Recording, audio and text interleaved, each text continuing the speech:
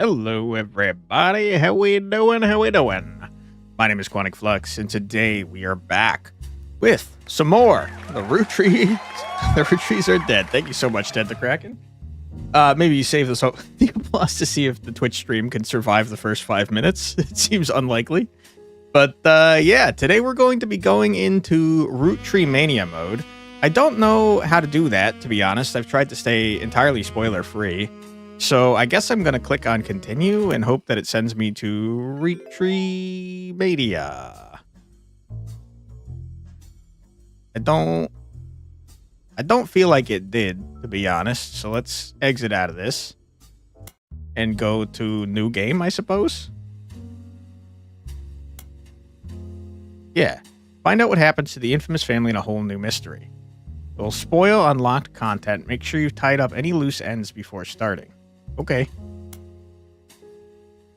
I guess I don't really want to save over the first one, so I'll go to the second slot. Just in case. Oh my god, this board is big. Oh my god, who are you? Hi, I'm Clark. Hi, Clark. Probably not who you expected to be knocking, but life's funny sometimes. Not as funny as your accent, my friend. This is frickin' Clark. He used to have hair, like a lot of it, and then he became an advertiser. He was also a musician at one point. You've done well staying anonymous. It took us a while to track you down. Okay. You're Lauren's daughter, or son, right? A lot has happened in the last year. Far too much of it public. But there's stuff going on behind the scenes, too. Okay. I'll give you the same deal as Samantha, but double the amount of money that I'm getting paid, please. I never wanted to be president. I'm not great with stress. With my mother's deteriorating Uh-oh. I'm sorry, I'm rambling. I'm not here for sympathy. I'm here because part of the fallout of Sam's book is that everyone's coming out of the woodwork. Clark seems less ominous. Yeah, I mean, he's not in shadows. He's just kind of like, hey, dude, what's up? Now that it's public knowledge, the Clanson Trust covers any Roottree despite their history with us. A lot of potential cousins have surfaced. All right. You may have seen that man on the cover of News Time. It was a disaster for us. I didn't, but I will remember News Time. News And Time. then Miracle went and made it all about himself. News Time. The long and short of it is a lot of potential cousins just showed up. Mm-hmm. Sam's helping some of them. Here's the problem, Clark. If I help you, I'm getting myself less money, and I don't want to do that. You better pay me, unlike Sam, But dude. she's not really going about it the right way. And she's not taking calls from anyone in the family. I let it slip through a mutual friend that I found you, and I was stopping in. It's manipulative, but I'm hoping she'll reach out to you. You can let her know I'm on her side. In the meantime, if you're willing, I can share our files with you. Pass them along to Sam if she reaches out. I'm genuinely hoping she'll realize I'm an ally. Okay, I've already forgotten. Was it News Time? News Time is what I wanted to look up? Feel free to do your own research. Clark, you're I yapping told too them to enjoy much. things like this. To each their own. Shut up, Clark. He said nothing about payment, by the way. I just can't help but notice. News Time? News Time. No, not dial up again. Oh, my goodness. News Time. Okay, thank you. Appreciate that, Tenta. Something like that. That's what I thought, too. Okay, Spider, search me a News Time. News Time is a major news periodical that releases a new issue every week. Hey, Era, how you doing? Thanks for being here. The rapper 5Ps. 5Piece sounds a lot like 5Piece, which makes me think you're part of the Roottree family. Famously appeared on the cover claiming to be a Roottree. Yeah, I mean, that would make a lot of sense. And 1 week later, Miracle Roottree did the same, denying that he was. What? Because of this high-profile back... Oh, denying that 5Ps was. Got it. I'm doing pretty well. Thanks for asking. Glad that you're doing well, too. We just started, and I'm excited to be diving in again. Sam is out of the picture, it seems, for now. And now Clark is here, not hiding in shadows, which is nice. But he also didn't say he was going to pay me. And also, I mean, if I help out the Rootrees, I'm going to lose money, right? Because I'm getting a fraction of the inheritance, because now I'm a secret Roottree. So the more people I help, the less money I get. That's crazy. I guess we're doing it for the love of the game, you know what I'm saying? He Because of this high-profile back-to-back discourse right before the start of Roottreemania... Wait, what is this? That's the name of the game mode we're playing, but it's in the game? It appeared to be the de facto publication to get news about the ongoing Roottree saga. The reported it? Did we go on for more than 5 minutes and no crash? Hell yeah, dude. Love to hear that. The reported record subscriber numbers during this time, which lasted until the end of Roottreemania, when the world generally stopped paying much attention and then went back to reporting on more traditional news. News time appears to be available via your periodical search. Great. Okay, so now we have several things. We got 5Ps. We've got Roottreemania, and I'm wondering, it says it's been a year. Do you think that our old searches are going to give new information now? Maybe. Yesterday at 3 to 4 a.m., you fell asleep like 20 minutes before y'all reached the ending? What a bummer. Oh, no. I'm sorry. If it makes you feel better, I was up until like 3 or 4 a.m. my time because of my freaking cats. And then they woke me up at like 6, so I got like 2 hours of sleep. I feel like crap. That's pretty normal for me, though. Let's see. 5Ps, Roottreemania, and then maybe Miracle Roottree. 5Ps, a.k.a. Felix Fellows. I'm going to open up my notes, and I'm going to start typing things so I don't forget. This is stuff to look up. This is going to be way easier. Okay, I'm going to go back. We're going to do Miracle Roottree. Bing, bang, boom. We're going to do Roottreemania. Yeah. 5Ps. We already are looking into 5Ps. News time we already got. 5Ps. Okay, if we do this, this is going to be way better. 5Ps, a.k.a. Felix Fellows. Okay. I have a feeling if I search this, it's just going to give me 5Ps. Oh, crap. Hold on. The back button does not work in this game. It does not work. A.k.a. Felix Fellows. Okay. We're going to type that in. 5Ps. Just in case. Felix Fellows is a rapper who has found some recent radio play after being publicly confirmed as a long-lost Roottree and entitled to part of their fortune. His alias, 5Ps, is a play on 5 pieces. That's what I thought. An article you find on a website known for the particularly harsh reviews of modern music gives his most recent album, Root of All Evil, 1 star out of 7 for whatever reason. The headline, more poser than my action figure collection. An article on a website. Okay, so I don't think we actually have to look this up, but I will anyways, just in case. We're going in a very logical way this time. We're not going to make mistakes. We're not going to forget November for like 10 hours. The review mentioned his real name is David, and he used to go by Dirty Davy. I hate that. Thank you. And the author rues the fact that this rebranding was a blatant marketing stunt at the expense of his mother's tragic past. She overdosed when he was 16. Mother overdosed when she was 16. Okay. Apparently only one of the songs in the album is new, and the others were simply rewritten to turn blatant references to sex, drugs, and violence into clumsy euphemisms. Rise to prominence was kickstarted when he appeared a few months ago on the cover of News Time, holding a photo of his mother with Guy Hudson. Okay. Maybe we should look up Guy Hudson now, too. Better idea. Let's name this, not stuff to look up, but spider search. Because now that means we can go here and say news time. And in here, we can look up 5Ps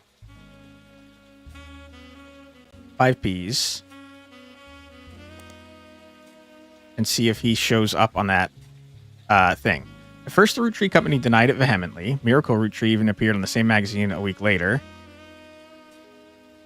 Yeah.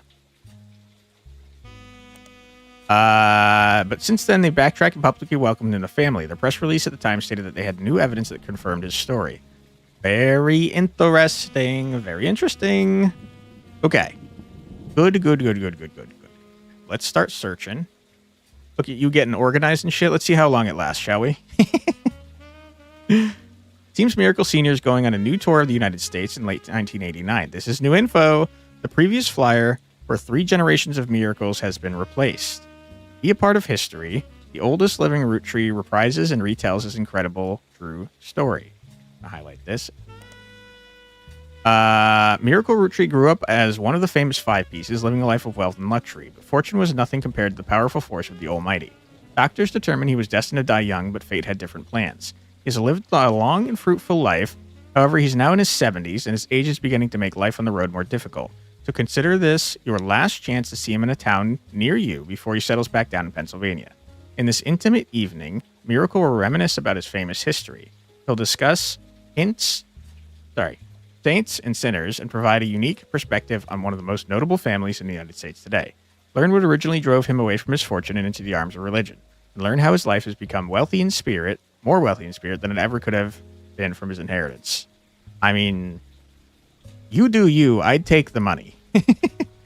The site also lists the churches he will be appearing in and mentions the tickets can be purchased at their local services.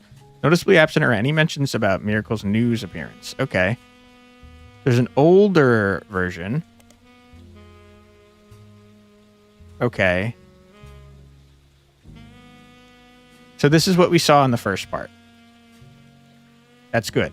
That's good that they have this so we can learn stuff that I forgot. Okay, let's look up this one immediately. Okay, that's not helpful to me. Thank you very much. We can get rid of this note. Get out of here. Okay, Miracles, Dunzo. Get rid of this note. Ooh, I'm feeling good about this, you guys. We are doing this systematically. We're doing crazy stuff. We're doing good. Roottreemania immediately followed the announcement that a rapper going by 5Ps was actually a Roottree. Collectively, popular culture seemed to focus on the Roottreem family and 5Ps for a few weeks before everything felt oversaturated and society moved on. Because of the 5Ps saga, an underlying through line to how pop culture treated Roottreemania was an excuse for everyday people to claim there were also Roottrees. Daytime talk shows had I'm a Secret Roottree episodes. Shit, I'm a Secret Roottree, though. I can't believe you're doing this to me, game. I'm actually a Secret Roottree because of Sam. Oh my god. Dude, if I lose money on this, I'm gonna be pissed. Guess made jokes about other lost members of the family, and there was a widely shared website where you could fill in your own name to find out if you were a Secret Roottree. I am, though. When you submitted your name, it simply said no, with an image of Clark Rafferty LaRue giving you the finger. That's very rude, because I am a Secret Roottree. How dare you? Roottreemania lasted only a few weeks, just enough for 6 pieces to re-enter the charts. What? And to trigger new printings of other Roottree-related media. This includes Lauren's diaries, VHS releases of Gwyn's old movies.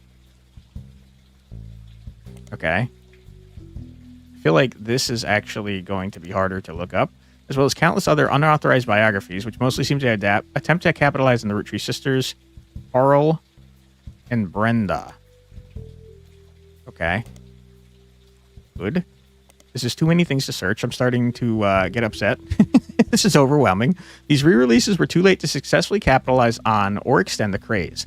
As a result, most of them were failures, and countless novelty shirts that had variations of I'm a Secret Roottree became immediately unfashionable, though some people still wear them unironically. I did notice on the starting screen that we had one of those shirts, which is kind of funny. Brenda Roottree. Many websites and news articles eulogize Carl Roottree along with his daughters and wife Brenda. As far as you can tell, Carl and Brenda Roottree never had any marital issues. You come across an article about a Kristen Valdez, who claims to have been Carl's high school sweetheart before Brenda. She does not make any claim about having had a child with him. She just appeared to be paid to talk about his early life. Most of it is boring. She says that they met when he was sent to a private school near her hometown and broke up when he graduated and moved back to Butler County. Okay. Kristen Valdez.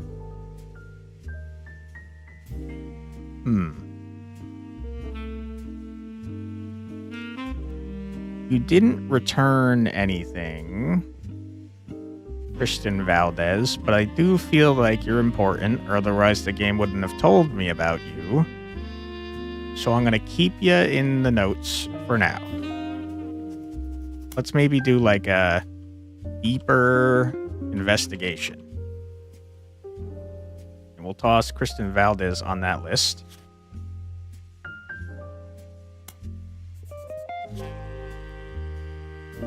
Kristen Valdez. Carl Roottree. Okay, so it tells you where it's coming from. That's good. I love that. Spider search. Carl Roottree, you freaking nerd. I'm going to lose my mind on you, Carl. Roottree. Okay, that's not helpful to me. Thank you very much. The Roottree sisters. The website you used to initially place Raina, Rose, and Riley is still up, though instead of the cheery pink background with purple text, it's now more traditional black text and a white background. Okay, the teenager has grown up. The young webmaster has turned the site into a memorial for the sisters and their father. Seems like she did end up getting her ears pierced like Rose after all. Regardless, there's no relevant information, just a picture of the girls with a sad MIDI piano playing in the background. I remember this music format. From other higher profile sites, you find that a charity has been set up in the girl's name. The Roottree Sisters Fashion Scholarship. The Root website has a small memorial section to deceased members of the family, but it contains no new information. The most recent catalog, spring 1999, had an entirely black cover with no text on it. On the leadership page, you learn that Root is currently managed by a designer who was apparently Brenda's second in command. You don't recognize her name, and she seems unrelated to your search. There's also a scholarship page. On it, you find information about the Roottree Sisters Fashion Scholarship. It is awarded to 3 underprivileged high school girls each year who wish to pursue a career in fashion. Apparently, it also gives them an opportunity to show off their designs on professional models on a real runway. According to the site, the fund was created directly from shares that would have contributed to the inheritance of the Roottree sisters if they were still alive. Like other aspects of the Clanstead Trust, it's managed by Ruby Legal Enterprises. That's good info. I'm going to delete this. I'm going to go in and type root. Never mind. I'm just going to do it from here because I'm lazy. You need the period, though. You have to have it. Okay, this is the same info. Okay, good. So in that case, we're going to look up Ruby Legal Enterprises, the name of the law firm that has been hired by Roottree Candy Company. The company's named after its head lawyer, Ruby Spratt. Okay. You can't find much about the company from before this year, though all of the articles tell the same tale. After the fiasco of 6 Pieces and the revelation that the Roottree's internal law group was complicit in such a cover-up, they hired outside counsel. What? I'm so curious about what 6 Pieces is. Oh, you know what this probably is? This is probably just the name for the scandal of the 5 Pieces, I bet. The Ruby Legal Enterprise Group now seems to have ties to multiple aspects of the Roottree Corporation, including the candy company and Root. They were recently in the news due to a high-profile lawsuit they raised against Cicely Sanchez. Okay. Delete this. Ruby Spratt? Ruby? Ruby Spratt, like her legal company, is relatively elusive. The most complete source of information you could find from before her time with the Rootrees is from the website for a magazine owned by a major airline. You think that's relevant? It's a website, so it'd probably show up in the spider search. She was the subject of one article from a recurring series about modern-day success stories. Ruby grew up in foster care, but excelled at school and earned a scholarship to study at Mideastern University. You think Ruby's a Roottree? Grew up in foster care? She probably got ditched. She was probably an illegitimate child or something. Because now she's part of the family. Or at least a lawyer for the family. There she graduated at the top of her legal class and was quickly hired as a lawyer for a prominent firm. Maybe? I think maybe too. There are a few high-profile corporate-involved cases she was part of. One was as a legal consultant for a class-action lawsuit against a manufacturer of steering wheel covers. Another was to help a local gas station chain in her hometown of Portland with the rollout of a promotion that allowed gas station customers the ability to bet on the price of gas. That seems not good. The blurb ends by calling her new firm a double threat. Her company's services are a cross between a traditional lawyer and a PR manager. That's interesting. They're way ahead of their time. That's like a modern day thing. Okay, Ruby Spratt, I think I'm done with you. Although I have to be honest, I do think you're probably worth investigating more deeply. I'm going to toss you in there. Okay, Cicely Sanchez, what you got for me? An author best known, for Portrait of a Changed Man, released in 1979. Her follow-up, Foreign Gospel, did not perform as well critically, but still sold quite respectively. She has written a few more books since then, including a biography of Van Gogh, but her first two are claimed to fame. According to a site about authors, Cicely is known for her nonfiction, with a focus on exploring darkness in the human psyche. Sick? Sounds like a good read. Recently, Cicely appeared in a magazine called Pictotee. There's so many things in here. An article about a book she had been commissioned to write for Guy Hudson. The magazine and Cicely herself were immediately issued a cease and desist due to its inclusion of pictures that she never had the rights to publish. The issue was pulled from store shelves, making it instant collector's items. Okay. We're going to have to get the library going here. Library. Okay. Portrait of a Changed Man. Highlight. Cicely Sanchez. Okay, that's how we know. Foreign Gospel. Good. Dude, we're so good at this now. Holy crap. I feel like we've learned a ton. And then we're going to search for Pictotee, because that's probably going to give us another freaking periodical. A Pictotee is a category of flower, an outline around the edges of its petals. That's not helpful to me. Pictotee. Picotee. I'm not pronouncing it correctly. Picotee magazine? Yeah. You tried to frickin' screw me over with dumb flowers, you idiot. I got you. Picotee magazine is a publication that, as far as you can tell, has no consistent theme. It tends to contain tabloid-esque articles that appeal to a wider variety of audiences and appears in many grocery stores near the checkout line.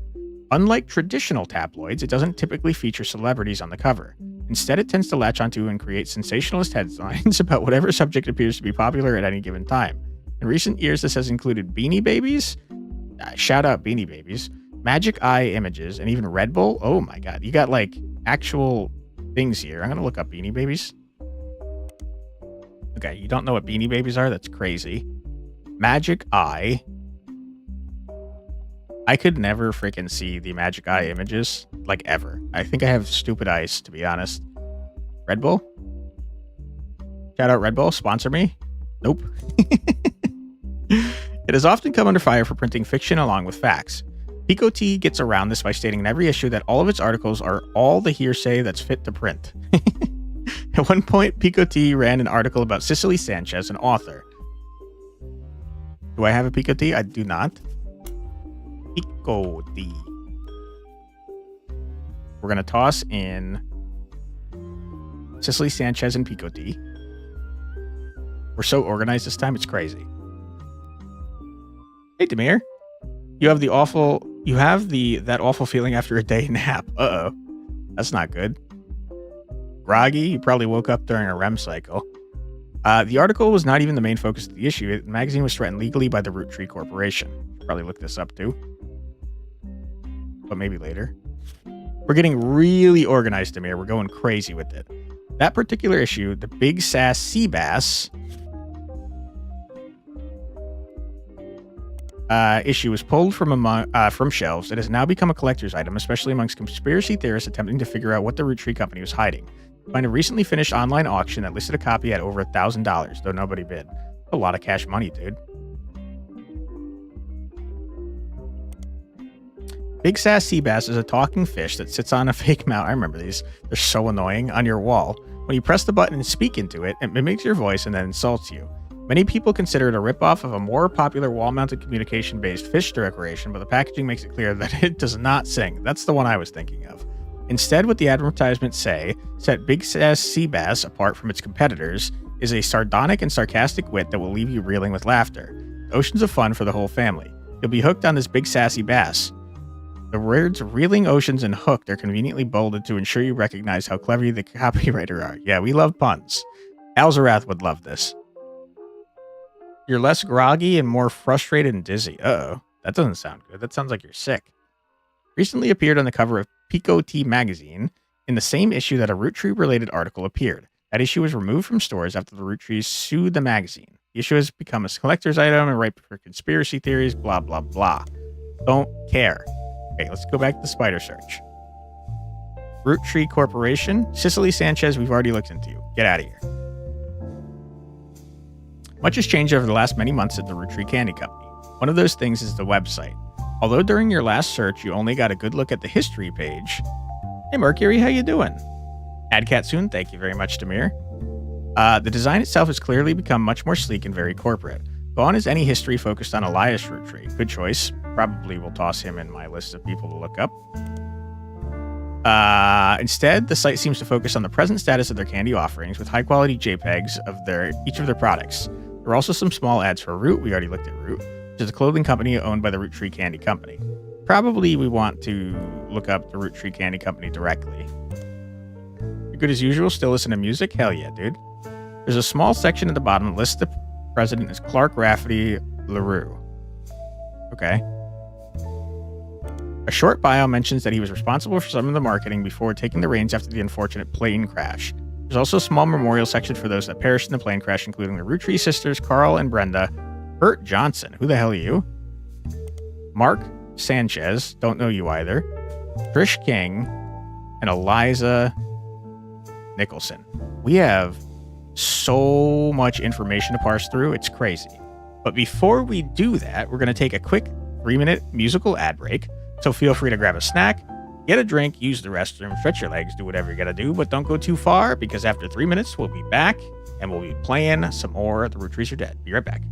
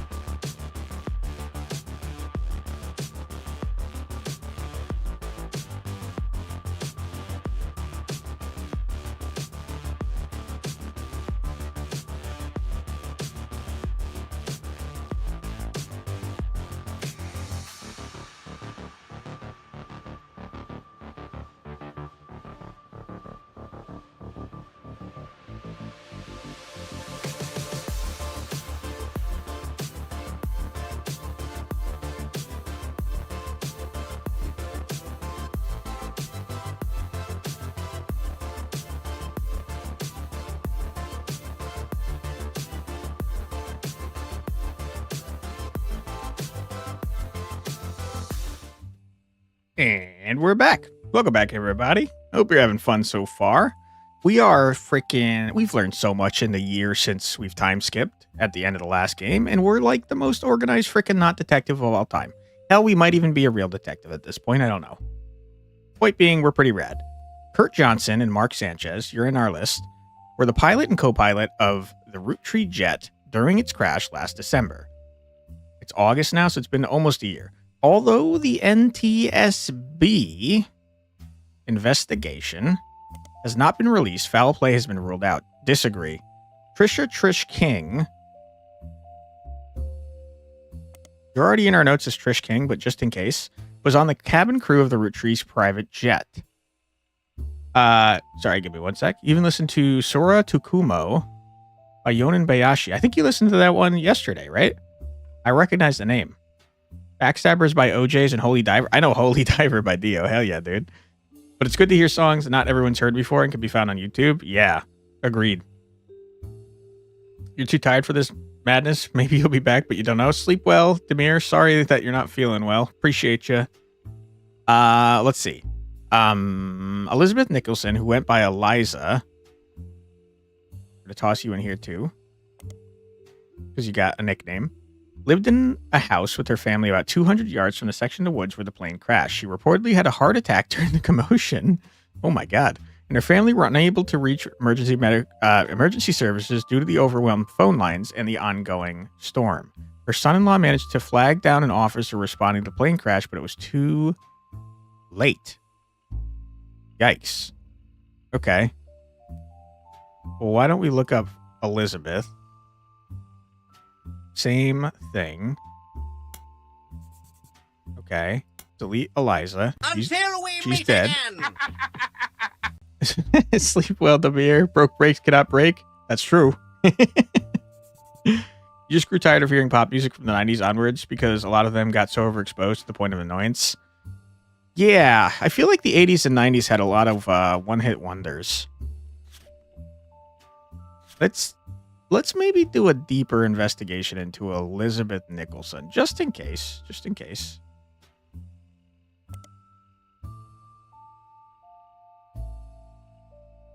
Okay. Maybe. Okay, Trish King. We'll try you next. Nothing relevant. Okay. Trish King. Okay. What if I do Trisha King? Nothing. Okay, you're donezo. You didn't come up at all. So you might be entirely unimportant, but just in case you're not. You also enjoy rock/metal anthem, mostly from the 80s. However, since rock/metal songs get overexposed too much, it's just tiring to listen to. Some 80s songs got overexposed and killed any interest in music, including the Rickroll. Yeah, the Rickroll got the... I mean, you still see people do it nowadays. Okay, let's get Mark Sanchez and Kurt Jansen out of here. Someone might have put them on the payroll, though, to murder the damn frickin' Rootrees. Like Mark Sanchez and Kurt Johnson. And I'm going to delete you, but I'm going to do a deeper investigation potentially.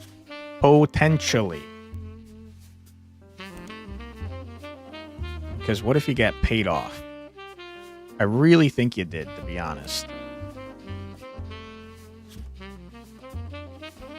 That's the problem. Honestly, sometimes fans are people who care about memes are the ones who killed your interest in those music. Yeah, I mean, I feel like anytime you hear the same thing over and over and over and over, or see the same thing, it's probably going to make you lose interest, you know? Especially recent ones. Where's these anime songs and Vocaloid? I'm not too familiar with Vocaloid songs. I'm trying to think of any anime songs I've heard a lot. I haven't really... I guess maybe I just don't see that kind of stuff. Although I do like anime. The last anime song that comes to mind that I really liked was the Don Don one from Season 1. Not a huge fan of the Season 2 one. I mean, it's fine, but comparatively, I think the Season 1 one much better. National Transportation and Safety Board in the United States are responsible for investigating plane crashes. Other countries have their own investigative organizations. Thanks for letting me know. I wouldn't have guessed. Okay, that's trash. Vocaloid is a voice-altering machine, but the song is so derivative. I've heard of Vocaloids before. I just don't know that I've actually heard any music. Recent songs are just derivative of a lot of songs before. I feel like that's kind of how everything is, though, right? We're all a product of the things we're influenced by. Clark Rafferty LaRue is the new president of the Roottree Corporation. This does not include Root, which appears to have its own new leadership. In early March of 1999, about 5 months ago, it announced that both Clark Rafferty LaRue and Ron Roottree, Ron is the director, would be taking over for what was essentially described as a transitional period in the aftermath of Six Pieces. About 2 weeks later, the company released a press statement that thanked Ron for his work, but announced that Clark was the new permanent president. Most of the information about Clark you knew already. Many descriptions of him tend to focus on his advertising career, than that his mother was Lauren Roottree. Probably look into her too, just in case. Few seem to touch on his complex and volatile marital history. Since taking over, Clark has tried to remain out of the spotlight, but did have one notable foray into the public eye. He gained a lot of support when his first move was a statement in favor of accepting Sam and her family into the trust. I'm going to type this one manually. Samantha Roottree. See what she's been up to. This also served as an announcement that the clan-said trust would no longer be handled by anyone in the family, since due to their financial motivation, none of them could ever be impartial. That makes a lot of sense. VTubers keep doing covers of them in every karaoke stream to the point of annoyance. I do know about that kinda. That VTubers do their own like music videos of Vocaloids. That is something I've heard. Okay, we're gonna look up clan-said next. Clan-said trusted the Rootrees company unusual legal arrangement and the motivation for most of their major financial decisions. As a recap, the entire family earns inheritance directly from the profits of the candy company, as well as their sister clothing company, Root, with the period. This means that nearly every Roottree can potentially have a say in the company's high-level operations. Historically, this has caused the family to be slow to approve any major expenditures that could significantly dig into the profits. After the release of Six Pieces by Sam Madsen, who is Samantha Roottree, who is not a Roottree, but is a Roottree, the clan-said trust came under heavy scrutiny. Sam, her children, and her grandchildren should have all been covered under the trust, according to the wording revealed during an internal family conflict between Ron and Robbie Roottree. It seems that those who wrote the trust, Clancy Edward Roottree, at the direction of Elias Roottree, there's so many damn Roottrees, purposely deceived the rest of the family about the exact details of how it worked, in an attempt to keep Sam and her father, Edward Clancy, his own twin brother, Edward Clancy Roottree, in comparative poverty. Because the rest of the family made money hand over fist, they had very little motivation to question their understanding. Yeah, makes sense. Sam's book revealed this to the public, and it did not go over well. Clark Rafferty LaRue took over the company. His most celebrated move was his first official one. He ensured Sam's family would get their share. To help facilitate this, the inheritance aspect of the trust is now under control of the third party Ruby Legal Enterprises. But it's not actually a third party because it's like part of the frickin' Roottree companies now, which ensures that the financial motivations of Roottree family members will not interfere with the investigations into potential new Roottrees. According to Clark's letter, however, some family members are still doing their best to slow the investigation by refusing to answer questions. We've not seen Clark's letter yet. But we will. Edward Clancy Roottree. Interesting. I don't know how you've not come up. Kinda wacky. Probably worth adding to here. Okay. Elias Roottree, what you got for me, buddy? Elias and Gwyneth Roottree were never really celebrities, but the general public's perception of them as classic faces associated with the Roottree Candy Company has always been in somewhat high regards. This was Elias's intention as a family man with his family brand. Roottree Candy Company's already there. Since Six Pieces, the candy company has placed much less of an emphasis on Elias as a historical brand-connected figure. There have also been those who have argued that it was his right to decide how to split his inheritance and that he did nothing wrong. Well, he is a homophobe, though. This has led to some heated television exchanges and countless op-eds. The first Anderson Maple Farm, his wife's name was Anderson, only used to be a popular tourist attraction during the summer months when it had special tours. However, it has since seen an explosion of off-season business as some religious and political groups decided to visit to show support for Elias and Gwyneth's traditional values and financial rights. Gross. This rise in support was in turn followed by pickets from gay rights activists when some particularly inflammatory organizations made their pilgrimages.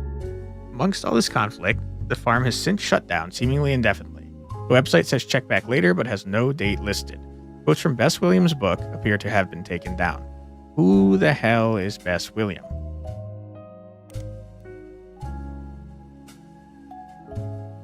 Sorry, it's just that recent songs, pop songs, anime songs, and Vocaloid just exhaust me. No worries, man. Everyone has their own taste in music. There's nothing wrong with that. While we're here, why don't we look up Gwyneth Roottree, whose last name is actually Anderson. See if it changes anything if I do Anderson. Nope. Okay. So Elias is Dunzo. Thanks for your time. You hope one day we could share musical interests. You just want to live your life. Bye. Yeah, no worries, Mercury. Thanks for being here. Really appreciate chatting with you. I hope you have a great rest of your day. Let's look up the first Anderson Maple Farm. Nothing. Bess Williams, what you got for me? Bess Williams was an author born in the late 1800s. She lived just outside of Miami and died tragically young in a major hurricane that struck in the area in 1926. Well, this is not who we were talking about, I don't think. Maybe it is. Bess has a minor history of the Roottrees. Her only notable book, library, there you are. Family Man. What just happened? Y2K? 20 characters long, putting a CD in the drive upside down will no longer heat the plastic's dangerous temperature. What is happening? Oh, I accidentally clicked the welcome text. Okay. Any computer parts eaten or done at your own volition, you assume the risk? Computer poisoning? Okay, interesting. Family Man is what I was trying to do, though. Excuse me. Okay. Bess Williams, good. Blatant propaganda about Elias Roottree has all been but forgotten until recently when it was re-released during the height of Roottreemania. There's a site dedicated to hurricane statistics that also mentions Bess Williams. The Boca Dora Library, not far from where she lived, was partially destroyed in the hurricane. When they rebuilt, they renamed the nonfiction section after her. The library was expanded again in the 1950s and then closed in 1963 when multiple larger libraries opened in the surrounding area that made it redundant. Okay. I'm going to get rid of you, Bess. Clancy Edward Roottree. He was the lawyer and also a dick. The Clancy Trust is the Roottree Company's unusual legal arrangement. Okay. We already saw this. Not helpful. Robbie Roottree, what you been up to, my friend? Robbie Roottree was released from French prison after serving a few years for assault. His embezzlement and arrest were partially featured in 6 pieces, as Robbie's participation in the Clancy Trust was a key piece of evidence in Sam's favor, and have since become much more publicly infamous. He has not yet returned to the United States, but when journalists reached out to him recently after the death of his mother... Oh no, Gwyn died. Okay. He had issued a blank statement from a few days ago. The death of my mother was hard on our family. My brother and I, after spending time together caring for her in mourning, finally made amends. It was a highly transformative few weeks when it came to our relationship. I'm in recovery from my addiction, and a major aspect of that process is that I wish to stay private. Okay.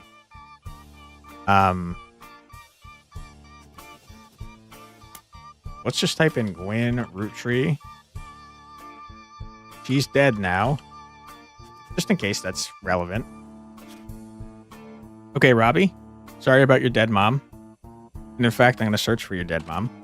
Gwyn Roottree. Gwyn Roottree was a somewhat well-known actress who was active in the 1950s. Her biggest role was in the minor hit movie Guys Like Us. She died in Paris, France, about 3 weeks ago. After leaving Hollywood, she made no effort to stay in the limelight, and most obituaries tend to focus on her largest role, Guys Like Us.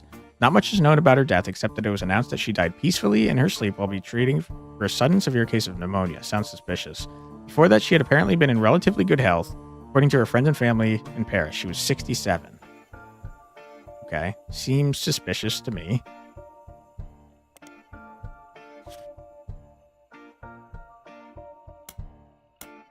suspicious pneumonia death. I don't think I spelled that right. Okay.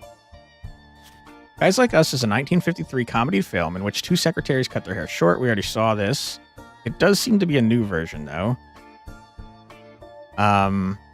We've tried looking for Leslie Florence and Harrison Lane before, and they're, like, not useful.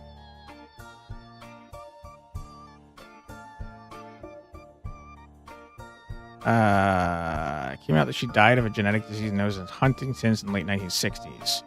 Okay. Bummer for you. Harrison Lane. Anything new on you?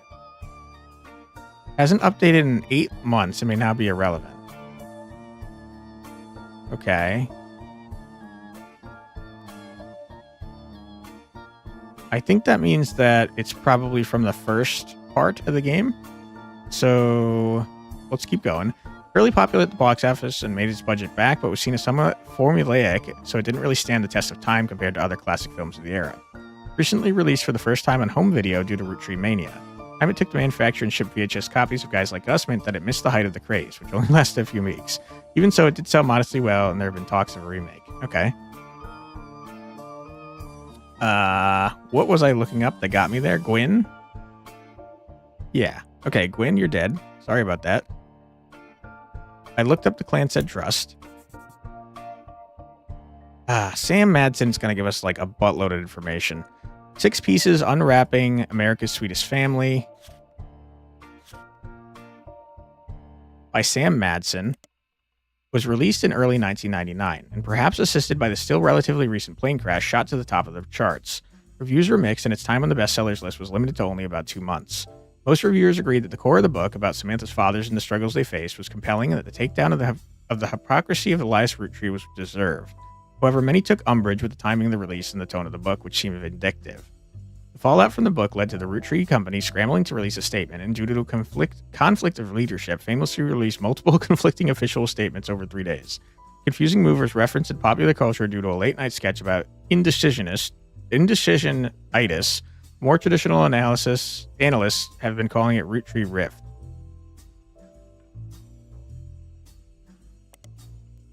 I can't believe this came up with something. Indecisionitis was a disease coined by a popular sketch show as part of a fake pharmaceutical advertisement for JIT Together. While the segment isn't fully about Roottree Candy Company, it was released in the weeks after the bizarre response to the release of 6 pieces by Sam Madsen references the recent news.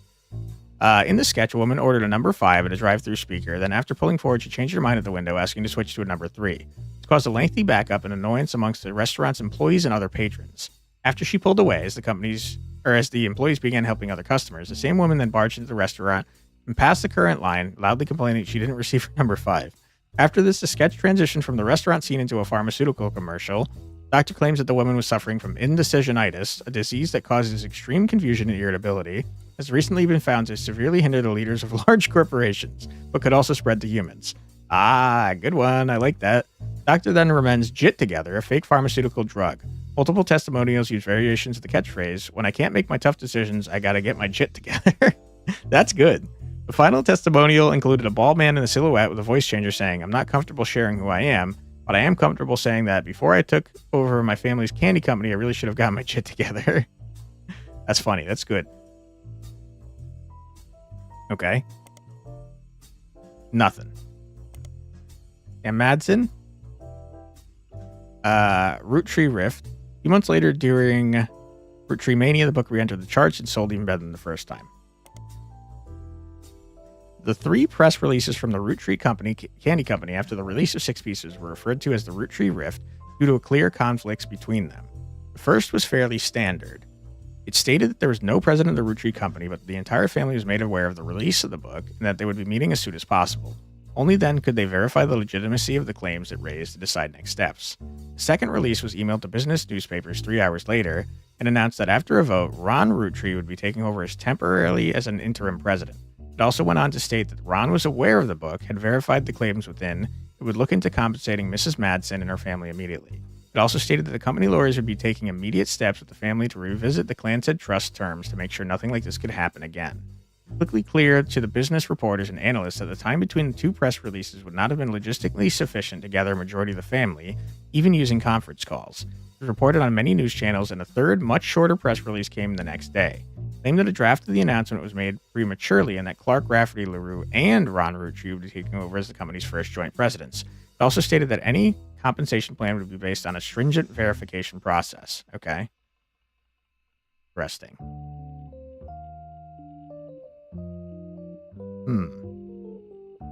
What's going on with Ron?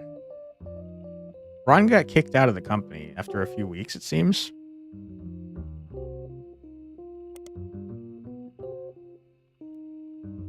Okay, so we're done with Sam Madsen, but we do want to look up her book, which I think I already put in the librarium. Yeah, I did. Okay, Sam, you're out. Let's look up Sam Roottree to see if it gives us anything different. Nothing. Samantha. Nothing. Okay, you're out. Lauren Roottree. In the wake of Six Pieces' release, Lauren Roottree, author of A Life Between Wars. I don't know if we... Wait, was that just the name of the book that we read the first time? It might have been. We'll write it down just in case. Was tracked down by a reporter as being in one of the most upscale memory care facilities in Pittsburgh. She was relocated back to Pennsylvania when she began suffering from Alzheimer's. Very sad. There was a minor backlash towards the reporter that tracked Lauren down because they were caught standing on a ladder and holding their camera over the privacy wall to take a photo of Lauren and her son Clark sitting on a bench outside near a small pond in the premises. Dad? Ron Roottree. I'm very curious about you, Ron. Ron was announced as the president of Roottree during Roottree Rift. The next press release immediately reversed the announcement and instead stated that Ron and Clark would take over.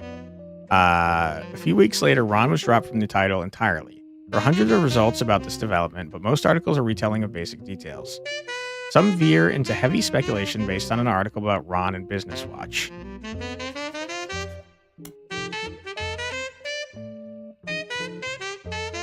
Okay. Ron Roottree, I'll just manually do it. Okay. Ron has also done some interviews saying that the truth of what went on behind the scenes is not something he wishes to discuss. Instead, he hopes to release a movie about it someday. 3 weeks ago, Ron's mother, Gwen, died in Paris, France. He and his brother Robbie have seemingly made amends. Good for you guys. All right, Clark, what you got? Clark Rafferty LaRue is the new president of the Roottree Corporation. This does not include Root. I think we already looked at this, didn't we?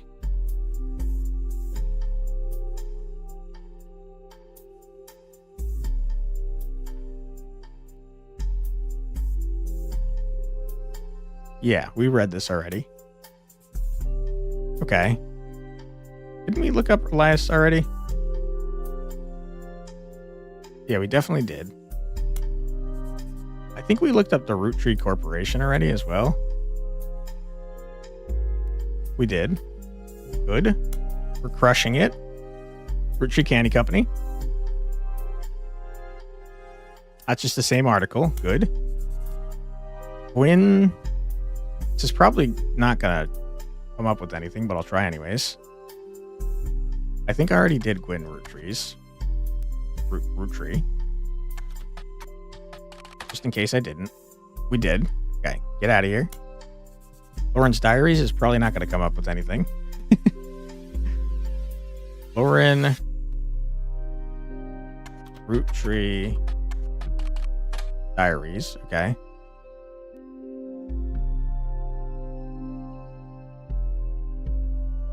New printings. Okay, so...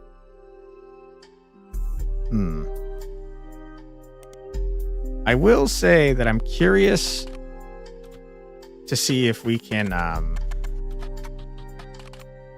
get any new information out of the old books.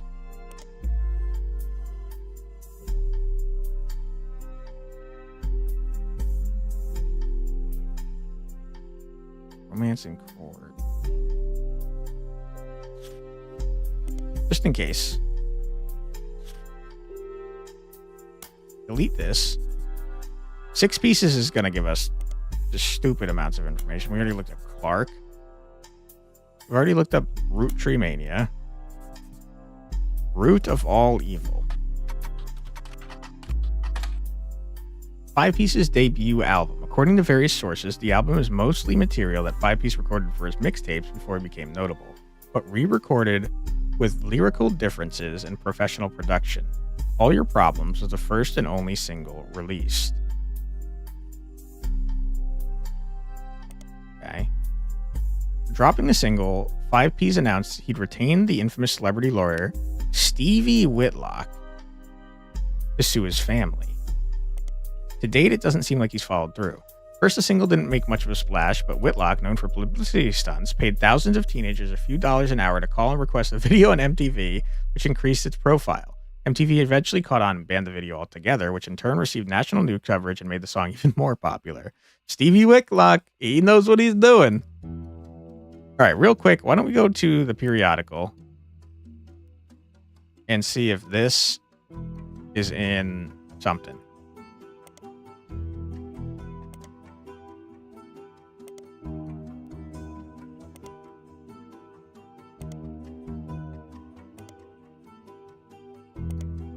Okay. It's not, so let's get rid of it.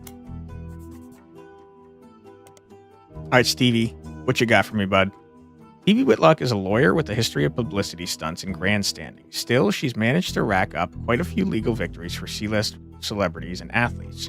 She became famous in the mid-1980s after successfully suing a multinational sandwich company whose 12-inch subs were actually an average of 11.5 inches long, and also are considered cake because of all the sugar in them. Stevie argued that since the company sold 1 billion sandwiches per year, that was enough missing sandwich to make a sub long enough to span from New York to Los Angeles.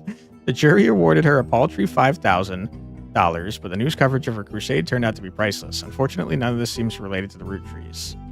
Okay, Stevie Whitlock is a lawyer.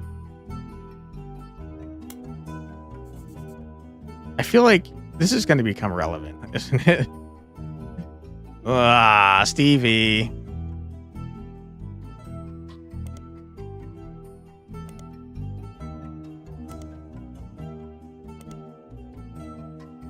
Okay, maybe Stevie's not relevant to anything I'm doing.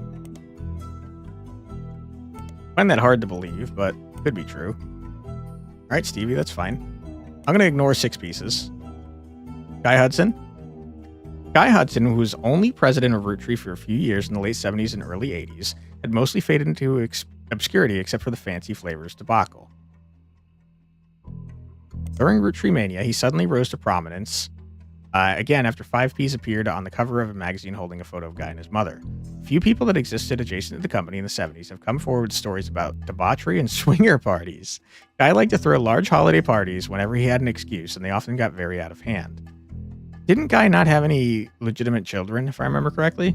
His facts has led some to speculate that the night he died in a car crash, he was drunk or impaired in some way. But the Butler County Police have released multiple statements and ample evidence that proves decisively that it was not foul play and that no party had taken place. Rootree's lawyers have been quick to threaten litigation to anyone who's tried to disparage Guy or the company in public. Very interesting. Probably the illegitimate... Is that spelled right? Illegitimate. Maybe. Son of Guy Hudson. Okay. Fancy flavors? Nothing. Get out of here. Dirty Davy, which is an alias of 5 Piece. According to fan sites, Felix Fellows is not 5 Piece's actual name. His birth name was David Fellows. Fellows.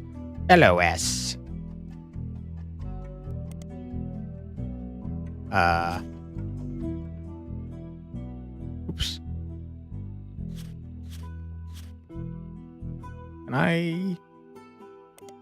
No, I can't do it twice.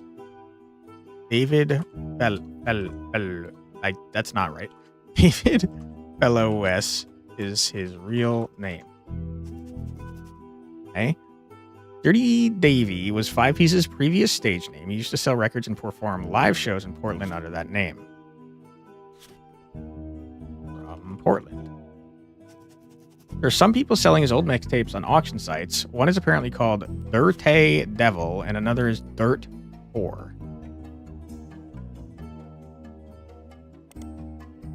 Okay. Dirt poor.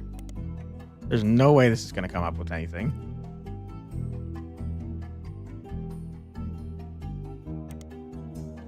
Okay, I can't believe that. Dirt Poor is a mixtape by Dirty Davy, released in 1996. There's a lot of online discourse from people who like to point out that one of the songs, Felix Fellows, includes someone that would be revealed to his own distant cousin, Raina, in a list of attractive women. Uh-oh. The lyrics to one of the songs, Heat, mentions a few different prominent female actresses, models, and musicians from the 90s, and provides a crude pun or line about what fellows felt about them. Re-released in 1999, much of the rhetoric was toned down to be less overtly profane. The line referencing Raina was clumsily replaced by Dana, a reference to the character from the X-Files. Hell yeah, dude. You know about the X-Files? Oops.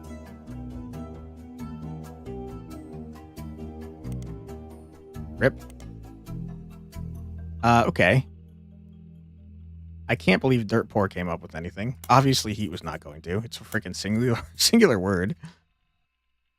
First mixtape released as Dirty Davy from the early 90s. There's discrepancies and debates about what year exactly it was released based on some of the pop culture references, with the range thought to be somewhere between 92 and 94. One of the songs, Yes, I Can Jump, seems to be at the center of the confusion, because white boys can't jump. Some fan sites claim that there are multiple versions with different track lists and song lengths on them, though because there's very little evidence of the mixtape online as it is, it's even harder to verify that information. Let me, just in case this comes up, has a bunch of songs. Like a lot. Okay. Yes, I Can Jump. Song that was on 5 Pieces mixtape Dirty Devil. Seems to be the only song that didn't make it onto his studio album that people thought should have. In it, he references a popular movie from 1992 called White Men Can't Jump. Sorry, White Boys is not correct. It's White Men. Okay. His references caused some confusion amongst the fan base. Because of it is agreed upon that the mixtape had to come out in 1992 at the earliest. Others point out that Fellows references seeing the movie on his 17th birthday. That would have been 1994. Some take this to mean that the album had to have been released in 1994 at the earliest. Others claim that he was likely just trying to make himself sound older, since in response to some of the more questionable lyrics, he was stated multiple times saying he was just a dumb kid when it was released. Okay. Dirty Devil. We already did that. It's a good point. David Fellows. Okay, we did that. Root of all evil, we already did. All your problems, I think I already did.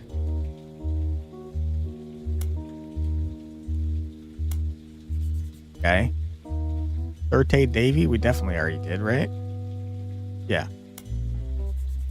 More poser than my action figure collection. What is this?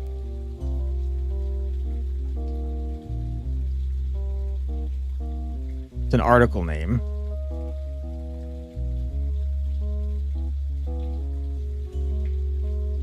But it's on a website and it doesn't have a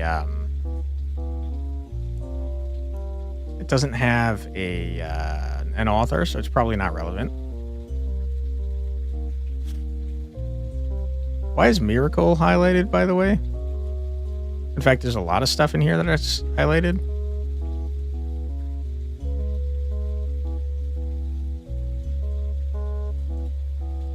Okay. Interesting. Why don't we go to news time real quick? See if any of this matters.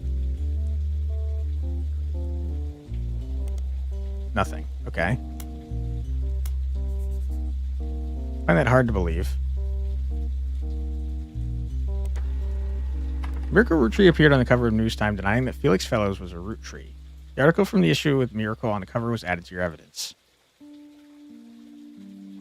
Okay, let's toss in Felix Fellows.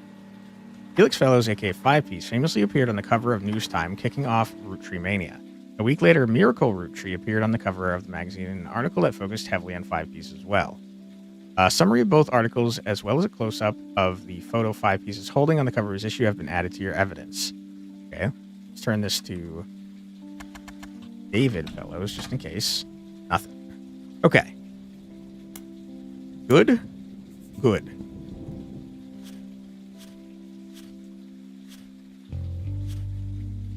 Picto T, we'll go to you real quick. Cicely Sanchez.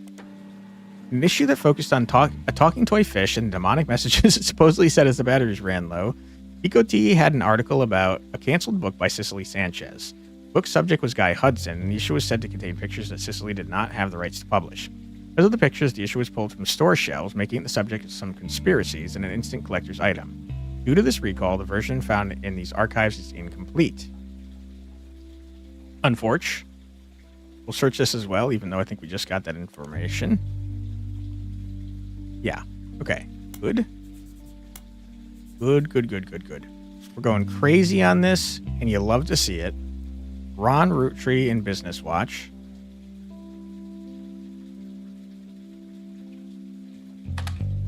Business Watch ran an article about 2 months after the Roottree rift about what really happened with Roottree. The article mentions that nobody from Roottree that they reached out to was willing to go on the record. Instead, the timeline of events has been constructed from public record, accidental leaks, and a source on the inside. The only parts that are new to you are also the most vague parts, the ones supposedly confirmed by their anonymous source. The timeline says that the family actually held a preliminary vote after Carl Roottree died, but before the release of Six Pieces, and decided they wanted Ron Roottree to take over because of his experience running RR Productions, because he was a well-known and respected Roottree. Just in case, why don't we add, what happened to our spider search? I think it removed our spider search, unfortunately. Maybe once you have no notes on a page, it gets rid of them. We'll add RR Productions to spider search, though, just in case. But Ron seemed way too eager and personally motivated. They were worried he would gut the clan said trust to remove Robbie Roottree. The family was notoriously unwilling to do anything that could risk their wealth. They stalled, and Ron became frustrated with the delay. When Six Pieces came out, he saw his chance to force action while the family was in the limelight and released the press release himself in an attempt to get the ball rolling faster. This caused chaos within the family. They tried to save face by allowing Ron to take over as a co-president with Clark, but according to Business Watch's source, Ron was impossible to deal with. He seemed like he was unwilling to protect the clan said trust, and they eventually let him go. After that, the role passed solely to Clark, who nobody was excited about, but seemed like the safest choice. Nice. Okay. Anything else in Business Watch? No. If I delete this, though, it's going to get rid of the Business Watch, right? No, it doesn't seem like it. So why did it get rid of my spider search, man? Don't know. Couldn't tell you.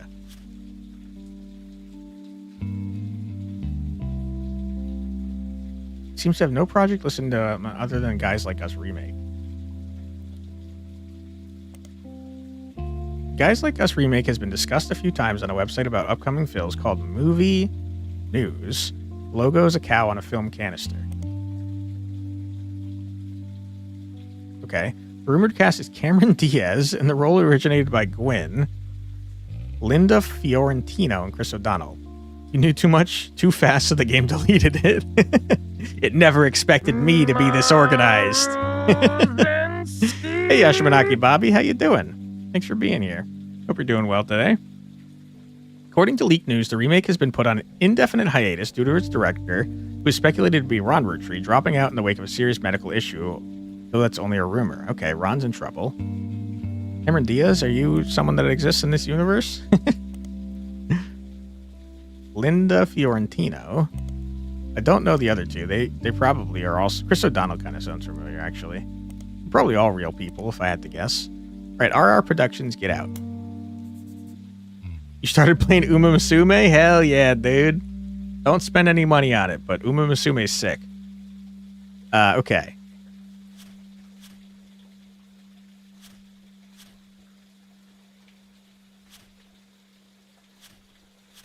Dude, the game, now that I think about it, the game definitely removed Six Pieces, which is something I wanted to search for from my spider search from before. You got free 16k characters and dropped like Madman. Hell yeah, dude. Let me check who you dropped. Hell yeah, dude. Can't wait. I have gotten like no new horses since the game started out, unfortunately. I've been saving my carrots. Sam Madsen was released in blah, blah, blah. Reviews were mixed. Okay, this is not new info, sadly. Okay, so we're done spider searching. We have some books to look at, like a ton of them. Hey, Oranud, this game looks interesting. This is a banger game. You are playing as an internet sleuth in the 90s, so you're dealing with dial-up internet, and you are solving a family tree that had famous people die mysterious deaths. We beat the first part, and now we're on the second part, which has like way more stuff. But yeah, it's really cool, especially if you're like a 90s kid and dial-up internet is appealing to you. Air Groove in wedding attire? I think that's one of the new ones, isn't it? I think that's like rare. I have no idea if she's any good though. All right, we're done with that. Let's look up some books, shall we? UI is so cute too. Yeah, super 90s. Okay, we got Portrait of a Changed Man. The spider is especially cute. I agree. Portrait of a Changed Man by Cicely Sanchez. We're going to copy this down. Book title. New system coming fall 1999. Hell yeah, dude. Cicely Sanchez. Out of print. Rip. Rip. The book's description has this to say. What if everything you stand for, everything you know to be true today, could disappear in an instant? All of your politics, relationships gone in the blink of an eye. Would you still be you? That's an interesting question to ask. I don't think you would. I think you'd be a shell of your former self, right? Cicely Sanchez tells this powerful true story about a man who woke up after being saved from drowning in his backyard pool and became an entirely different person. Included are interviews from those that knew him best before, as well as a one-on-one chat that paints an entirely different picture. You won't be able to put it down without wondering, what if that were me? That's a very scary thought, and I hate it. Have you guys ever heard of, oh man, it's not called imposter syndrome. It's got like an actual name. It's like the scariest freaking medical condition I've ever heard of. But basically, you are 100% convinced that the people in your lives have been replaced by exact doppelgangers that are other people pretending to be the people that you know. It sounds fucking terrifying. So like, I did some psych classes when I was in college, but I read one about a guy whose mom was like taking care of him because he had this condition. And like every some amount of minutes, like every couple hours, probably more than once in an hour if I remember correctly, but he'd be like looking at her after having a conversation and he'd be like, who are you? And she'd be like, I'm your mom. And he'd be like, no, you're not. Get out. Bring my mom back.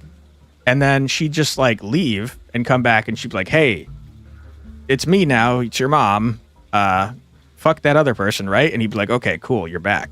That's so terrifying. I hate that concept. All right, sorry. I'm missing messages here. I got off on a tangent. Sounds scary. It is scary. I wish I knew the name of that condition, but it's freaking nuts. Mayano Top Gun in a wedding dress. Dude, you got both the super rare ones. TM Opera O and Measure McQueen. Wow, you got some great polls, man. It's just nothing to you because you ain't getting the smallest clue what to look at in characters. I will tell you that the important thing to go for at the start is definitely support cards. But it is cool that you have a bunch of different horse ladies. Pretty sick. Okay, let's look up Foreign Gospel, also by Cicely Sanchez. What the hell is that condition called? I'm going to look it up because now I'm going to lose my mind because I don't remember. You got like 3 SR support cards? That's nuts, man. What is the condition called when you think that everyone is a doppelganger? Surely this will work, right, guys? Capgras syndrome. I can't believe it actually did work. Capgras syndrome. Yes. Capgras delusion. Okay, I didn't know there was another name for it. That's exactly what I'm talking about, though. It's friggin' terrifying. Were 3 guaranteed tickets from events. Really? I don't remember getting any guaranteed tickets. Lucky you, though. Foreign Gospel tells the tale of a man from a Catholic church who claims he was told by God he should travel to Thailand and begin to preach, specifically with the goal to convert 10,000 people. He returned to the United States after just over 2 years, claiming to have succeeded. That sounds unlikely. This book tells his version of the story, but the author, Cicely Sanchez, also traveled to Thailand to investigate these claims and talk with some of the so-called converted. Sick. All right, Cicely, you're losing me. I'm done with books now. I want to look at the map. Here's everything we did in the first part. We now have an entirely new frickin' family. What is green? This person is also on the original tree. Possible infidelity. Uh-oh. Final affair. Family tree update. Okay. Okay, so 5Ps, aka David Fellows, is on here somewhere. We don't know where, but that's okay. What is the ultimate goal of the second part? You can open this evidence after the whole family tree has been filled in. You'll have to be extra sleuthy this time around to deduce the truth. Pay close attention to what you find and be sure to look into loose ends. Okay, that doesn't help me. Okay. We don't know who 5Ps is an illegitimate child of, I don't think. But there is plenty of... No, it's Guy Hudson. It's absolutely Guy Hudson now that I think about it. Wait, Guy Hudson didn't have any kids, though. Right? Aren't you Guy Hudson, my guy? Yeah, apparently had no kids. This, assuming this is Guy Hudson, is saying he had like 1,000 freaking kids? Holy crap.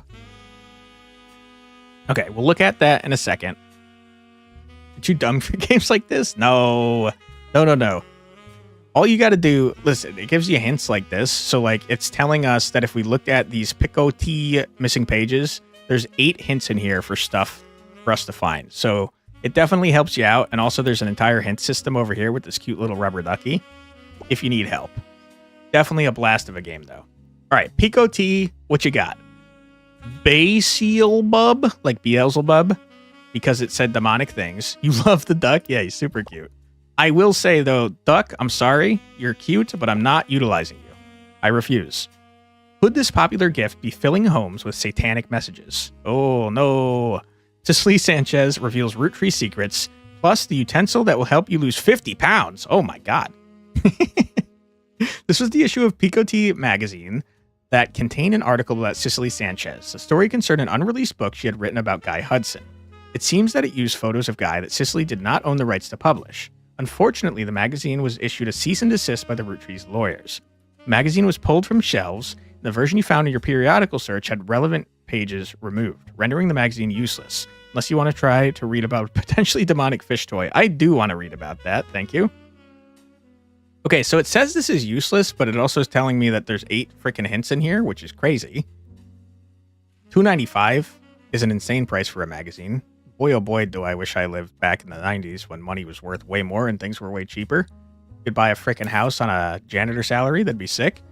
Previously on the Roottrees are dead. This is what we learned last time. It's a new investigation with a new focus. After many months of newfound interest in the Rootrees, it is recommended you try to catch up with some of what happened since last time. Some web searches may yield new or different results, and some books and magazines from your previous investigation may be relevant to your new one. It's also a much more widespread search.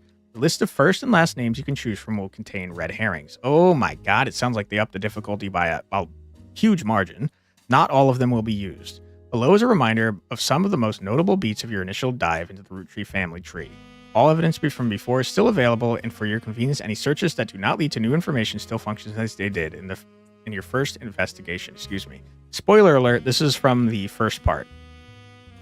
Spoilers, you have been warned. The Roottree Candy Company was founded by Elias and Gwyneth many years ago. The entire blah, blah, blah. Who cares? Butler County. Yeah. We know that. They're on the cover of magazines. There's a bunch of notable people. They're all Nepo babies. Lawrence Dyers were useful. Yeah. 5 whatevers. They were homophobic. Stephanie Jones and Brian Jones were featured in campaign. Yeah. Complex rabbit hole through a conspiracy site. Yep, I remember that. November was difficult to place. Ron Robbie, Sam and her father. Yeah. There were also a few dead ends and red herrings. Aloysius Herring Roottree, who claimed he was a Roottree, but was not. That was the red herring, the only red herring. Family Man, a book about Elias Roottree, turned out to be propaganda and not useful. That's in our list of things to look up. Lauren's other books, apparently we could have found this in the first one, so I'm not very good at the game, turns out. Lauren's other books, historical romance novels, were not very useful on their own, though they could lead to other information. Caroline Morden's sculpture were not useful. Yeah, I mean, you tried to convince me that they were. Notable events. Hey, Fumika. How you doing? Thanks for being here. Today is August 3rd, 1999. It's been 8 months since you helped Sam Madsen with the research necessary for her book. Sam was true to her word and paid you an incredibly large sum of money. How are we still living in the same house with the same posters and everything if we're incredibly rich now? She never mentioned you by name, however, so you've managed to keep a low profile. The Roottrees, on the other hand, have not. Below is a summary of notable events since the book's release, though you can refresh your memory in full detail by searching online. We know about Six Pieces. We know about the Roottree Rift. We know about you. Roottreemania. Anonymom and Jane Doe Roottree. We know nothing about this. Okay. Actually, hold on. It's giving us new information in here as well. Bestseller. Multiple conflict. Yeah, okay. We remember that. Sam Madsen. Outside legal group that's not actually outside. Scammers. Yeah. Felix Fellows, who is actually David Fellows. Miracle Roottree publicly and vehemently denied whatever. The Rootree's legal team then offered to do a DNA test to get 5 Piece to drop his claim, and in a moment that caught what seemed like the entire world by storm, the test proved he was a Roottree. Suddenly the world was obsessed with Rootrees. Okay, that explains a lot. Anonymom and Jane Doe Roottree. In July, an anonymous woman, who the press began to refer to as Anonymom, appeared in interviews with her face and voice disguised. She claimed that an affair with the Roottree led to the birth of her daughter, aka Jane Doe Roottree. If true, this would make her daughter yet another secret Roottree and therefore entitled to a share of the clan-said trust. Nobody knew it at the time, but this would turn out to be the last chapter in the Roottreemania saga. As more and more of Anonymom's story came out, people began to notice how much it echoed 5 P's in nearly every significant way. The court of public opinion began to turn. Confirming the world's suspicions, the DNA test, orchestrated by lawyers on both sides, proved that her daughter was not a Roottree. This final event caused public disappointment, smugness from doubters, and countless accusations of the entire ordeal being an elaborate hoax or attempt to fraud. Things got a bit ugly, and the fun of Roottreemania seemed to disappear overnight. Now, a month later, it feels like a distant memory. They probably lied, though, right?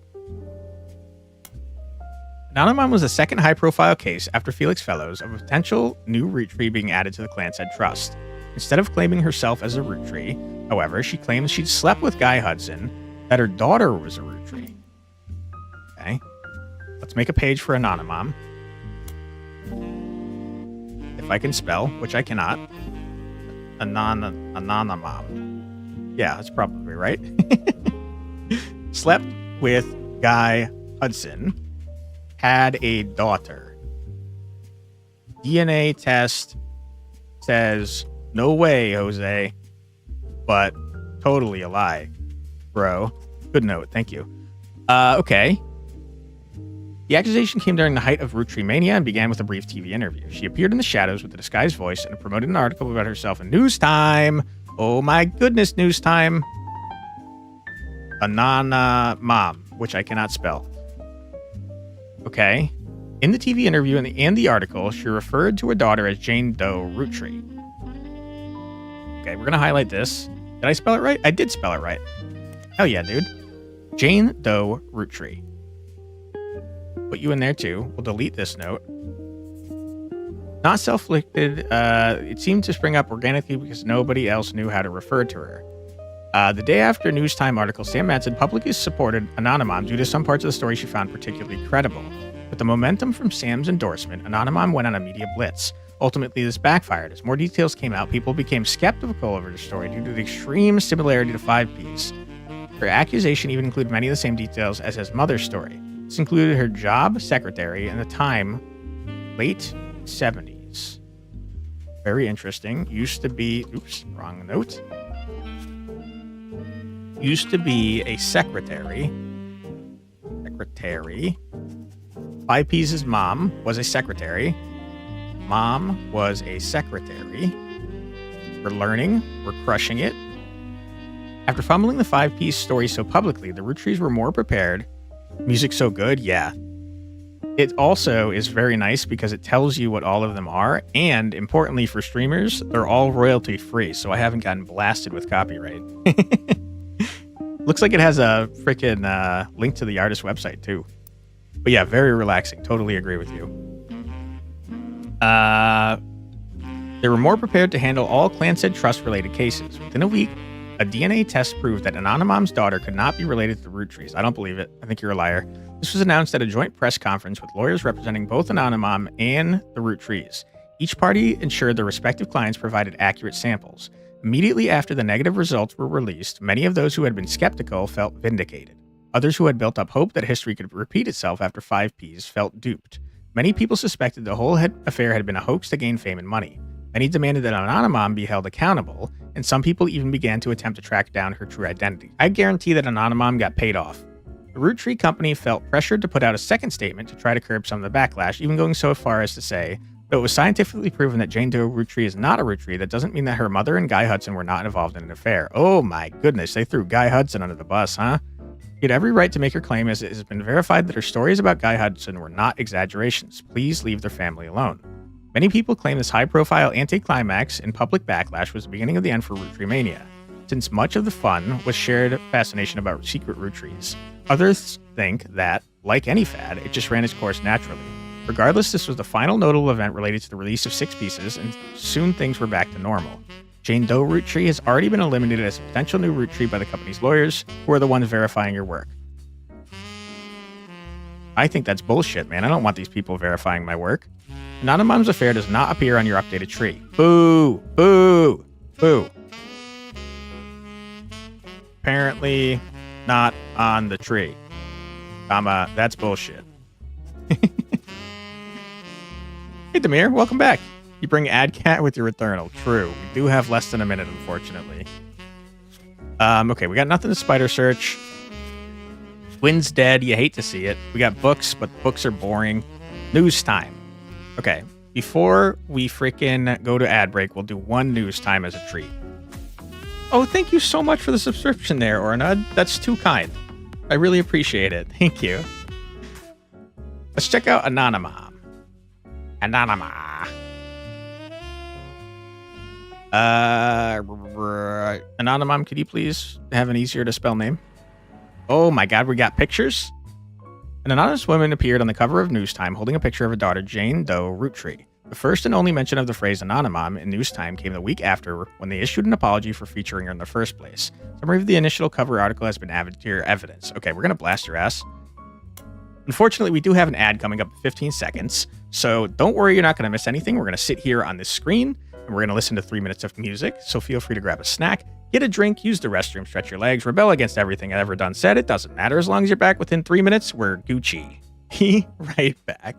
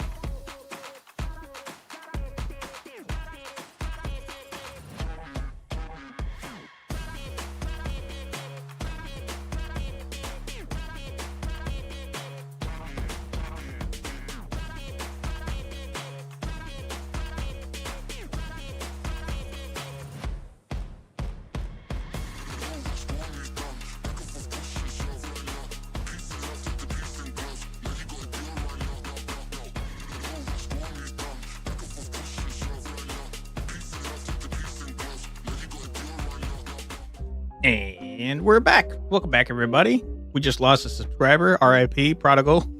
Pour one out. I don't like platformers. I'm not a big fan. Also, it seems hard. But, like, not in a fun way, in a platform way. If normal people create planners based on importance, we can do something different. I have no idea that a planner would help me do anything. My brain is too rotten from ADHD. This is what you get when you have me trying to be organized. It's just freaking 1,000 notes. It's not a platformer. It's a Metroidvania roguelite. Okay. I don't know that I agree with that, but I think it's a Metroidvania at least. It's definitely a platformer though, right? Isn't it not even just a platformer? Isn't it a precision platformer? You're just having fun? No worries. I appreciate it. I'm sure I would like it if I actually played it, but just the idea of platformers. I don't know if anyone else is like this, but when I was a kid, basically all we had was platformers. That was like my initial experience. We had like adventure games. We had MUDs, freaking ASCII art MUDs. We had platformers, and that was pretty much it. No, what am I talking about? Are you gaslighting me, Prodigal? The hack and slash exploration? Dude, I am 100% sure that you have crazy platforming sections that are freaking like Super Meat Boy levels are ridiculous. There's no way you're gaslighting me right now. Log cleaning the table transfers to let's organize everything based off of color or something. Ooh. Is that for ADHD? Is that like more of an OCD thing, you think? Because I can tell you, I usually don't want to organize anything. It's an optional one to get good equipment, completely skippable. There's nothing that's completely skippable in my freaking stupid perfectionist brain. So the fact that it exists makes me upset. It makes me not want to play the game. Maybe we'll have like a reach a follower goal and we'll play Hollow Knight. That does sound kind of fun. I do like the idea of that. And I also feel like you guys would like the idea of me being terrible and probably crashing out. You don't want it anymore? Well, fine, be that way. Play Dicey Bucks instead? Hell yeah, dude. How's the development going, by the way? You mean finding a fun, motivating way to do stuff, but the idea's still in beta. Have you ever heard of gamifying things there, Demir? Because it sounds like that's what you're working towards. I know there's a bunch of apps that do that, where like every time you do a task, you get some amount of EXP, and then like you level up over time. But you're doing a project like a college boy? I wish this is how I did projects in college. I kind of like just did nothing in college. I half-assed everything, unfortunately. In my defense, I was working full-time. Being praised helps you so much. I feel like I get embarrassed, but I could definitely see that being helpful. Best motivation is spite. I have to be honest, that was also my best motivation. That's how I got through college. It was 100% spite. Okay, let's look up freaking Jane Doe Roottrees. In the periodicals, an anonymous woman appeared on the cover of News Time holding a picture of her daughter, Jane Doe Roottrees. The first and only mention of the phrase anonymom in News Time came the week after. Yeah, we already saw that. Okay, delete this. News Time is over.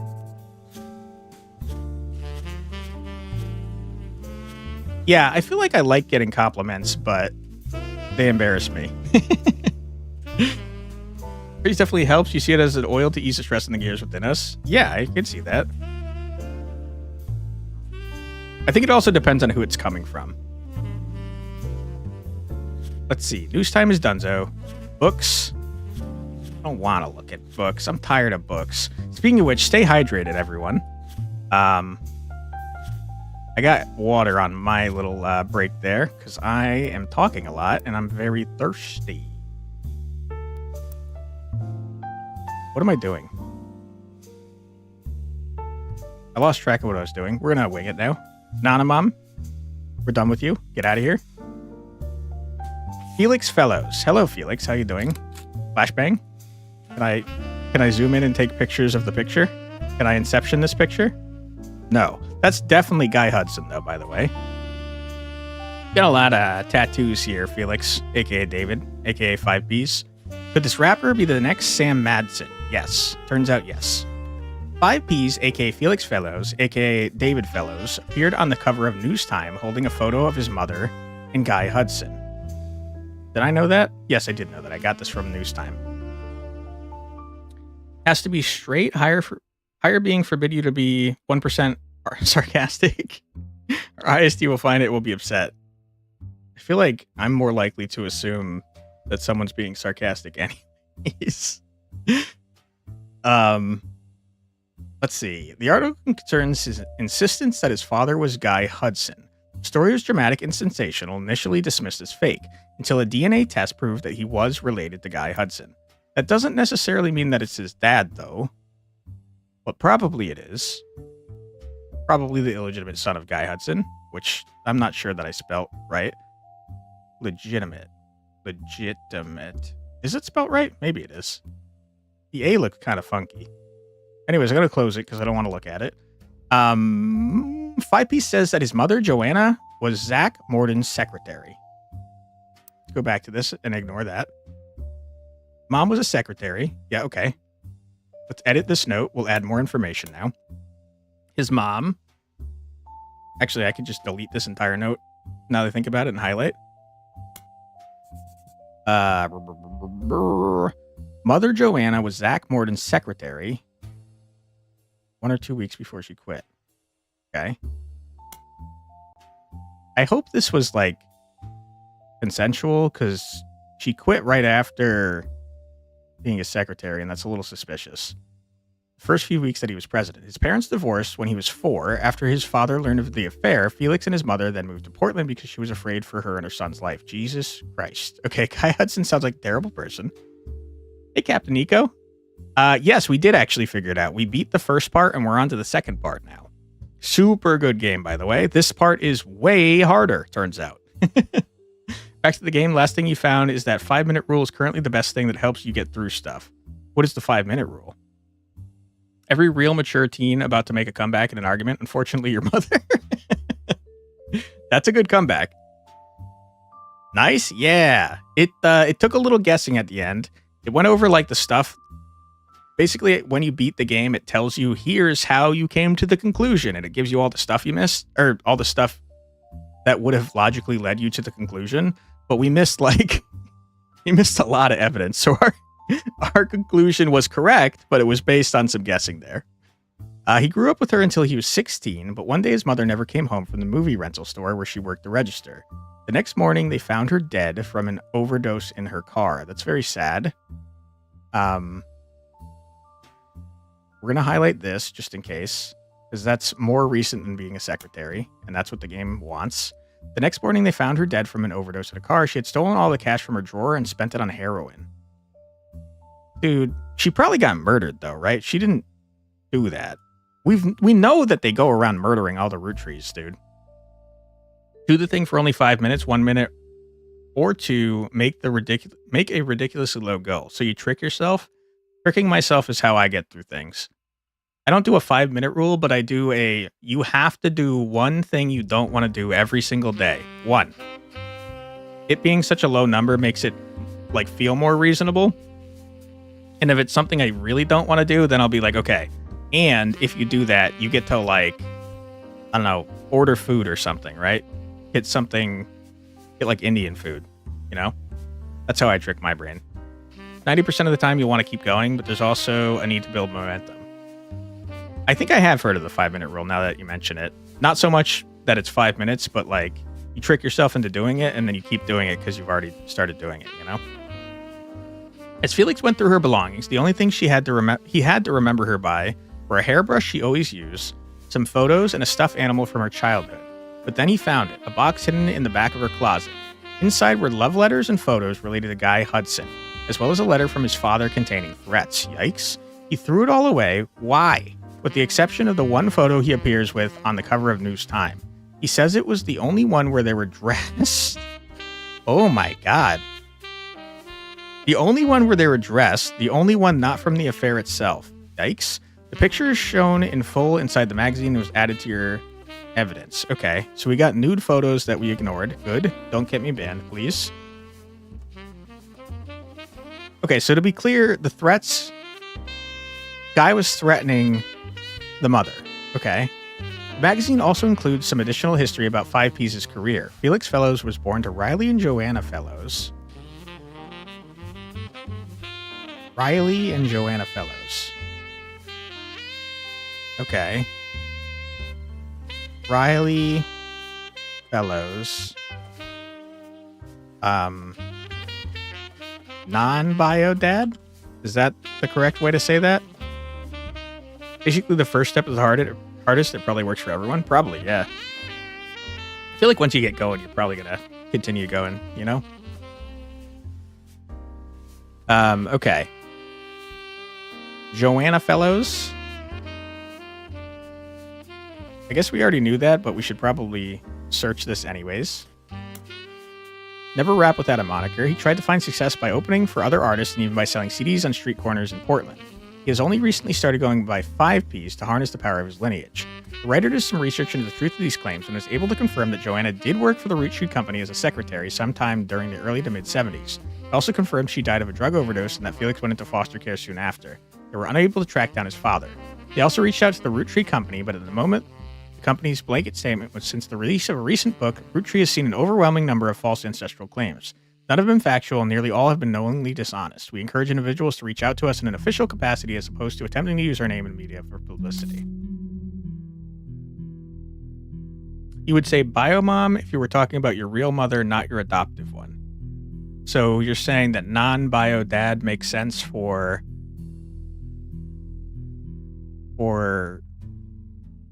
what I'm trying to do here?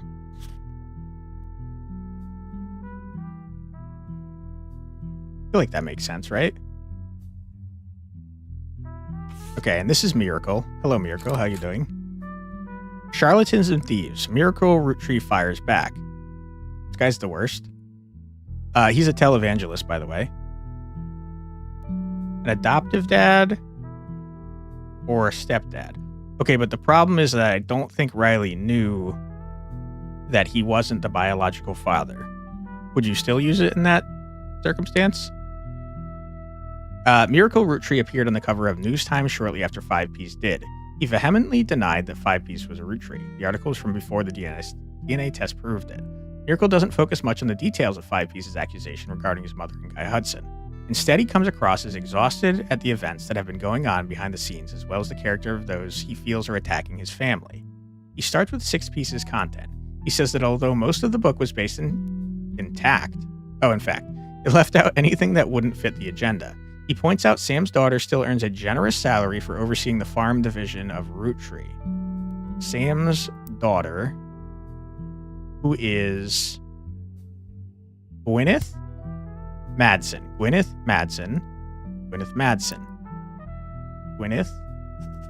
Oops. Too many pages. Gwyneth Madsen. You're not sure? You've never been in that position? As long as it's respectful, you know? I'm not trying to insult anyone. Let's see. Earns a generous salary for overseeing the farm division of Roottree. I don't know if that's important, but probably it is. Okay, I also didn't highlight that correctly. There we go. And that Sam did the same before her. That Sam's family was not destitute and that really it was only her son who chose to take on a job with no salary. They're multiplying, the board grows. I know, right? Madsen, Ernest Jr. Madsen. Ernest Jr. Madsen.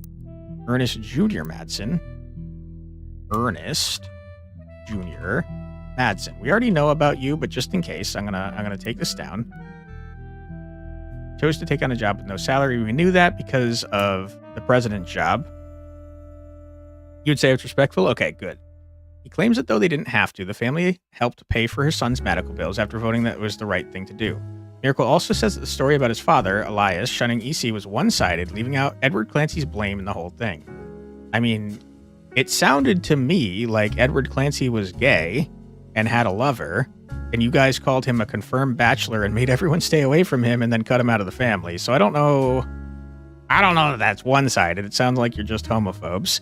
Anyways, Elias gave him a simple ultimatum. Stop sinning or be disowned. Okay, I mean, that's not very one-sided. You just confirmed it, you jackass. What the hell? Miracle says it was EC's own choice, and that, yeah, it's his choice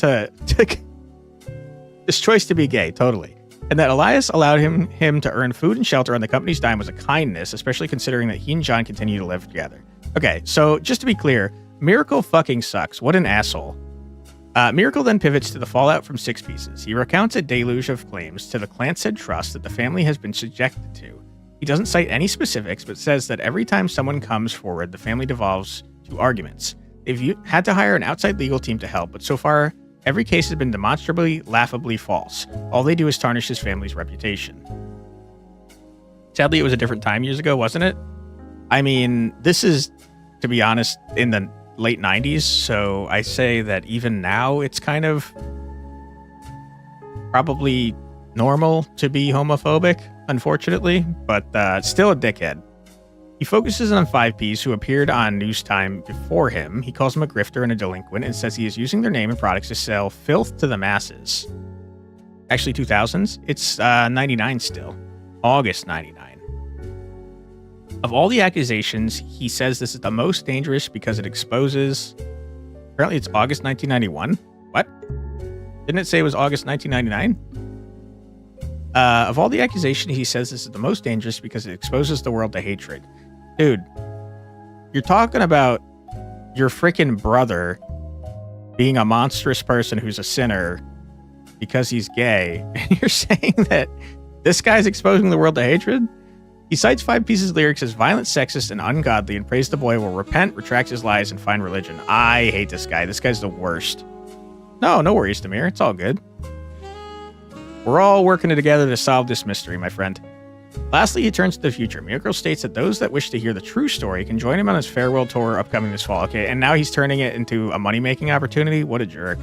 Miracle's Roottree are planning on touring the country's churches one last time. Country's churches. And now that at age 71, Miracle is the oldest living Roottree. Okay, that's probably relevant information. Miracle's the only one alive still.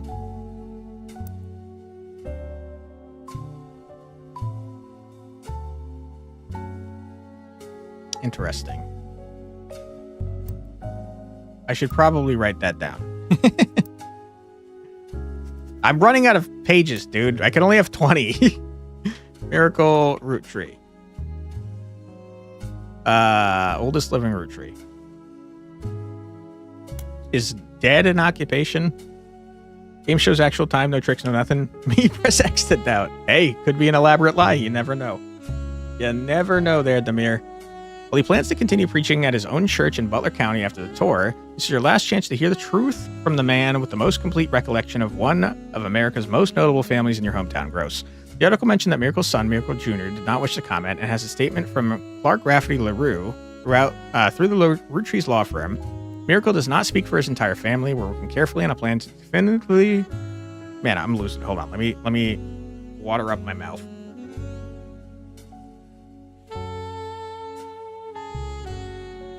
Holy crap, my mouth is dry. Okay, sorry. Does not speak for his entire family. We're working carefully on a plan to definitively disprove any claims of infidelity in our family's past. The article also does not refute Miracle's claim that he's the oldest living Roottree, despite Sam Madsen being born the year before him.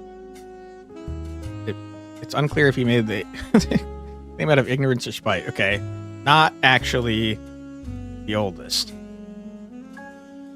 Sam Madsen is still alive. Which makes perfect sense because, we met her in the last part. Okay, ignorance or spite, probably both.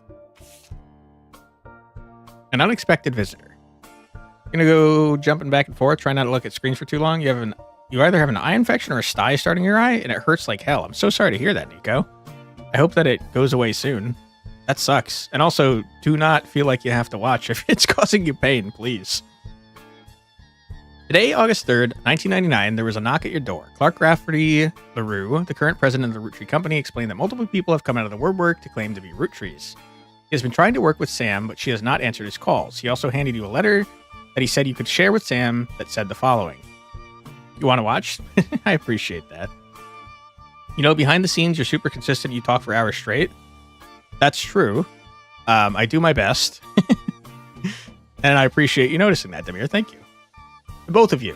The company I hired to help us with the Clan Said Trust is busy pouring through the entire family's history, as well as people that may have had contact with. That said, the family is not particularly happy with this and are doing their best to slow things down. Many of them are actively avoiding our interviews. Every time there's a high-profile public case, it causes headaches, so please, I don't mind if you do your research, but I ask that you stop going to the press. Screw you. Instead, we have a highly trained team of lawyers to back you up. Screw you as well. We're ready and willing to verify anyone and everyone you believe could be realistically part of a relationship that led to the birth of a new root tree. Just tell us who to investigate by filling the news sections of the tree, and we'll take the time to handle verifying that the timeline checks out. They're probably going to murder everyone I identify, right?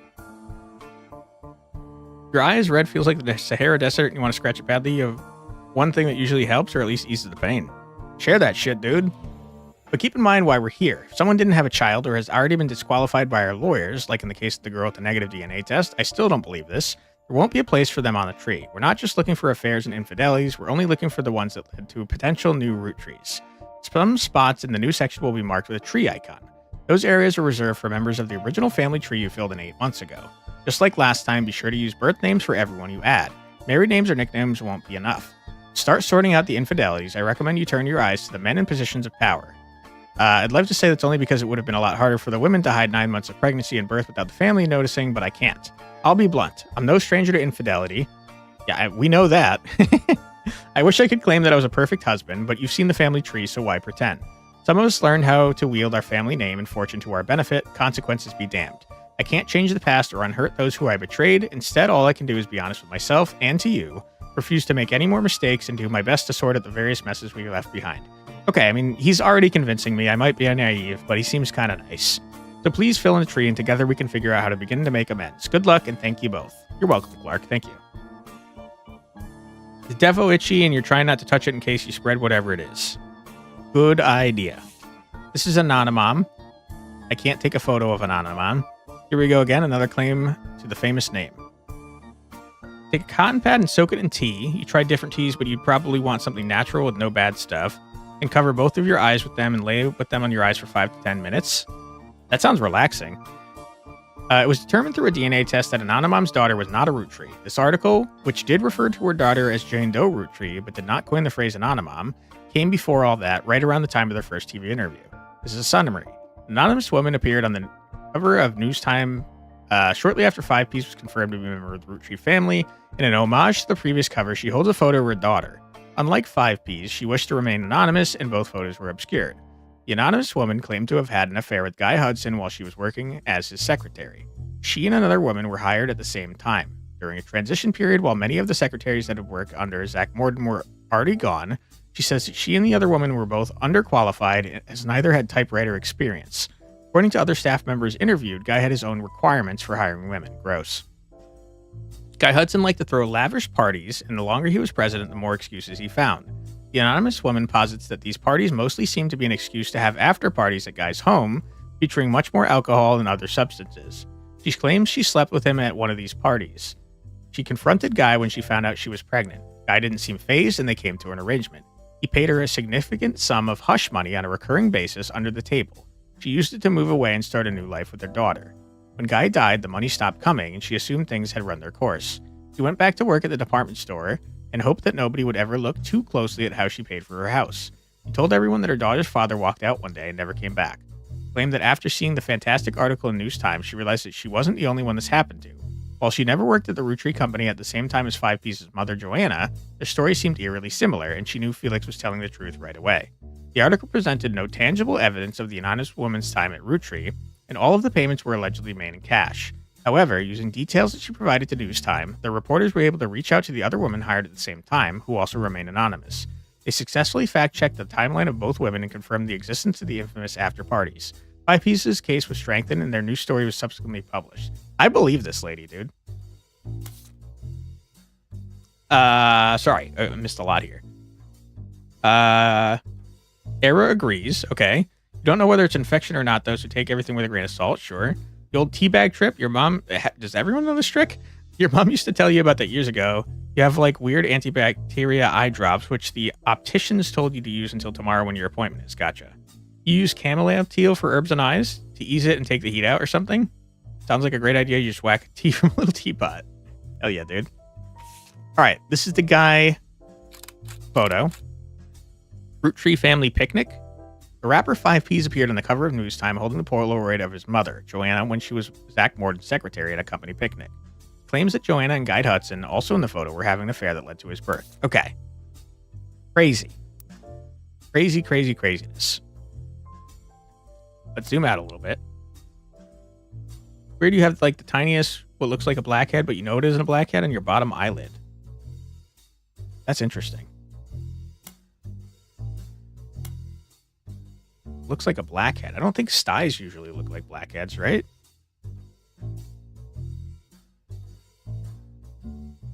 Hmm. 1982. 1998. It's not this. It's got to be here. 1982. How old would he be then? 16 is when his mom died. I guess we don't know how old he is. Apparently that's how they start. You've never had one, so not really sure. I have not either, but that is weird. I mean, if he's having parties, we know of at least 3 secretaries. This is definitely Guy.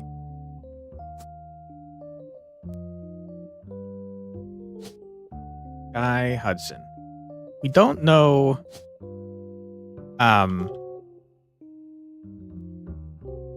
We don't know the third. We don't know which child. Which one of these is David Fellows? Saying that green person is wild? Yeah, especially considering that he apparently had no children before, but actually he had like 1,000. That's crazy. How many affairs is this? 1, 2, 3, 4, 5. Crazy. Okay. We got notes. We got things to search. Sam Madsen, we kind of already looked into you. Overdosed when he was 16. I don't think we saw his age anywhere. We could look up Riley Fellows to see if this is important. Nothing. Okay, fair enough. We can look up Joanna Fellows. Fellows. Nothing. Okay, fair enough. That's fine. 5Ps, we're done with you for now. We got the library we can look into. I already tried that.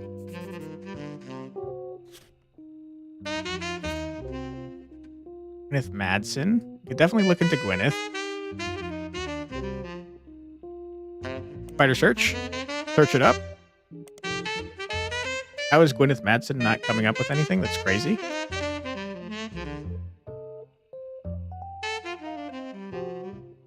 Roottree farm? Nothing. Okay, fair enough.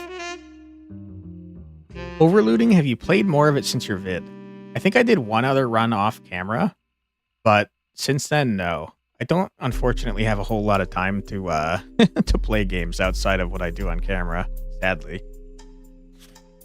How about you? Did you pick that one up? Ernest Jr. Madsen. We already know about you, Ernest Jr. You're dead as hell, but we'll see if anything new comes up. Nothing. Ernie Madsen. Ernie Jr. Madsen. Oop. You installed it on your laptop, but you suck at it? What are you having trouble with? Out of the 30 runs you've won once? Oh no. You're having trouble with winning, just in general.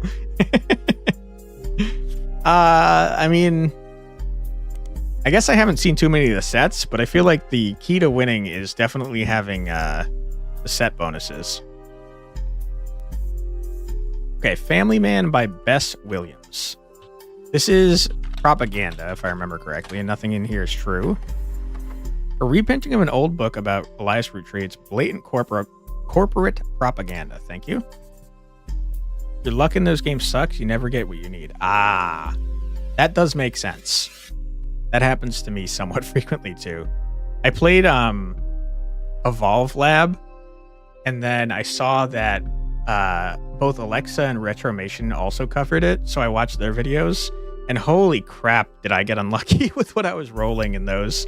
Roottreemania got like 5 charges almost immediately on his Hectopus, and absolutely blasted ass. It was insane. You won with the Mana Burst build? I wanted to try a Mana Burst build, but I didn't get a chance to. It seemed like fun, though. That reminds you of CDDA, not because of genre, just by sheer difficulty. I know you mentioned that one a few times before, Demir. I'm always unlucky with rolls. Ain't that the truth? I'm glad that someone else noticed. Okay, the book title we know, but we don't know the... Sam Madsen is the author, apparently. Sam? Sam? I'm gonna lose my mind here. Is luck a skill? Kinda. Okay, Sam Madsen, yes. Cruising. Sam Madsen's book was released earlier this year, and the details about Elias Roottree, as well as Sam's fathers Edward Clancy Roottree and John Miller. You helped verify her story, so much of the book's core contents are familiar to you. That said, Sam had some sections of her family secrets and rumors. On other family secrets and rumors. Much of it didn't matter to the primary purpose of the book, and some of it is new to you and may be important to your new search. Those sections have been added to your notes. Hell yeah, dude.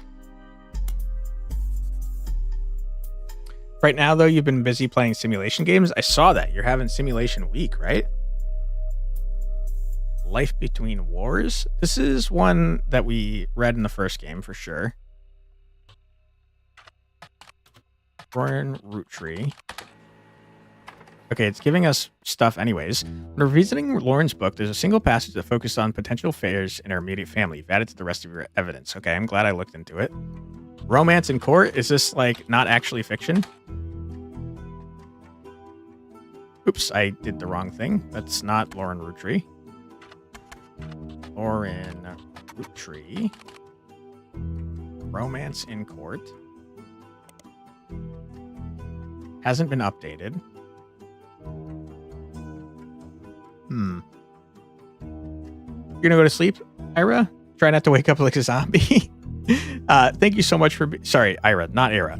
It's Ira. Sorry, it's Ira, not Ira. Excuse me. Ira, sorry. I'm losing it. Sleep well. Thank you so much for being here. Appreciate you. Have fun and sleep well. Today was the last video. You only did 4 videos. You posted a poll for people to pick their favorites, so you did a full play. So you can do a full playthrough on it. Sick. Why is the cloud emote so small? It's a good question. Speaking of which, I really need to increase the sizes of my emotes. Freaking zoom them in because they're like crazy small. All right, these are not relevant to me. Get rid of it. So we're out of books. I think we're out of searches, which is good. We've cut down on everything we had to search for, and now we just go hard into the evidence, I think. The fish one is one of the ones that I zoomed way in on, so hopefully that's big enough. All right, 6 pieces. Sam Madsen. There's only 5 things in this. That's crazy. 6 pieces, Unwrapping America's Sweetest Family. Sam Madsen. Sam's book has a few different passages about her own history with the company and the rumors and gossip she collected during that tenure. She ran the farm for a period starting around 1968 after the death of Elias Roottree, until her daughter, Gwyneth, took over in 1984. Most of the relevant rumors coincide with the reign of Guy Hudson, who took over as president in 1978. Sam was very much not a fan of Guy, and according to 6 Pieces, it was an open secret within the family that Guy was very much not a fan of remaining faithful to his wife, Patricia. Wow. Many of their hires at the time were young, single women, and Guy often spent a lavish amount of money on private parties. Gross. This was 20 years ago, and Sam warns that most of it is hearsay. Still, you find the following information that may be relevant. One of Sam's farm supervisors was named Elizabeth. Okay. Let's make a page for Guy Hudson. Guy Hudson Affair Partners. Okay. Elizabeth. Elizabeth had a daughter.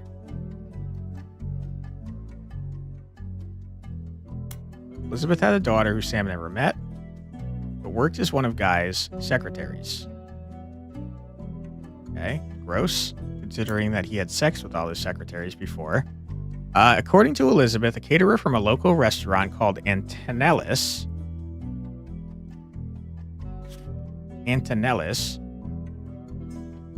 met her daughter at one of Guy's parties, and they eloped quickly due to her pregnancy. Elizabeth wasn't aware that the party was for swingers. Rumor has it that her daughter showed up with Guy and didn't seem comfortable switching partners. I'm sorry, hold on. What? Just you were as a chat teeny tiny? It shouldn't have changed sizes. You're talking about on screen? We could make it bigger. Here, hold on. Let me think about this on how to make it bigger. Always confuses me, but we'll get there. One sec.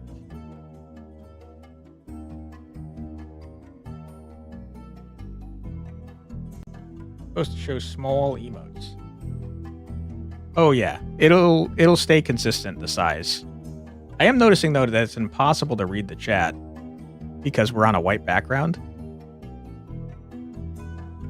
which is not good. Give me one sec.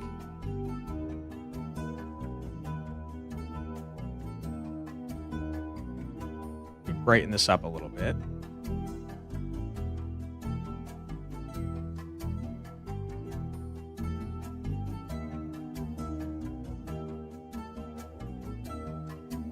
Struggled to read Twitch. Thankfully, you read it out for me. No problem. It's okay. Words are big enough, and yeah, I can't read. Yeah, that's kind of a problem. Of course, my chat has been deprecated. You love to see that. Apparently, it's been updated. Okay, give me one sec. Let's see if I still have the transparent thing. I do. Okay, that is much better. But also, it's impossible. Well, I guess it's still kind of okay to see. We'll try that for now. Maybe that'll be okay. We could also try putting it on the left side, I suppose. No, that's still impossible. Okay, we'll keep it like this then. Okay, what do we got? Elizabeth wasn't aware that the party was for swingers. Okay, let me reread this again, because I'm not understanding. Did he try to, like, have sex with his daughter? Is that what's going on here? One of Sam's farm supervisors was named Elizabeth. Elizabeth had a daughter who Sam had never met. Okay, so, Elizabeth's daughter is the one that Guy was cheating with. Met her daughter at one of Guy's parties. They eloped quickly due to her pregnancy. Wasn't aware that the party was for swingers. Daughter showed up with Guy and didn't seem comfortable switching partners. Okay, so Guy is an extra large creep and was forcing Elizabeth's daughter to switch partners. Gross. I hate it. Okay, Guy's the worst. Guy's main positive contribution to the company involved expanding to market previously untapped by Roottree. However, when he went on trips overseas, they were often for weeks at a time, and Guy was known for spending time and money on unofficial business than meetings. More time and money. I'm losing my mind here. On unofficial business than meetings with distributors and manufacturers. It was said that he bribed at least one politician to open a factory in Brazil. That's crazy.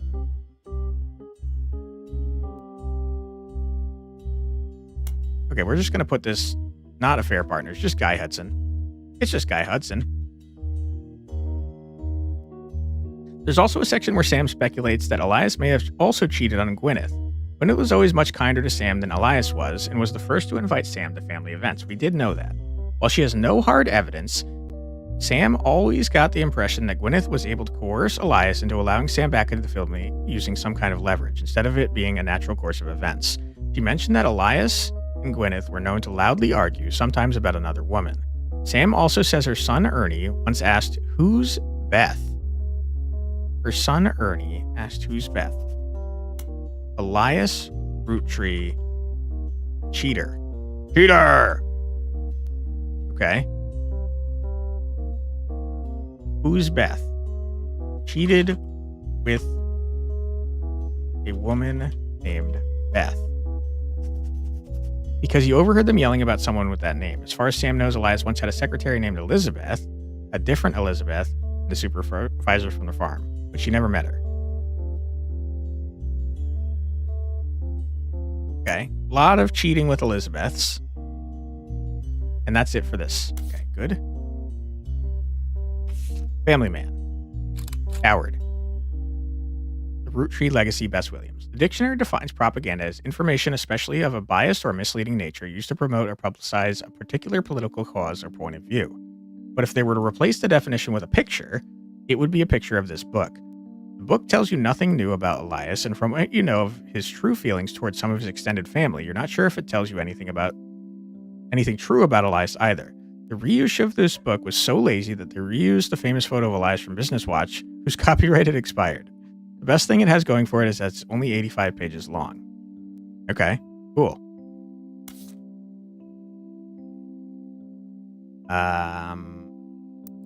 Before I forget, the first affair is absolutely going to be Elias, right?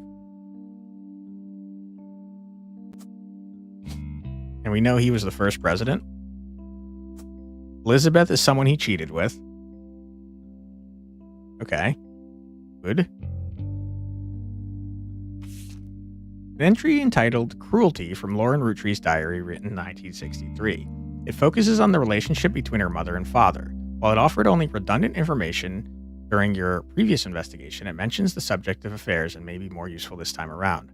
I am no stranger to true love. Jacob and I married at an age that most deem unfit for marriage, but he was also enlisting at an age that most deem unfit for war. We had no choice. I knew in my heart that our marriage was one for the ages. He and I would still be together today if not for Okinawa. That was nearly 20 years ago, but there's an emptiness in my soul. I do not understand my contemporaries. So many girls I went to high school with have taken multiple lovers. So many of my girlfriend's husbands have been unfaithful. I am able to remain true to the ghost of a man with no chance of physical reciprocation, no potential for long conversation. How could it be so hard to love someone you can reach out and touch, someone you could joke with? I have not had to deal with such madness at home. My parents are a perfect match in the worst way. My mother's cruelty is a perfect fit for my father's general spite.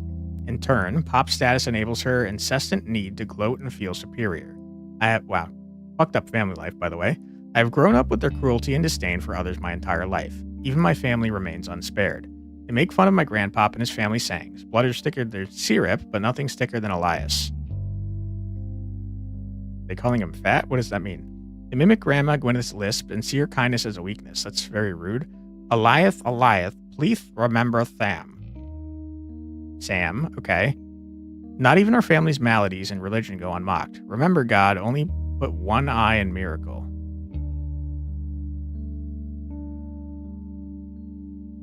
What does that mean? Remember God only put one eye in miracle.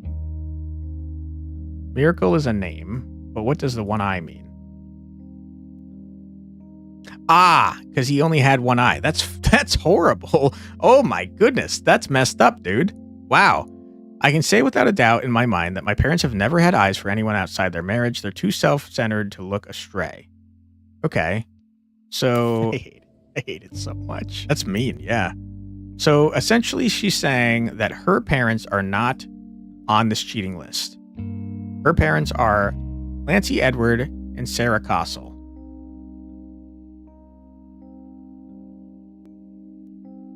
So it's probably someone else from that generation.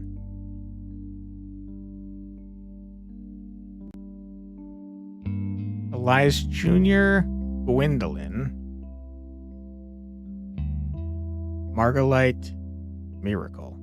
My money is on Miracle being a scumbag, just based on everything we know about him.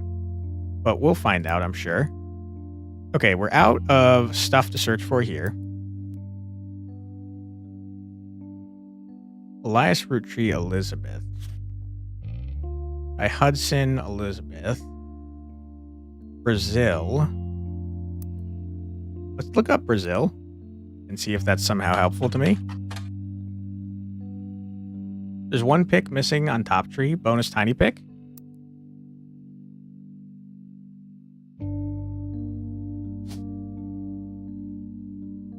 That's interesting.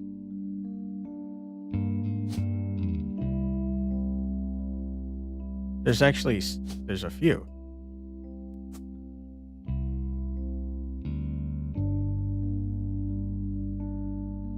Wait.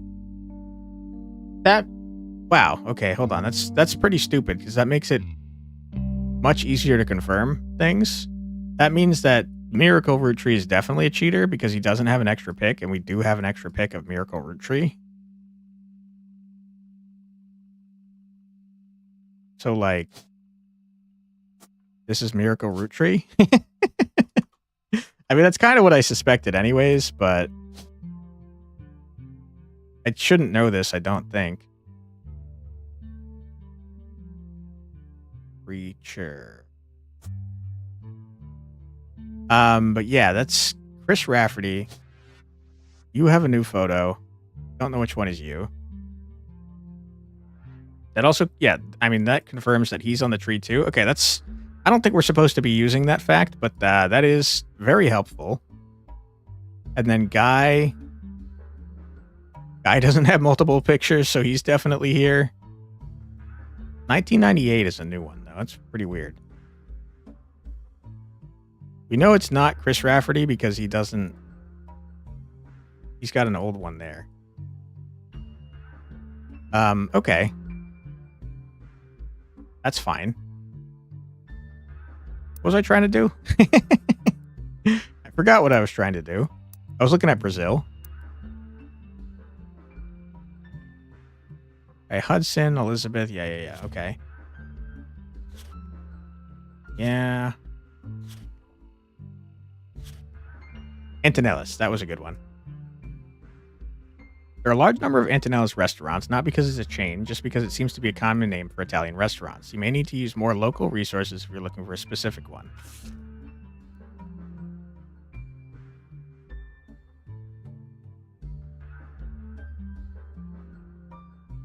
Antonellis, Butler County?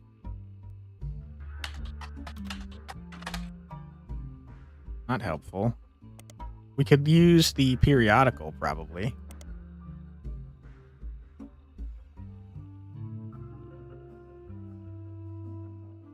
ADHD detective would be a fun profession. You'd probably never get anything done. Antonellis is an Italian restaurant, and it has been in the Butler County Times twice. The most recent time was when it closed in 1992. The owner, Rochelle Zemmer,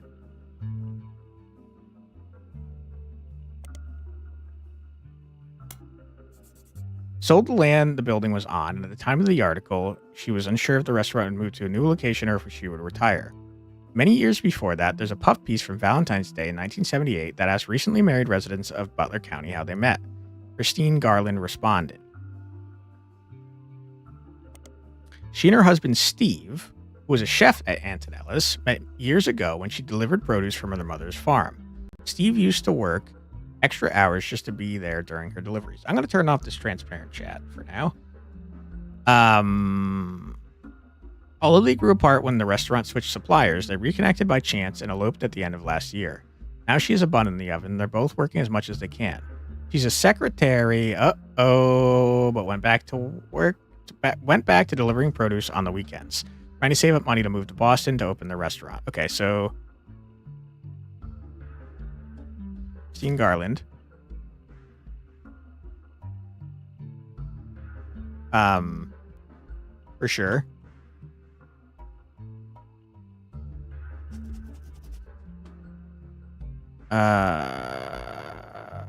Recently married. We're gonna add to this note 1978-ish. Okay. One in the oven. So it must have happened right recently. Good. Not good, like, good that we found this. Okay, Christine Garland? Nothing. Rochelle Zimmer? Nothing. Rochelle Zimmer, though.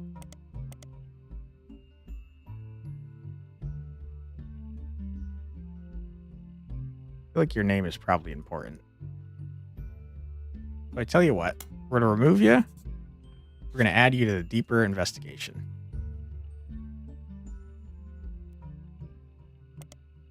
Okay, good. Good. Now what are we doing? You look for Christine Garland. That's nothing. That's nothing. That's nothing. That's nothing. Tea. Okay. I guess we could start looking in these for these people. Anonymom? Yeah, Anonymom. Okay, Business Watch? Nothing. Clark County Times? Nothing. Modern Music Monthly? Nothing. Whose Time? Nothing. Pico D? Nothing. Silver Screen Magazine? Nothing. Charlotte? Nothing. Green Blast? Nothing. Ruby? We're going to find you. Okay. Ruby Legal Enterprise was featured in Business Watch after the company took over the Keepers of the Clancy Trust. There's an article about process involves both Clark and Ruby. It seems that Ruby actually approached the Roottrees sometime in late March after the Roottree rift, but well before Roottreemania. Accomplished but relatively low-profile lawyer, she offered to work for very little money, so as long as she could be public face to build her reputation. The family quickly jumped on this chance, as many family members often attempt to spend as little as possible to keep the shares of the Clancy Trust as high as possible. Looking over the Clancy Trust more carefully than anyone had in years, Ruby came to the conclusion that Clancy Edward Roottree's implementation was not legally sound, there would be constant legal challenges without some modifications. The family decided to put her in charge of the trust, both legally and as a public face, to prevent further issues. Ruby Legal Enterprise has been described as a mix between a law firm and a PR firm. First move as sort of a trial run before she was even hired permanently was to help them draft a public statement accepting Sam into the family and declaring that they'd begun to address the Clancy Trust. It went quite well, and they officially hired her in early April. Ruby Legal is now in charge of many financial aspects of the company, including verifying any claims to the trust and organizing the various charitable causes such as scholarships that have been set up in the name of the deceased. Why is there an old version of this?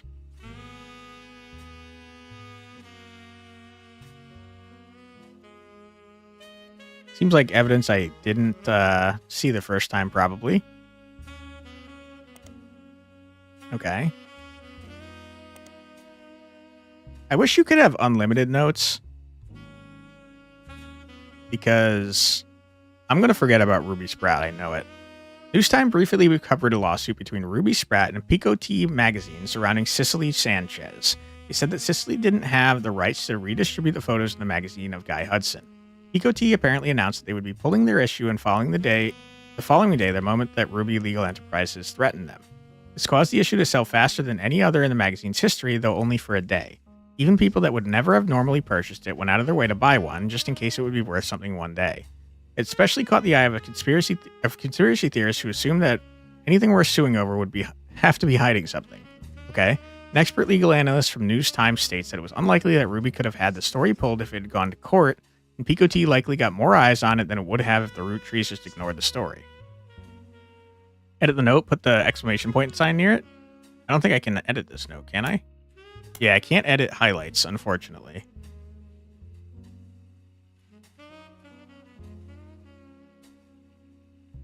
I want to make a new note about Ruby Sprat specifically.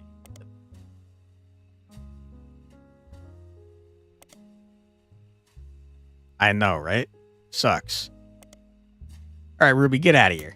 You're the lawyer. You know what? Just get out. I hate you. I hate you. I hate Yeah. you. Get out of my freaking shop. I'm losing my mind. It's fair. I'm crashing out. Go away. I hate you. Yeah. You don't like lawyers, unless they're nice lawyers, which, let's be honest. I do like Legal Ego, though. He is an interesting fellow. Ooh, Notebook is better? Yeah, true. What's this company called? Cashew? Freaking Cashew. Elizabeth, I didn't find anything on you. Nothing relevant. I can't imagine we're going to find anything on these people. I kind of just have them in here just in case. But these are the people that died in the plane crash.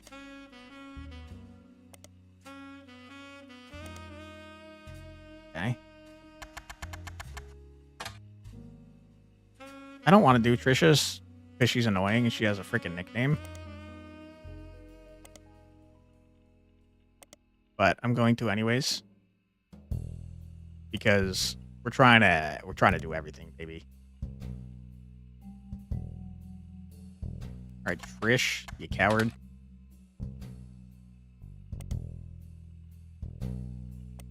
Starting to think these people aren't important.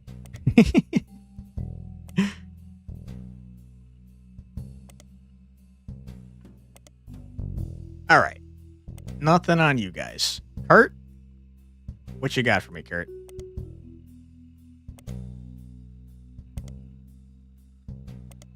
Kurt, come on, dude. Oh! Week after the Roottrees died in a plane crash, Pico T was focused on an expose on the pilot and co-pilot, widely seen as completely useless and an intentional mischaracterization of the two crew members. For example, they claimed that the co-pilot who was flying that day was on pharmaceuticals, but it turned out that he had purchased a mild pain reliever in the airport gift shop the night before. They also claimed the pilot had been let go from his previous position in a much larger airline, which was true, but only as part of a downsize. As far as you can tell, none of this is relevant to your current investigation. Interesting. Are you some sort of famous pilot? No. All right, and before we start searching for Mark Sanchez, we're going to go ahead and take a quick ad break. So feel free to grab a snack, get a drink, use the restroom, stretch your legs, rebel against everything ever done said. Doesn't matter. Do whatever you got to do, but don't go too far because we'll be back in 3 minutes. Be right back.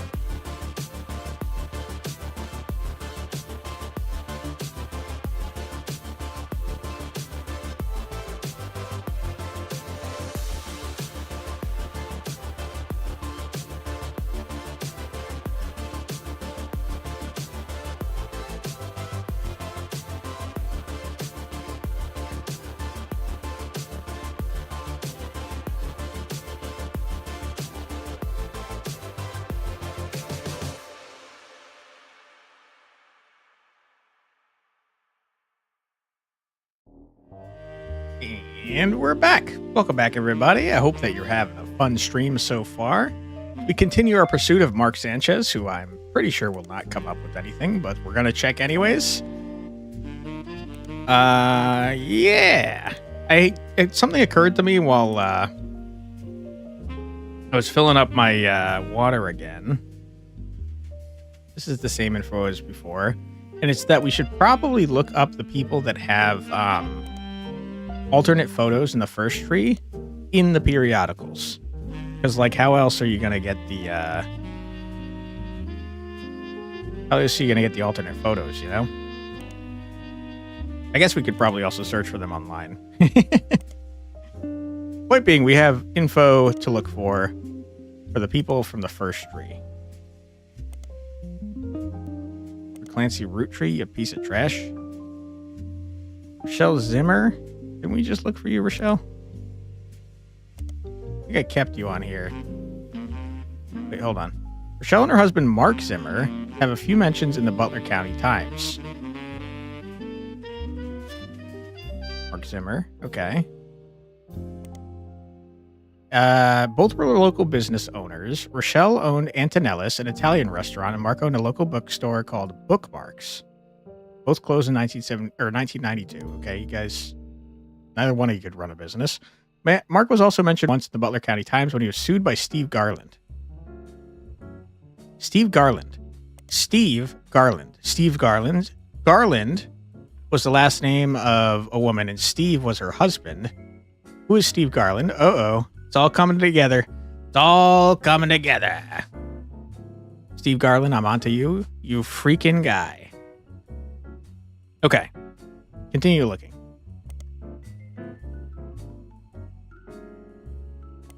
I wish there was an easier way to do this. This is quite a pain in the ass. If you did some dirt and find peculiar photos. That's my guess, yeah. Okay, let's go back to our list here. I probably should just add these names to the deeper search list. Kitchen Tales was a story-based recipe book credited to Mark Zimmer that had some success after it was featured on a morning talk show. The book released before the internet was widespread, so mentions are rare. One book collector states that the publishers were unprepared for the demand and that there was no second printing, so it's unusual to find a copy in the wild. You find an alternative medicine website which focuses on cooking with natural ingredients. It mentions that one of Kitchen Tales' recipes used salt water. The owner of the site has included a scan of that recipe which was added to your evidence. I don't think you're supposed to ingest salt water. He says if you switch out the salt water in the recipe with a mix of 2/3 spring water and 1/3 filtered seawater, it tastes great. Okay.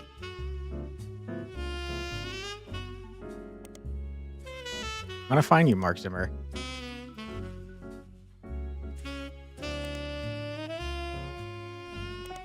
Okay.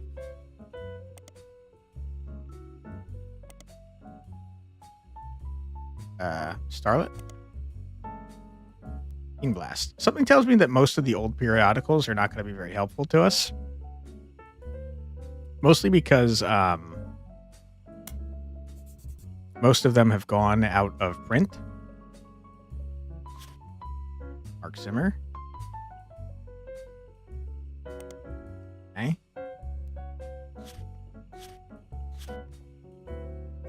What am I doing? Spider searching. That's what I was doing. Bookmarks. Nothing relevant. Fair enough.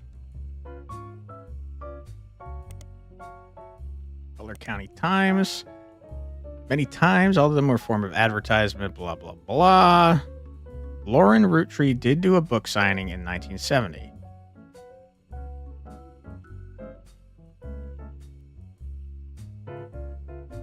I mean, these people are definitely part of the family, right? Did they get paid off in 1992? Maybe. I feel like I want to write that somewhere, but we're running out of pages, man.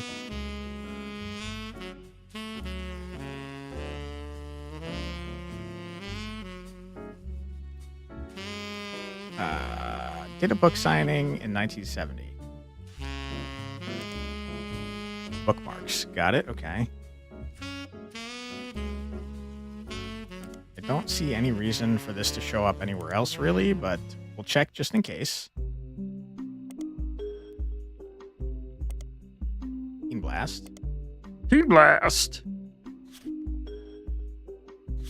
I don't think we need bookmarks anymore, to be honest. Steve Garland, though, is going to be huge. I feel it in my bones.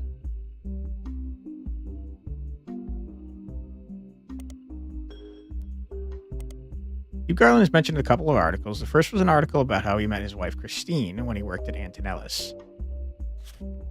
Christine Garland. Yep, called that. Okay. Let's see. The second is from months later in September of 1978, a listing for his weekend cooking class, Gourmet for the Groovy.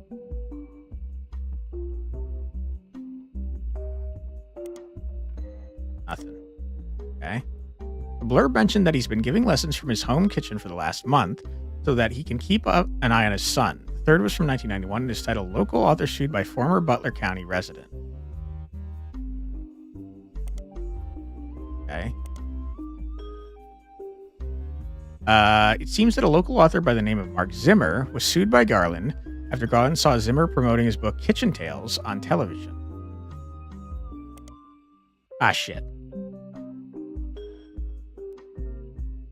Wait, I already saw that. Okay, good. No room. No room. Hey, Fumika. No room. There is no room. That's true. We're running out of space.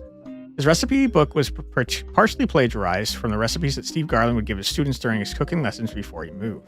The article mentions that although recipes are hard to copyright, Garland accompanied each recipe with a short fiction about how he learned it. These usually doubled as a way to remember certain ingredients. Garland's bean salad, for example, involved making a trade with a gnome for some magic beans. I hate this. Apparently, these stories were found word for word in Zimmer's cookbook, in addition to additional stories that follow the same format. Okay, that's very interesting. And I'm going to include you here. But I think you're both related to the family.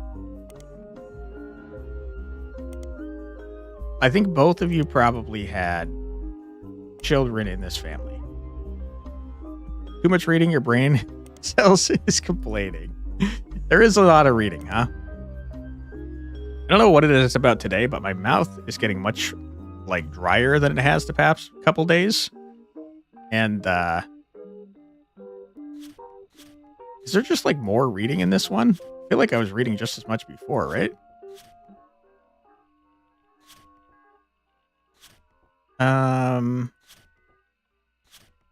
We're actually running low on clues, which is interesting. Did we already read all this? We did already read all this.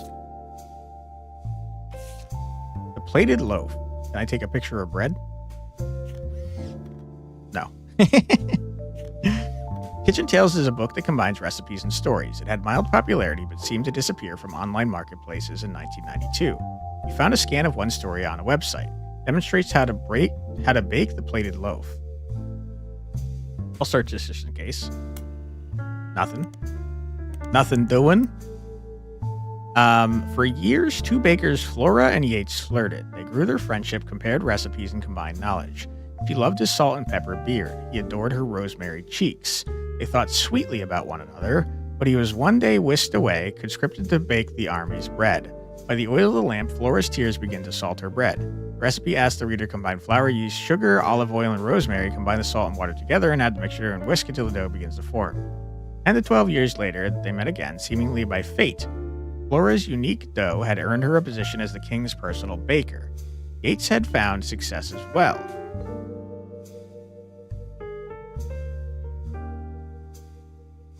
We're talking about, this is like code for the relationship, right?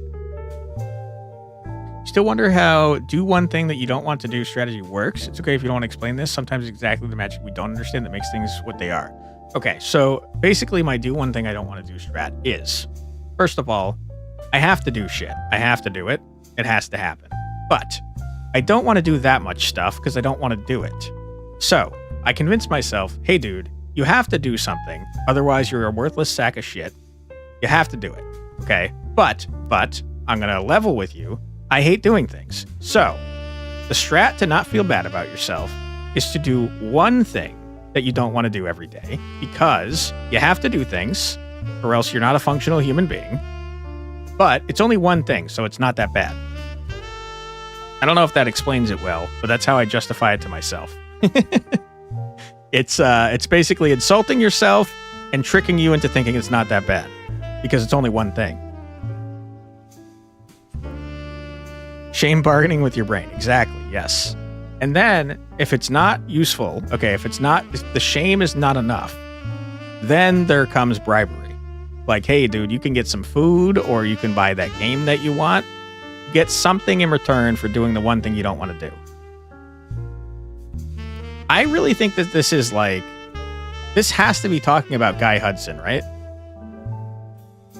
But he plagiarized this story, which is interesting. So I think they were both secretaries. He begged for the kingdom's 45 diplomats. One day they returned from the Dutch Isles with a gift, 450 unbaked loaves, and were sent to the palace bakery to teach a method that required no kneading. Blah, blah, blah, I don't care. Dutch oven, sure. Upon seeing Yates, Flora was both delighted and distraught. She felt as if she was torn in two. She had not been made aware of the gift and had already prepared buns for the palace ovens.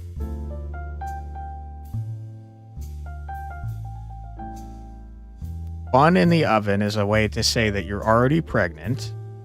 She wished to greet Yates warmly, but was struck by fears that he'd be unable to bake with her because she's already pregnant, that she'd face retribution for being unprepared. He cried to Yates, adding more salt to her dough. Okay. Yates eased her pain. He insisted she had no obligation to prepare for a return she thought impossible, but he shared her fear of retribution. He knew if they did not solve her predicament, they'd miss their final chance to bake together. Instead of wallowing in the present, they worked together to shape the future. They twisted and entwined their doughs and baked them as one. Thus was born the plated loaf. Word quickly spread of this new delight. The king's decree on royal parchment was that it would be considered a delicacy. Okay. Bankrolled by the king, Flora and Yates spent their days baking together. They traveled for 45 years, settled down for 15 more. Their souls were golden with no regrets. So I think he paid for them to leave. That's why they shut down their restaurant. You don't know, you just don't want to do that. Maybe it's effective, but you usually eat yourself into an endless trap of being whacked by your own inner critic. I mean, you don't have to shame yourself. The ultimate goal is just to convince yourself that you do have to do stuff. And if it's only one thing, it's not that bad. You're basically bargaining. You don't really need the shame aspect of it. But that's what's effective for me. Okay. I really think this is telling me that Guy Hudson knew about this and he paid for them to leave. And this definitely happened before...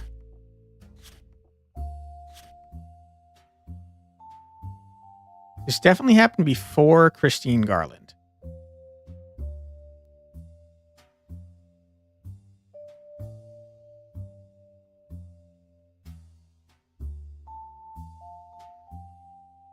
What was the name? Rose Zimmer?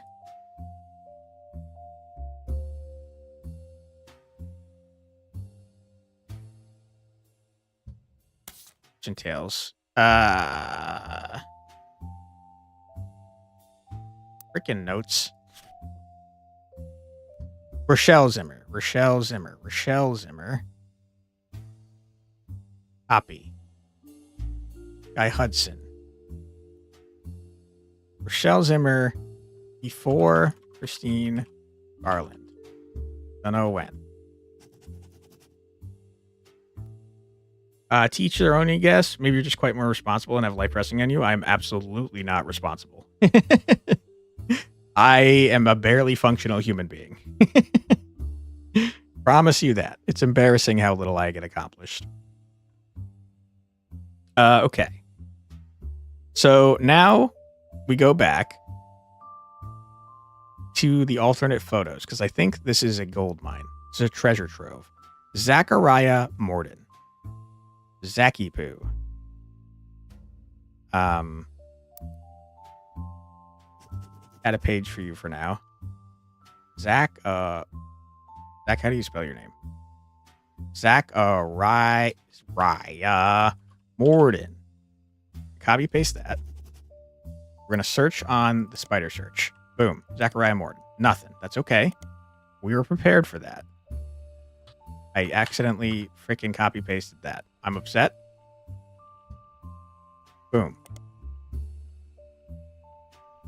You're not alone. Here's 1% to your vague sense of relief. Thanks, man. I don't care about this. Thank you. One of these is going to have an alternate photo. Unless I haven't found all the periodicals, which is very possible.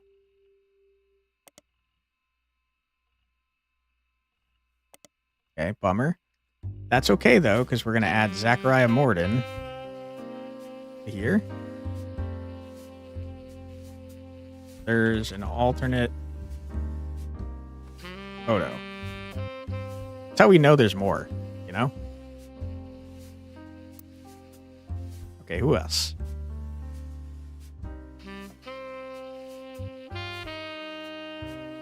Clark Rafferty LaRue.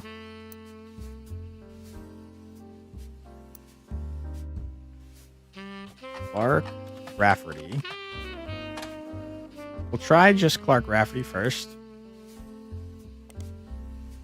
But we do know that his name is Clark Rafferty LaRue.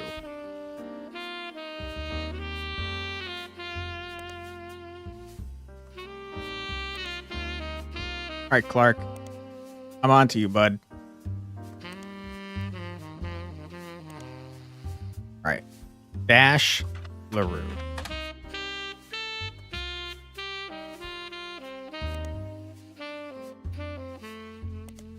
Really do wish there was an easy way to search for this. Am I spelling his name wrong or something? There's no way he wasn't in the News Times, right?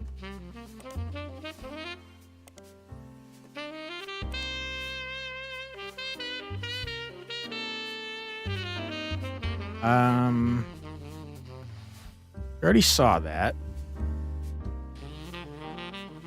I can't believe that's all that's come up, considering he's now the president.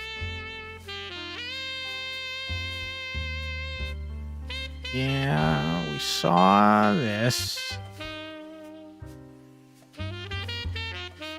Because he stayed out of the spotlight. Maybe that's why he's hard to find. Okay, well, not helpful to me. There's an alternate photo. We know he cheated, too, in the past, because we found that in the first game. All right, Clark.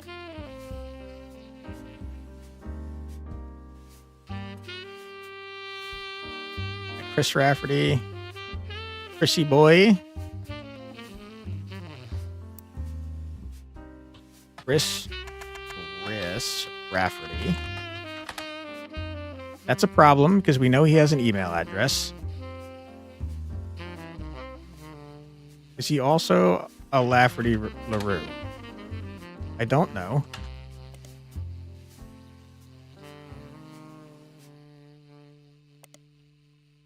Okay.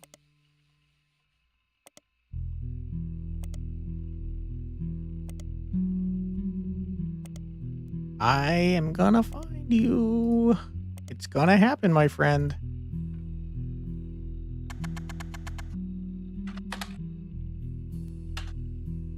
We only found him last time because of his email address, which I do not remember, but I do think was in our evidence as something that was potentially helpful. Okay.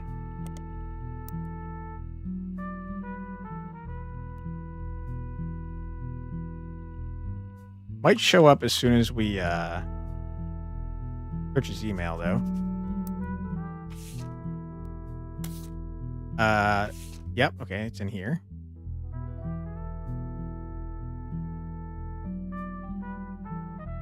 Nope, it wasn't in here. It was in here. Taped the same thing twice.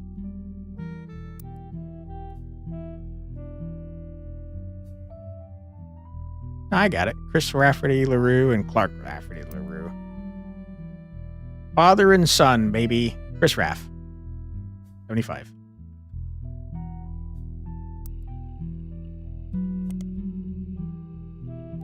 They look very alike. Yes, they do. All right, I knew it. Chris Rafferty's prodigy site seemed to have been discovered by the masses. Gone are the art pictures of his cousins. Instead, it lists a list of questions that people keep emailing it. Can't talk. Most relevant ones are the following. Are you the son of Clark Rafferty? Yes, but I didn't grow up with him. I remember him from when I was a little kid, but I moved away with my mom when I was very young. We left Pennsylvania and moved back home to Virginia. We lived there with Pete, my stepdad. Did I make notes about you, Chris? Maybe.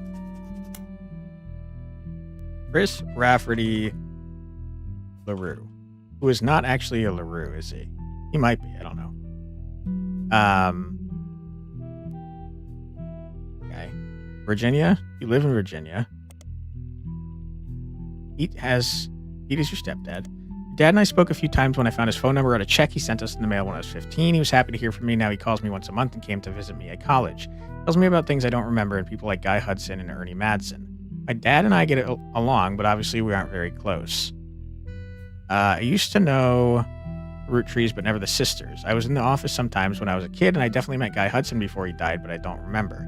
My memory is weird. It's hard to know what I actually remember when I only think I do because I have pictures. Yeah, I get that. For example, I have a photo from when I was 5 and in the office with my dad, and Guy was there. I made myself sick by eating chocolate, and some woman who I don't know cleaned my face. I don't know if my memories of that come from the picture or not. The photo has been added to your evidence. Okay, that's very helpful info. It's going to be one of the people he cheated with. How did you have proof of Ernie Madsen's heart condition? I knew Ernie had a heart problem because my dad told me on one of our phone calls. I asked him about the poison because I saw it on the Roottree Curse website. He emailed some old stuff, including the proof, but even with the proof, website didn't take it down. He spelled fiancé wrong. I did point that out several times. I'm not good at spelling or writing. I'm good at painting and other art. I'm going to school to learn how to edit movies. I want to make cartoons someday. Lulu is much better at selling. You know what? I got to be honest. Chris sounds like a nice guy. Good for you, Chris.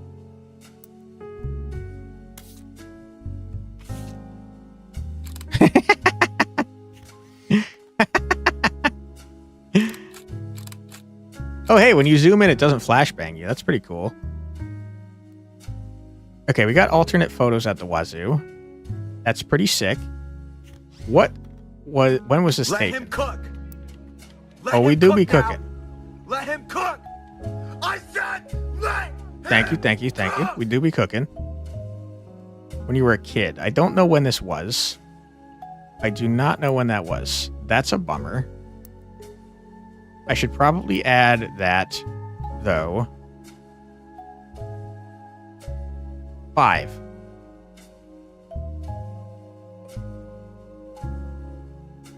Five is when that was. That boy looks funny. Yeah. Okay. That's good info. We also got several alternate photos. This is you. This is you. So we have all of the alternate photos from people in the first tree except for Zachariah Morden. Which means there's more info about him.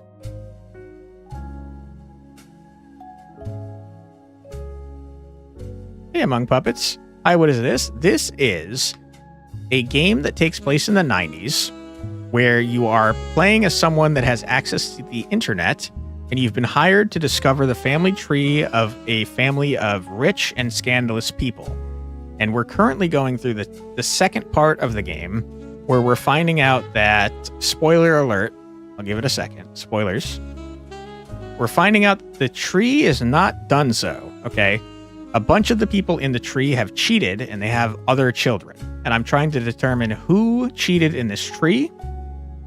And I'm trying to figure out who their children are. But basically, it's a lot of internet searches in the dial-up era, and it's a lot of reading. But it's a fun time, and I think it's very interesting, to be honest. A photo of his father, Guy Hudson. While they were distracted, he snuck into the supply of chocolate that he kept for visitors and tours. Chris Rafferty did not know who the woman in the photo was. Chris Rafferty.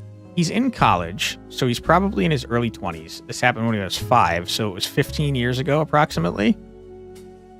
15 years ago, it's 1999.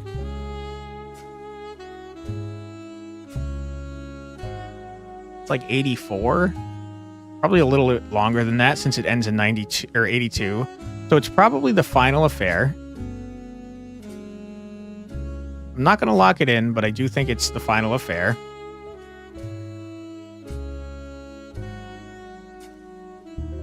These systems teach anti-conception in schools.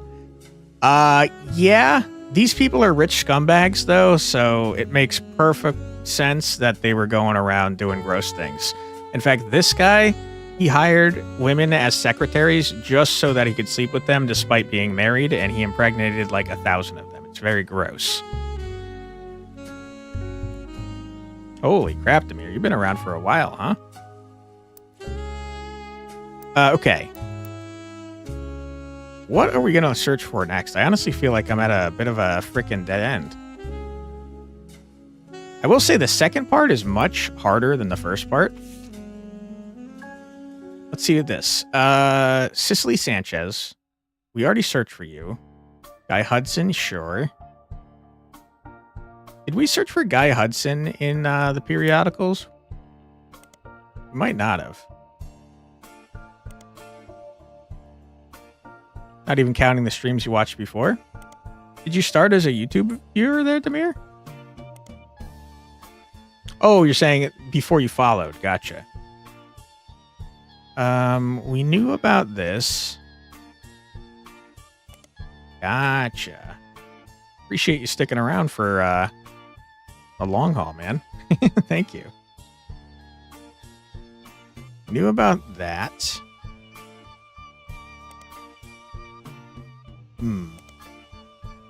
This hasn't been updated.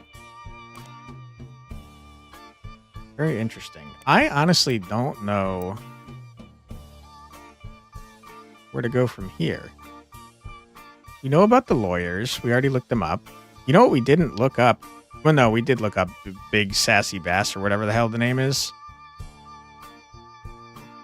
I don't know what it's trying to tell me in that one. Reminders. Roottreee Candy Company, we already looked them up. I guess we could just look up Butler County, Pennsylvania. I don't think we've ever done that. Nothing. Fair enough. Raina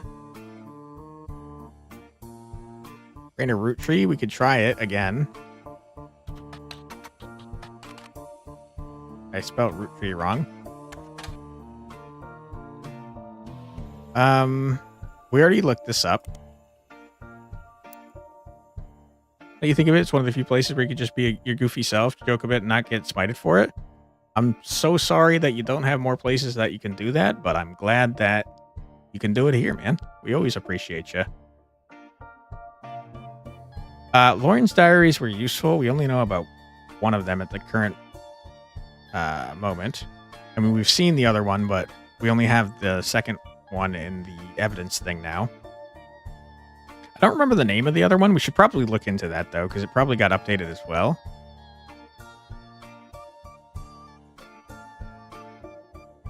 I mean, we could see what Stephanie Jones is up to.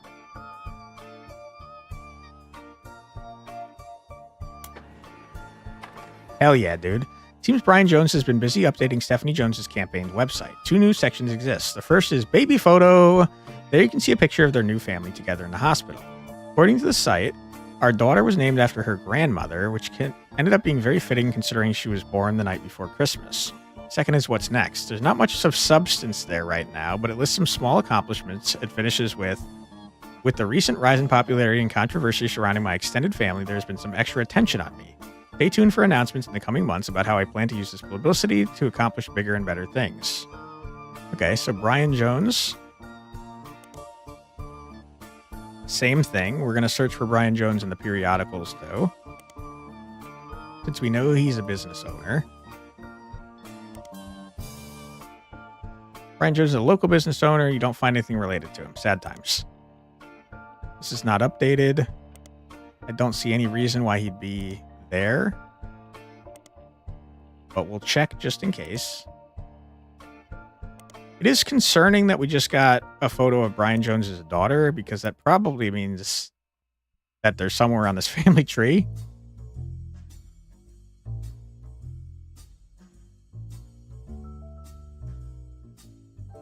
On the new section.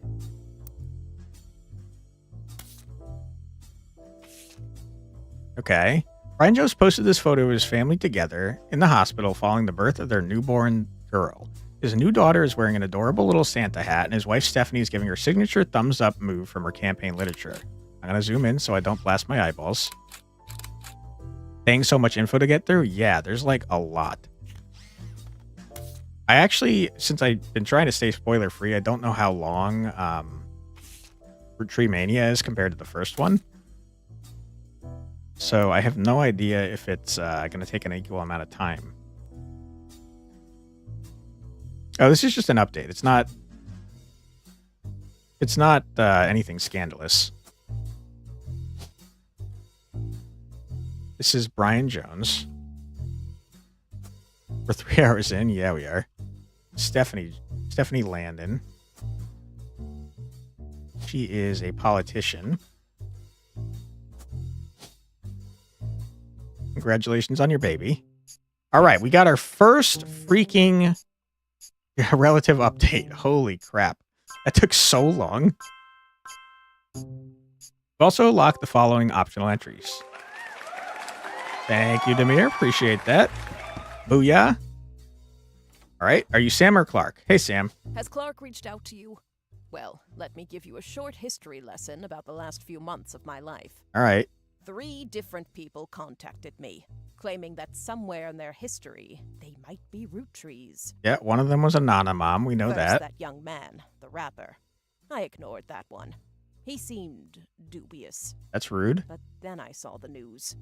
I felt terrible. So I began helping the others. Sure. Because my doubts with Felix were so misfounded, I ended up putting too much faith in the second person that approached me. Okay, his name is David, but okay. I went to the media prematurely. I admit my mistake there. I don't think you were wrong. I think you were onto something with that one. The third person who contacted me also had a credible case. Before I could help, the company got to them somehow. Mm-hmm. The fact that the family silenced them doesn't seem to fill me with hope when it comes to Clark's intentions. Yep, I was thinking the same thing. But you're making progress based on the leads he gave you. It's really hard for me to get a read on him. I'll let you handle it. Thanks, that's I've not sent you useful. the case I've been working on, and some company records I managed to track down. Okay. The records are quite dense, but Oh, hopefully no. they're useful. Good luck. Thanks, Sam. Oh my god, we just got a buttload of evidence. Okay, let's not start with the dense records. Let's go with this. The photo was given to you by Sam Madsen. A woman named Regina Clementine came to her and claimed that her husband has confessed he thinks he's a Roottree. Details of this case can be found in your evidence. Stuart is the older boy wearing a vest. The woman in the photo is Mary Beth Clementine, a singer who may have had an affair with Miracle Roottree. Knew it. Called it. Oh my goodness. We're going to zoom in so we don't flashbang ourselves. Wonderful. Miracle. I knew it. You frickin' jerk. You split up. Really?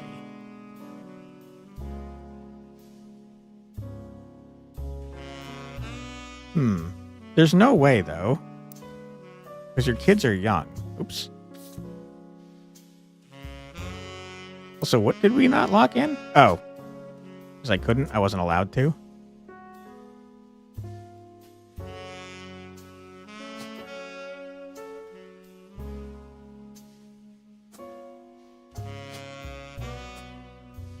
Okay.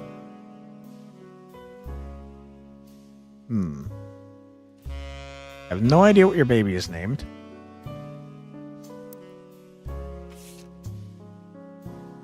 Regina Clementine. Confessed that her husband is a Roottree. You're not divorced, then. The baby is probably a baby? That's a good point. That's a good point. The baby's occupation is probably baby. Stuart is the older boy wearing a vest. Woman is Mary Beth Clementine. Had an affair with Miracle Roottree. Regina Clementine. Her husband confessed he thinks he's a Roottree.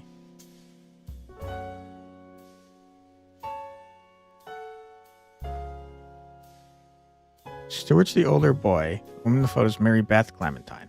So, okay. I'm understanding. This is the mom.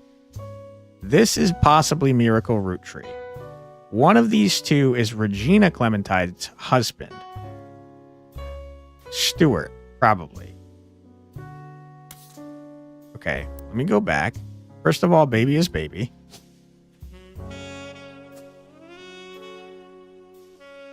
This is... what's her face? Whose name I've already forgotten. Sorry about that, lady.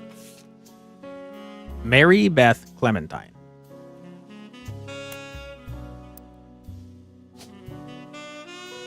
Oh my goodness.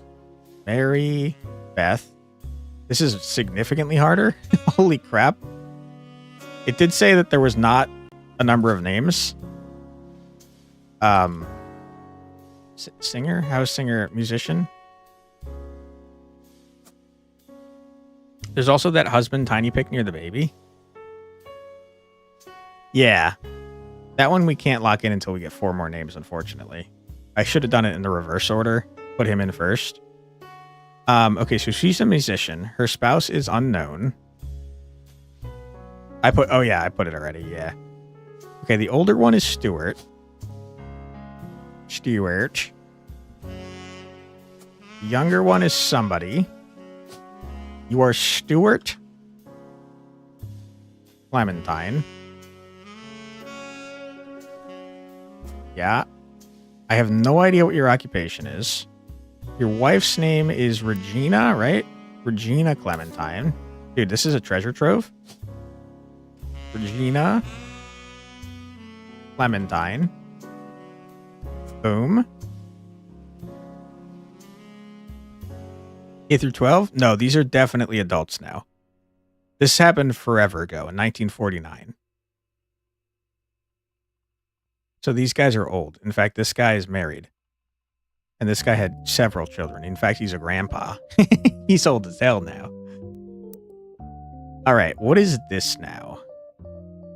Hold on.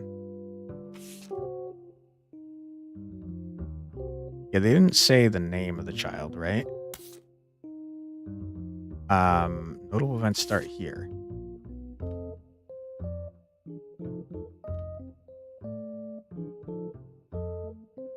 Not sure what you want me to be searching in here, but that's fine. It's probably 5 Ps.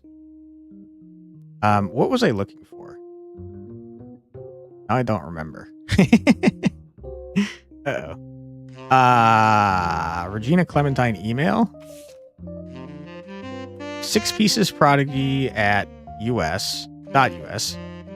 Genealogy genie prodigy.us. This is all the information I have about Regina Clementine, née Salazar.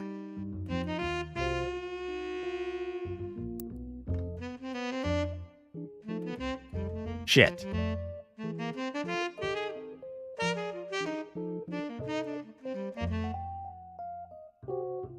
Wait. Your last name is Clementine. I have no idea who your first name is. Your last name is not Clementine because it's going by... Wait, does it go by? Yeah, it goes by your maiden name, which is Salazar. Oops. Salazar. Gotcha. I'm on to you, lady. What am I doing? Where am I going? Okay.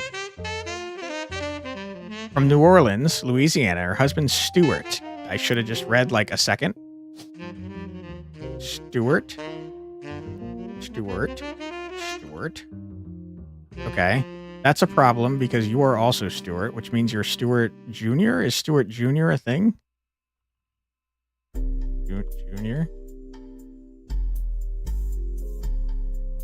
Hold on. Ah, shit. I fucked it up. You're not Stuart. The husband is Stuart. I'm getting confused. I don't know who you are. We do know that your last name is I'm losing it. I have no idea who you are. Technically, you're married to Clementine. I don't know your maiden name. Your maiden name is Salazar. Okay. She wrote to me about a month ago. Apparently, the Roottree lawyers went after her since then. The time I received her letter and called her, she told me she couldn't cooperate anymore. Her husband, who was a police officer,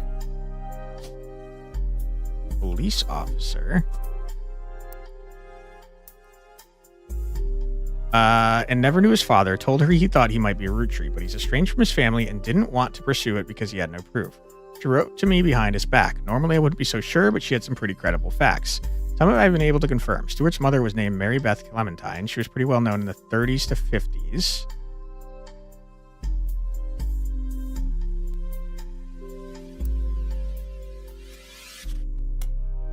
I didn't mean to do that. I wanted to highlight you. Damn it. Damn it. So she's in Starlet magazine, probably. Singer who went on tour to a lot of churches. You can look her up online. She's a pretty big proponent of adoption. I know for a fact that she came to Butler County a few times. I remember from when I was younger. And Regina said that Stuart told her that they always seem to spend a lot of time at the Miracle Church. I made a photo to prove that she's who she says she is. I've attached it to this email. Please consider saving a tree and not printing this. Okay, well, you printed the email. Mary Beth Clementine was a singer most popular in the years between 1942 and 1959.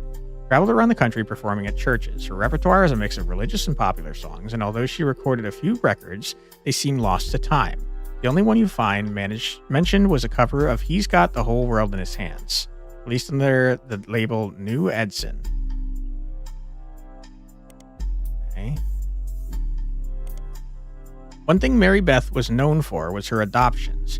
She's listed on many sites that mention adoption and the history of adoption. She adopted 2 children in the late 1940s, Stuart and Mark. Adoption, my ass. You are a liar. Mark. Clementine. Okay. And she also spoke as an advocate for the benefits of adoption in front of the United States Congress in 1949, who were convening to debate and discuss the then recent first adoption of an African-American child to a white family in the United States. She's specifically there to detail her experience going through a system to adopt Stuart. Her other son was adopted later, and according to a single line on one adoption site, under unusual circumstances. She's a singer? Yeah. I don't think singer was an option, though, so I put musician. Good call, though. She's definitely a singer. In 1959, it surfaced that Mary Beth had been twice divorced, both times to her manager, Sterling. This ended her career with the religious audience she had been catering to. While she performed occasionally since then, she mostly faded into obscurity. She passed away in 1994 at the age of 76 of a stroke. Yikes. Her name is Sterling. Okay. Good. We're learning. There's apparently a photo of Sterling.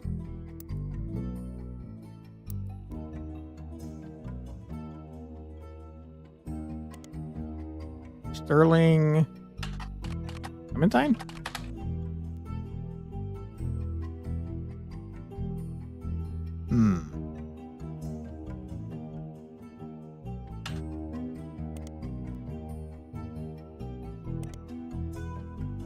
All right, Sterling, I'm on to you. I'm gonna find you, bud.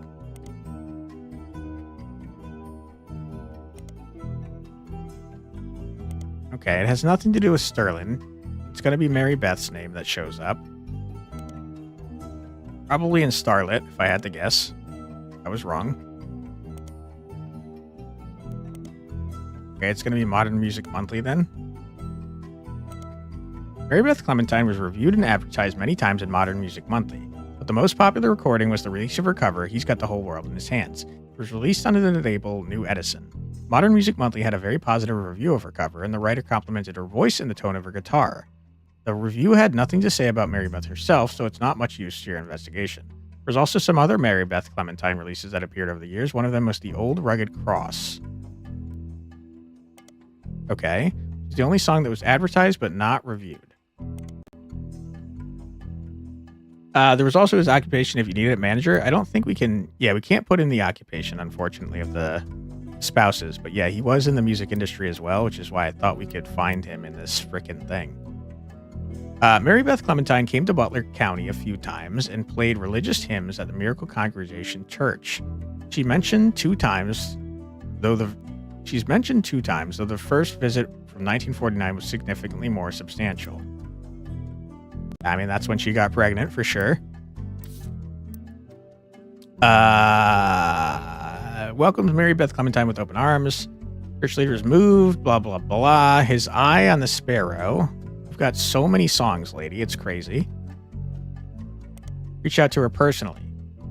His Eye on the Sparrow holds a very special meaning to me. As you know, I've had a very difficult upbringing. It's no secret that my own eyes have always been a source of struggle. The song is about overcoming sadness and hardship through Jesus. If God can find a way to watch over every sparrow, he can certainly watch over those made in his image. My family's fortune does me no good as a man of the Lord. It's much better spent spreading his word, and I felt a kinship with Mary Beth ever since I heard her voice. When I learned her personal story, I knew I had to help her in whatever way I could by, making her cheat on her husband. The Bible is full of adoptions from Moses to Esther. Spending your life taking care of those helpless to help themselves is incredibly noble. She and her son are welcome to stay in our guest home.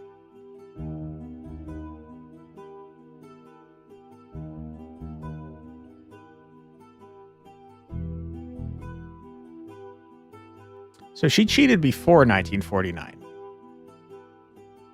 If she already had her son. The second visit was a few years later in 1953. This is when the second brother came about. The article mentions that her first visit was a massive success, and at the insistence of Miracle's congregation, she's returned for an encore performance. It also mentions that the unusual circumstances of her second son's adoption have prevented her from touring recently, but doesn't clarify. That's because she was pregnant. Okay, we did that one already. That's the same one again. Okay.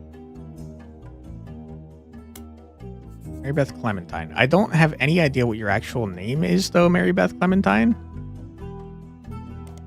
Your maiden name, that is. It's probably going to be in here somewhere.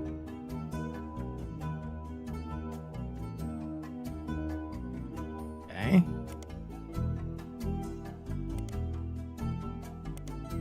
I can't believe it's not in there. That's crazy. You're just throwing random songs at me for no reason. Seems like maybe that's the case.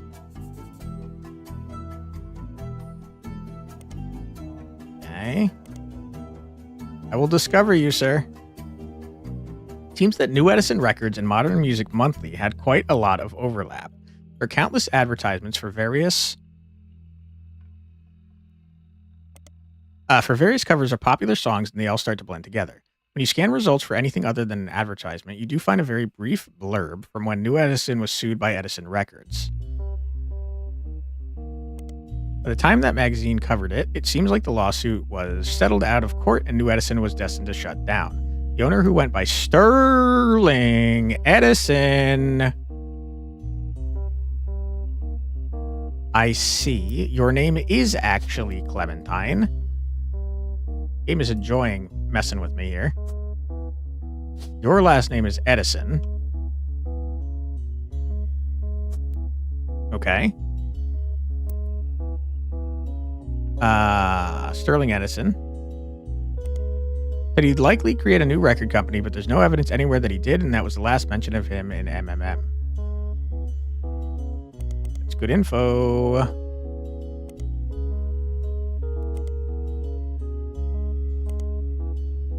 Blast. Now imagine if you had to do a CAPTCHA to prove you're not a robot because you're searching the same thing over and over again. That would be rough. That would be rough. Fortunately, there was not CAPTCHAs back then. New Edison was a small record label based in Los Angeles that existed for a few years in the 40s. It raced to release covered records of songs that were gaining in popularity. According to a website about the history of recorded sound, it was named after its founder, Sterling Edison. His claim to fame is being sued by the estate of Thomas Edison in Edison Records versus Edsel. You also find a few references to New Edison and Mary Beth Clementine in sites about old records. One collector says that the Holy Grail is the re-release of The Old Rugged Cross, and says that the first edition was originally published before she legally changed her name. God damn it. What is your name, lady?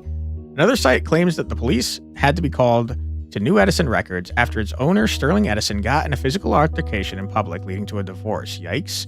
There are no cited source or evidence, and the site's content seems user-submitted. There's an email address at the bottom and a phrase, send me your stories about old Hollywood, and add them to the page. Okay. We already looked at New Edison in periodicals, right? I don't have to do this again? Yeah, I'm pretty sure. Okay, let's look up New Edison Records. That's the same. Let's look it up in the periodicals.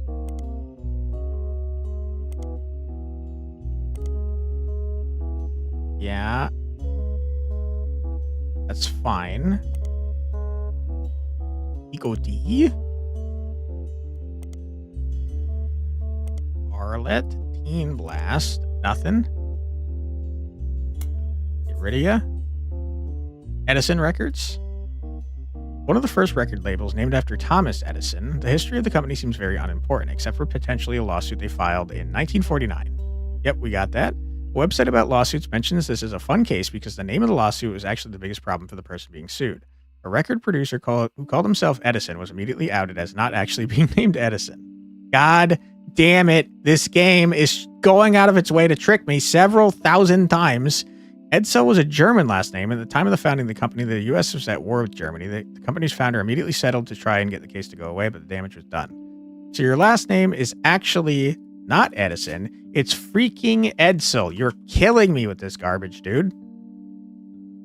Oh my god. The game is intentionally being obtuse. Okay. Periodicals. Nothing. You're not searching for what I want you to search for.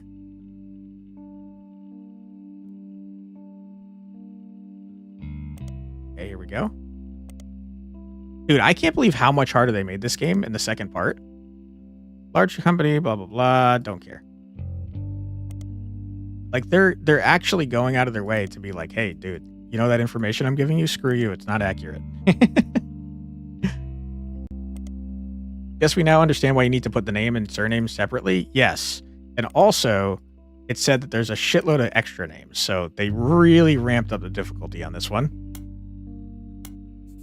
All right, Sterling Edison, whose name is actually not Sterling Edison. It's frickin' Sterling Edsel, who I should probably look up now. Okay. We're going with Sterling Edsel quick before we go in with Sterling Edison. Dude, yeah, okay, no longer seem newsworthy. Fair enough.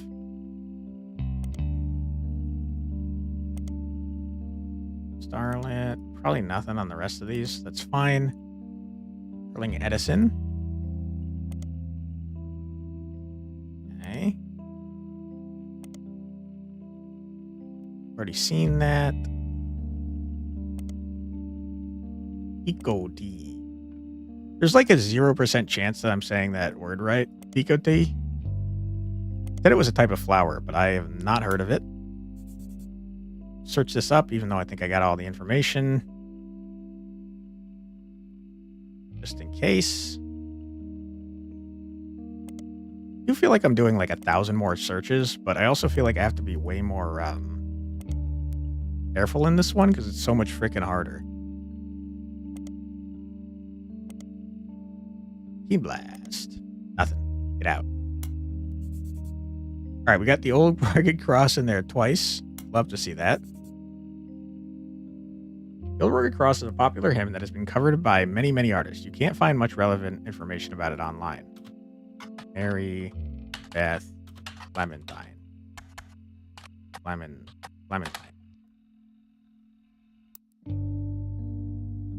Yeah, I spelled it right. All right, fine. Screw you then, Mary Beth.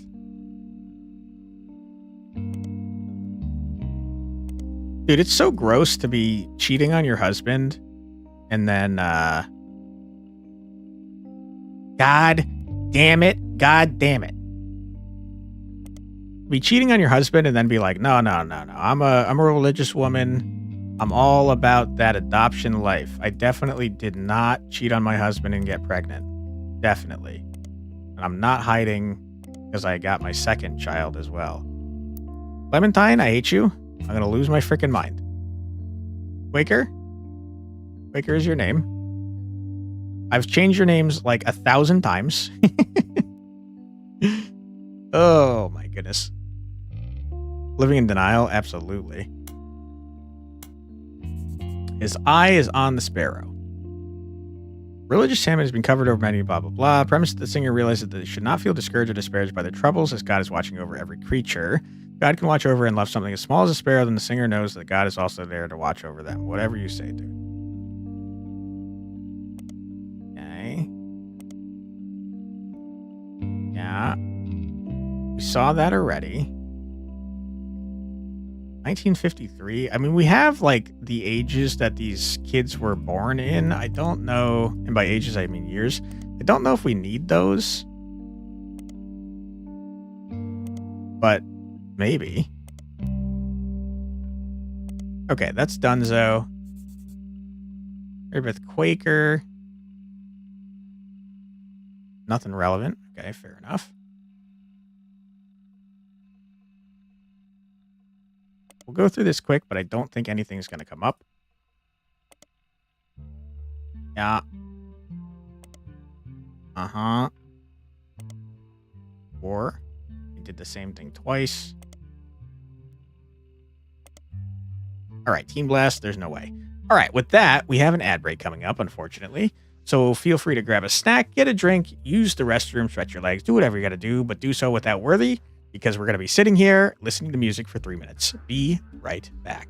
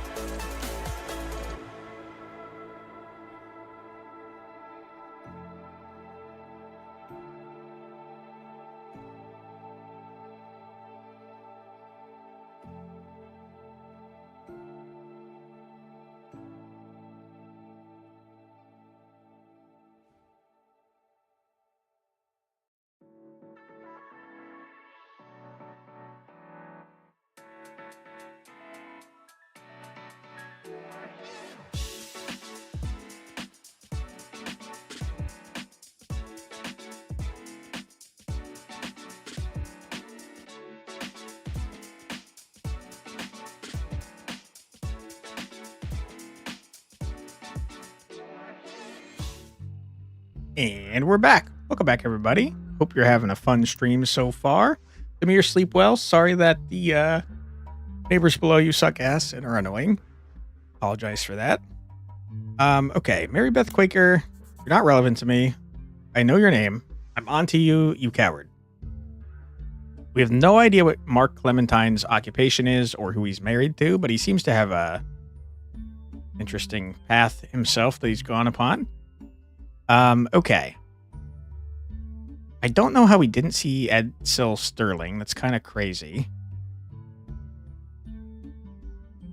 Honestly, a little surprised about that, but I don't know what to do about it, so we're going to move on. We were given some partial staff records to cross-reference by Sam Madsen. These records are based on old tax mailing information and only detail the employees that work directly for Roottree or in their corporate office. The many laborers on their farms and in the factories are not listed.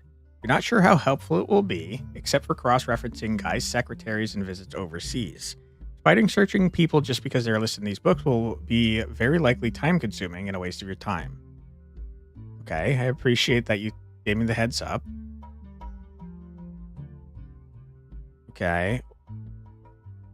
Carl Monroe, Elizabeth Ravensworth. We know that there was two Elizabeths.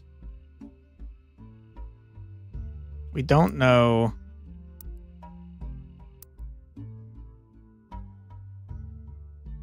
No, if there's no way it's this one. It's got to be one of the Elizabeths from here.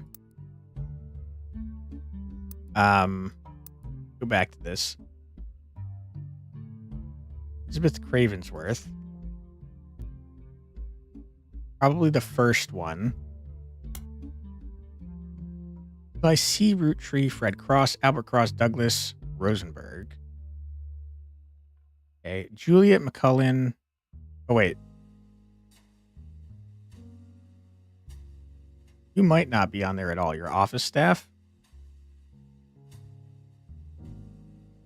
No, there was definitely Elizabeth. There's a secretary specifically, though. Samantha Madsen, John Miller, Elizabeth Farrow. Toss you in just in case. Thomas Green, Fred Gleason, Stuart Todd, Sam Harmon, Robert Logan, Michael Crane, and Jack Keatings. Okay. Potentially helpful. It said that it would be useful or useless to search for these people. It's also saying there's only one thing in here that's helpful, which I don't believe. 1977, it was announced that Zach would be retiring and Guy would be taking over at the start of 1978. They held a retirement party in November before spending the final month working on the transition. During 1976 and 1977, the following changes took place. Okay. Christine Farrow was hired. Joanna Robertson. Joanna Fellows. Joanna Fellows is absolutely 5 Pieces' mom, which we knew. So that probably means that you're number 2. Joanna Fellows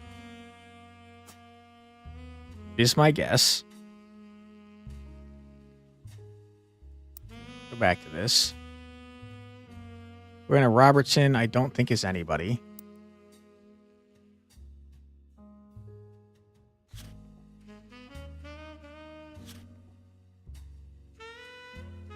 Okay. Christine Farrow. I mean, we'll just... Oops. Didn't mean to do that. We'll add this. Tina Garland was 1978, so it's probably on the next page. 1977, these two leave. Christina Farrow. There's a Christine Garland. I said 1978-ish is when she was there. And Miller, no more employed. Gwyneth Madsen was hired. Beth Knox, anniversary bonus 50K. That's Frickin' suspicious.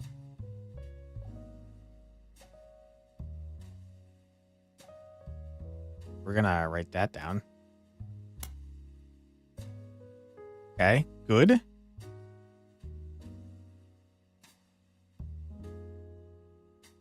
You son of a ding-dong. I know who you are, Elizabeth Knox. You freaking coward. Elizabeth Knox, baby. You were a secretary. Right?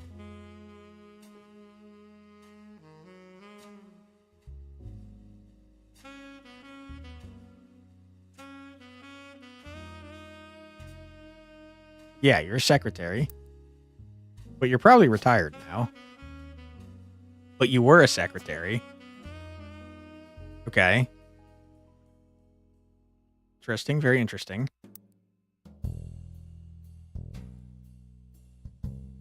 $50K, huh?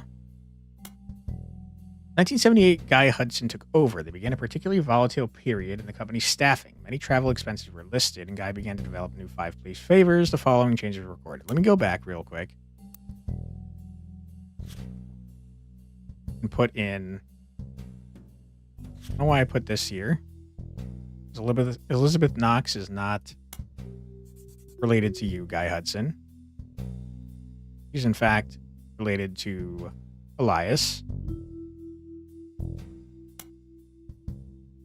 God damn it. Put it back in Guy Hudson.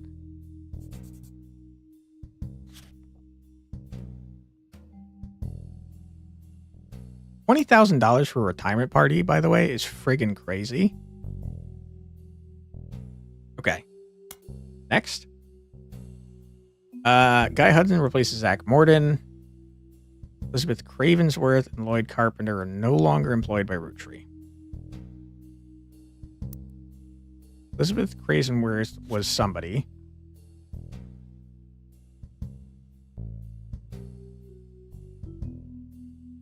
Yeah, right there. Okay. Raffer Tunes is now listed as office staff. Weird. Care about that. Dina Garland, no. Got new people. Okay. Sam Cottrell was in the family. We know her. Special category that only existed for a year. That's pretty freaking suspicious. $52,000 is definitely a payout to one of the women.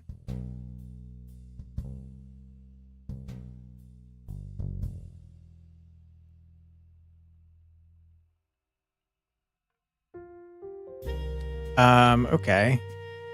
I'm gonna add this. Maybe. It'll let me.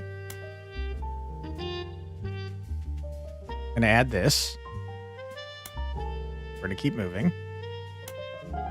Volatility continued. Many new employees didn't tend to stick around very long. The following changes were recorded.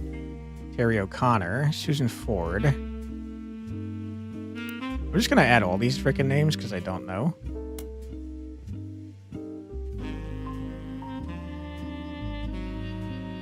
Swartz and Beatrice Watts are no longer employed. Linda Lewis and Angela Ingram were hired. Catherine Garrett. Okay. Emily Barnes, I don't know if you're related.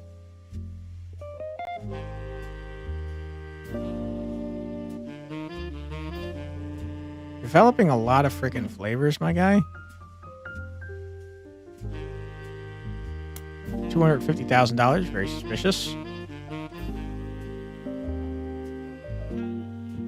Okay, and then the final.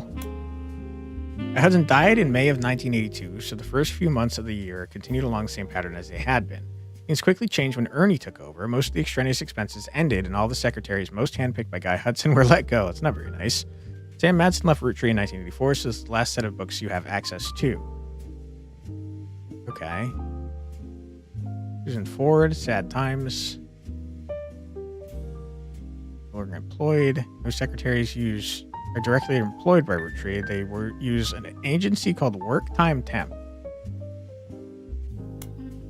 Work Time Temp is a company with many offices all over the United States. The Roottrie Candy Company is listed on their site as one of the many companies they do business with, though it's far from the only one you recognize. So no connection. I don't believe you. Do not believe it. I'm going to double check.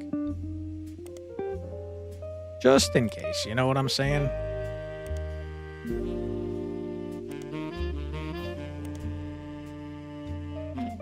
Okay. I might have, believed you. Tim Madsen leaves. Holy crap, dude.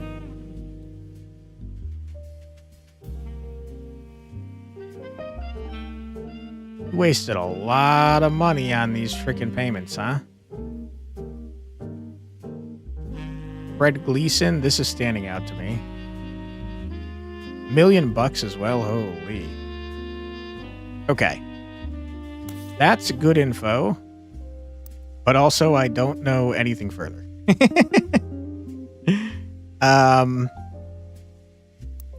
We have like 1,000 names to search for, but it very clearly told me not to bother. But I don't think I'm going to listen.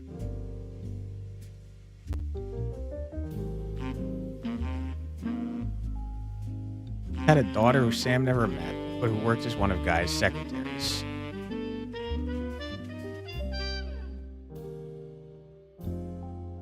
Christine Garland. We know Christine Garland. We've looked you up. Rochelle Zimmer.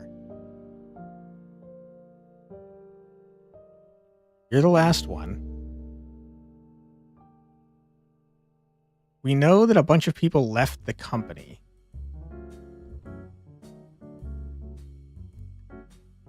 I probably should have kept better track of when people were leaving. One sec. 1982. This was around 1982. Where's the evidence? He took over in 84? No, he died in 1982. So it happened. It happened in the first 5 months.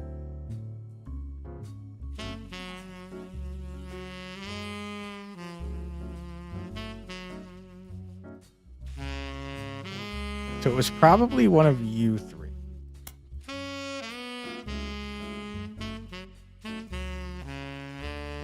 Catherine Garrett.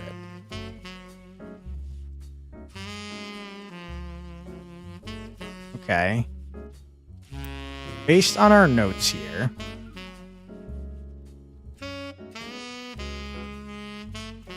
Christine Garland.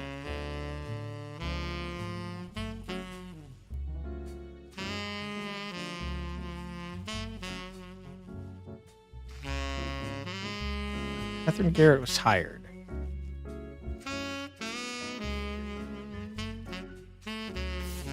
Okay.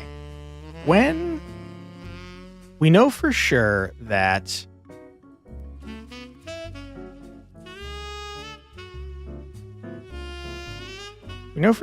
Joanna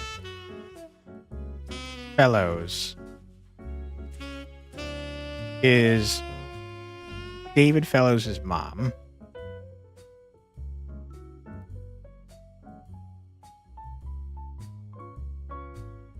She was hired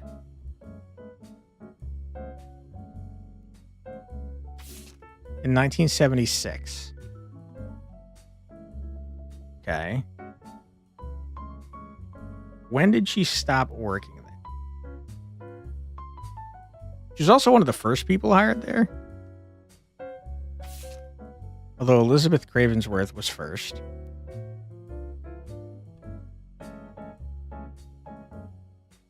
But Elizabeth was the name of the person who had a daughter, so it's probably not Elizabeth Cravensworth.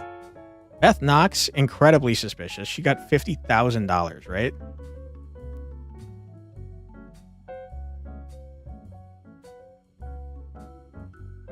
Am I wrong? My notes are terrible.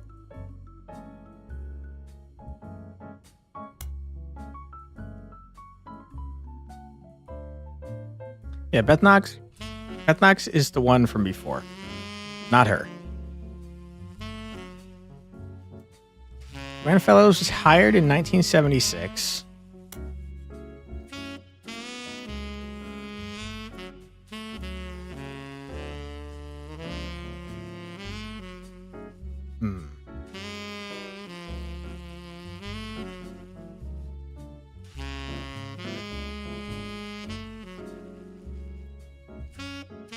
He's still working there.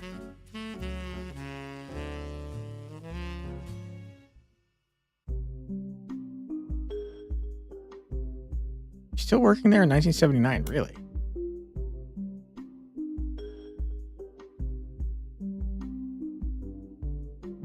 Did she leave in the same years that she was hired? What's happening here?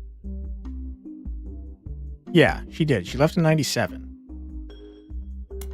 So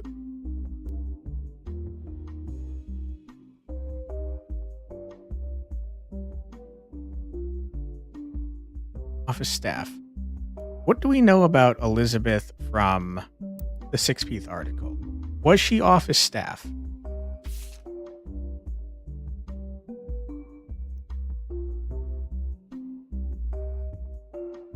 One of Sam's farm supervisors was named Elizabeth. Farm supervisors had a daughter. Farm supervisors. Farm supervisors. Elizabeth, a farm supervisor. A farm supervisor. Elizabeth Farrow is the farm supervisor. She has a daughter. Is there a daughter named Farrow? A woman that's a secretary named Farrow. Christine Farrow was hired. Boom. I'm on to you, lady. Christine Farrow was the first. Okay. Your first affair was Christine Farrow. Good.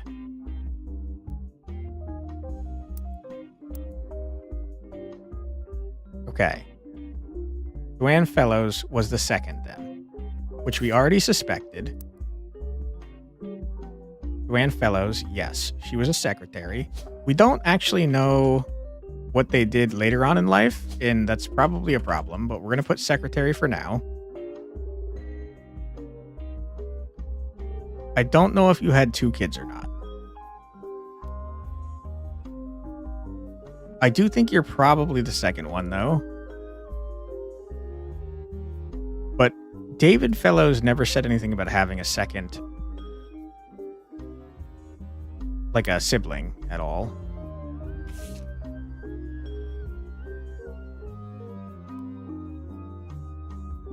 Christine Garland. Christine Garland is absolutely someone. Christine Garland left when?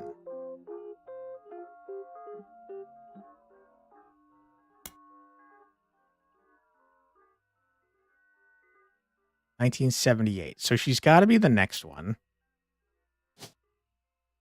Christine Garland.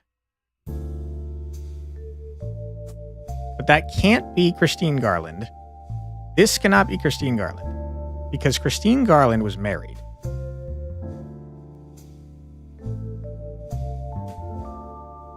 Right? She was married to somebody. You sure? I'm pretty sure. Also, hey, Tentacracken, how you doing?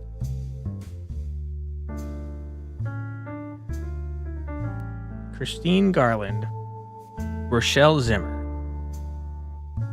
They were in the business section. Christine Garland was married to someone. Why do I not know Christine Garland's name? Garland.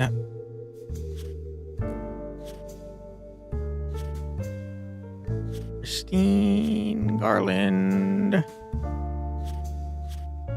Where are you, Christine?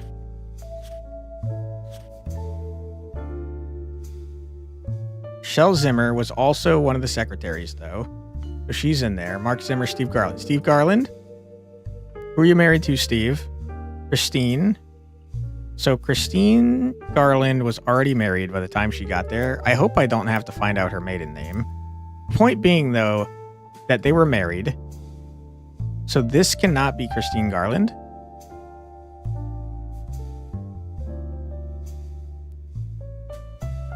Which is crazy. I don't remember if David Fellows has... I have a feeling this is David Fellows. I don't know if his mom was married, though. I don't remember. Christine Garland, though, is you. Your husband is... You were a secretary. Don't know what you are anymore. Your husband is someone whose name I've already forgotten. Steve Garland. Steve Garland.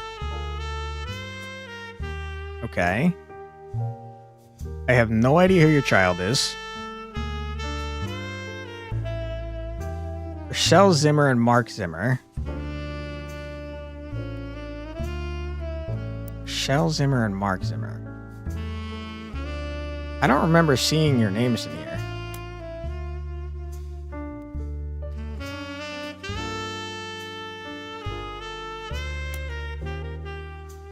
Rochelle Zimmer and Mark Zimmer.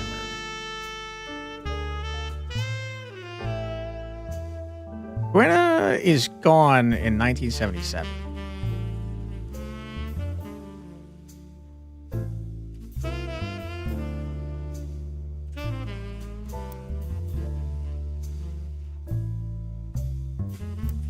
It's gotta be Rochelle Zimmer, man, but I don't see her in here.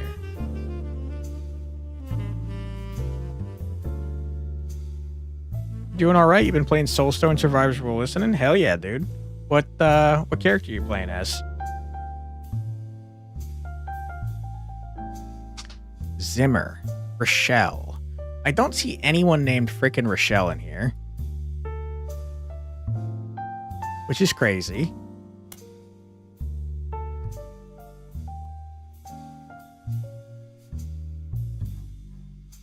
Rochelle Zimmer.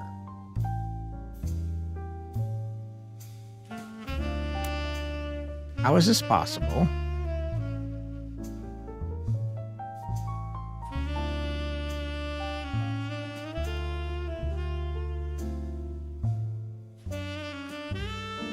Was I wrong about Rochelle? Maybe. I don't think freaking this is Joanna Fellows. I think this is wrong. I think this is... Hold on.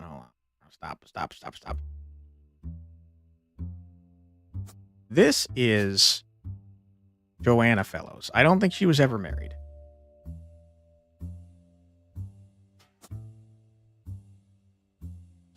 This is David Fellows.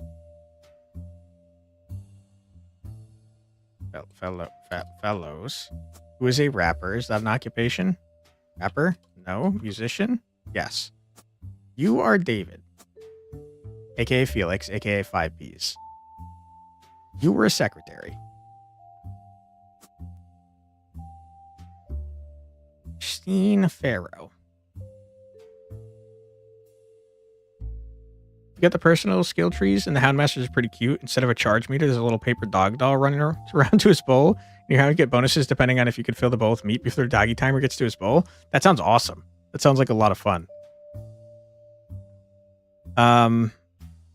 Dude, I don't have any idea who these people are. Roottreemania is like 1,000 times harder. It's kind of wild how hard it is.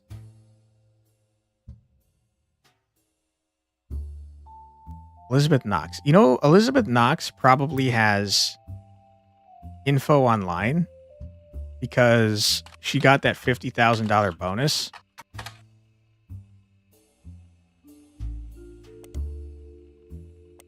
Although she went by Beth Knox. Don't know if that matters or not. Try Elizabeth first. Okay. Oh, my God, Beth Knox. Beth, I know you're in here somewhere. I'm on to you. You cannot hide, you coward.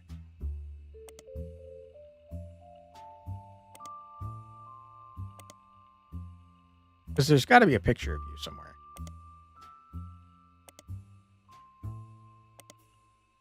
I can't believe this.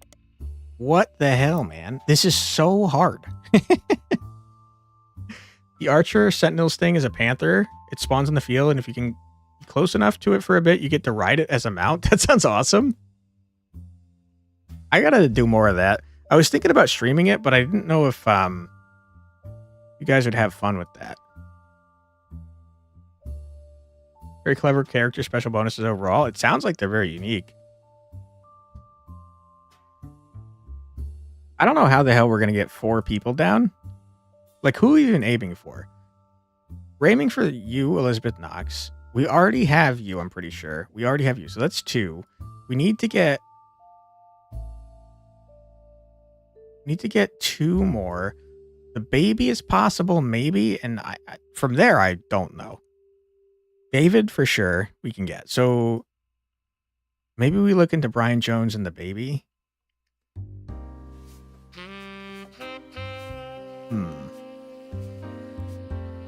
It very specifically told me not to search for these names, but maybe it was lying, you know?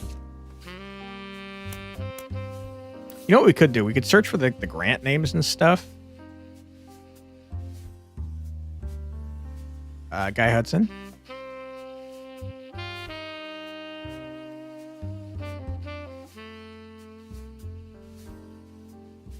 This is where he bribed someone from Brazil.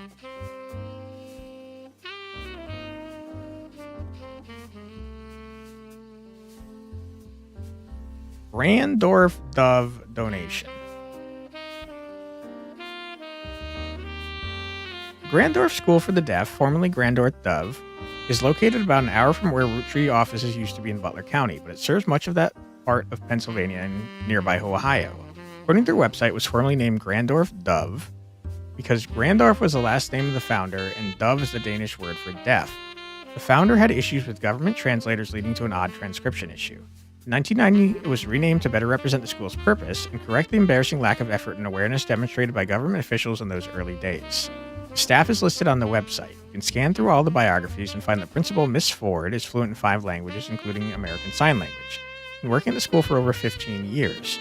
Miss Ford's bio also mentions she's not deaf herself, but rather learned sign language to communicate with the deaf. Mentioned that she was responsible for securing funding for the Hudson Wing. Okay.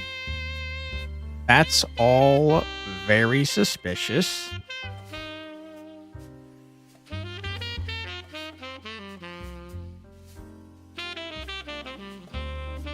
Miss Ford. Susan Ford.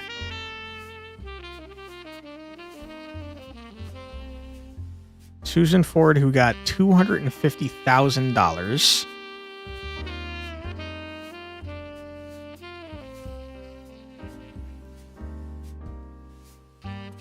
Okay.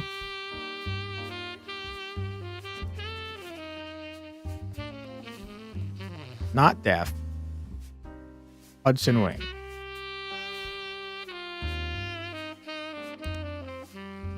Hudson Wing was an expansion to Grandorf Dove, now Grandorf School for the Deaf. This is definitely going to come up.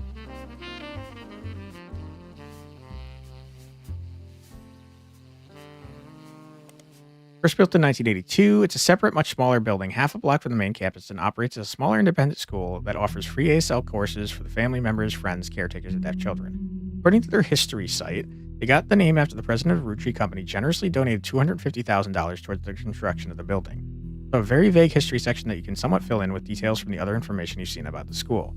Mentions that the donation came at the insistence of an employee of Roottree at the time, Susan Ford. Mentions that she learned ASL from the main school before the Hudson Wing even existed to advise her future husband, who was deaf. But realizing how useful a service like this could be to non-deaf people that wish to better serve those with hearing issues, she convinced Roottrees management to invest in the school. The Hudson Wing opened and she became the first teacher at the new campus. At first it only operated on weekends, but since then it has added afternoon classes on some weekdays. Susan Ford. Oh my God, stop. Susan Ford.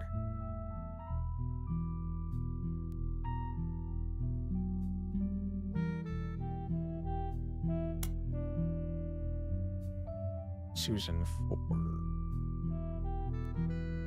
Susan. Susan Ford, where are you?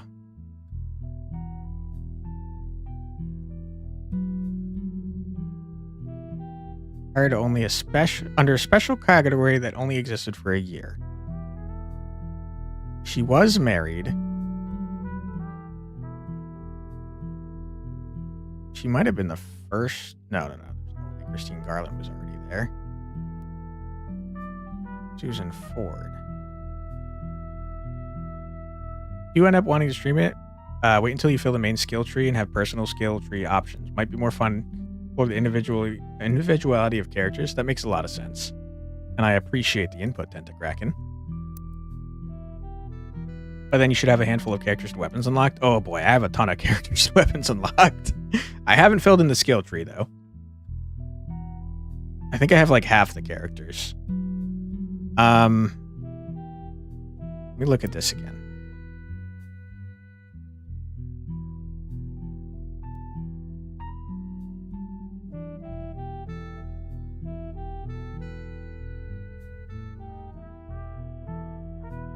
This is probably Susan Ford.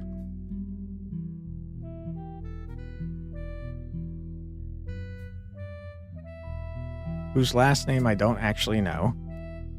Hopefully it gives me a frickin' break and I don't need all of their maiden names.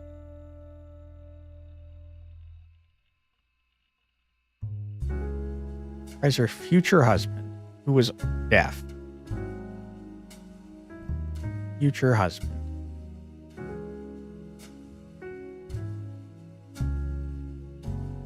If not, then you're in Discord to talk about it whenever. Who's been your favorite character?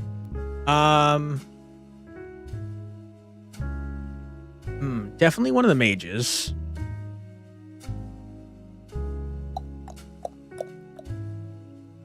I think maybe the Pyromancer, maybe the Arcane Weaver, maybe the Elementalist. I'm not sure. I like the magic classes though. You locked in on wanting the Hound abilities, so you focused on getting the main tree filled? Gotcha. Gotcha. Okay, so we know that Susan Ford. I'm running out of pages. Definitely blackmailed Guy Hudson. Had a deaf husband who she married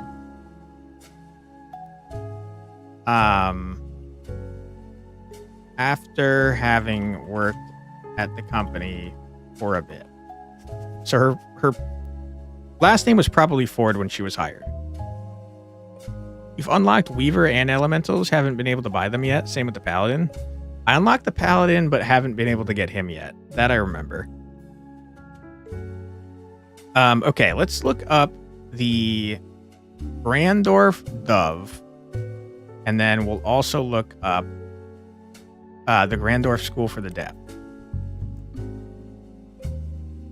Okay, we already saw that.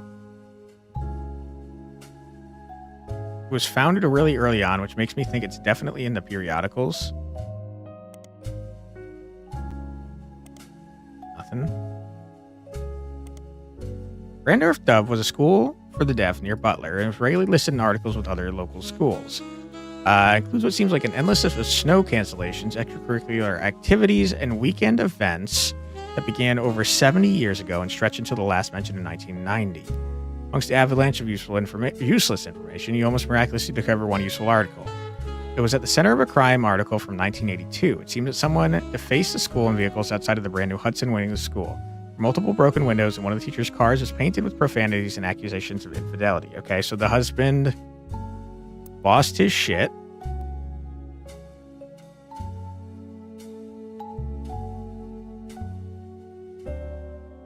Which makes me think that they probably got divorced. So we might have the wrong order here.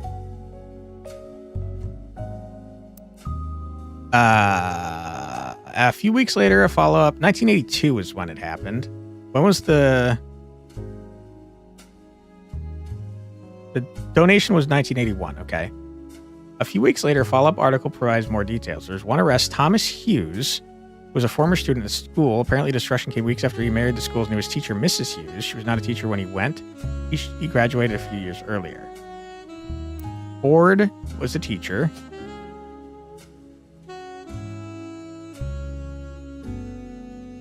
How is teacher not an option here?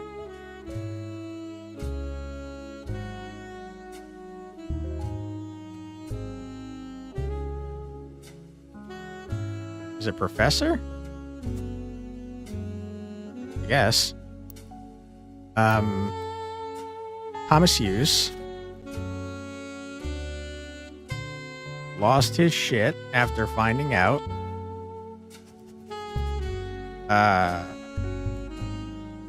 Susan was a teacher.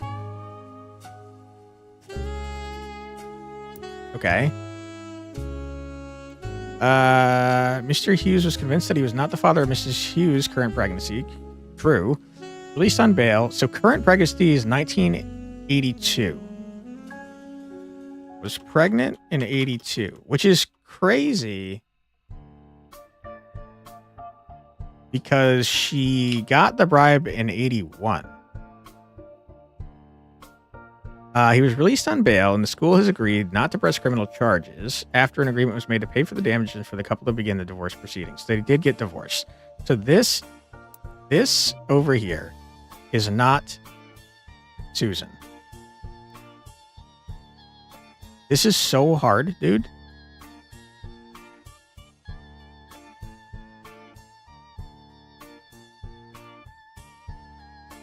When did Susan Ford leave the company?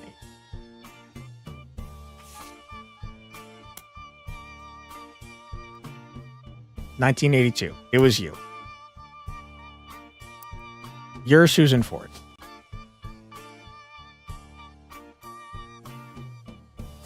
Your husband, Thomas Hughes. Okay. You are a teacher. Whatever. Professor. Whatever. Okay. Very confident about that one, kinda.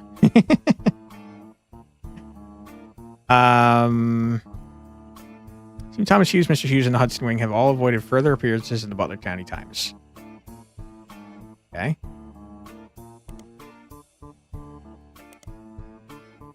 Doesn't mean there's not more. Probably means there's not more.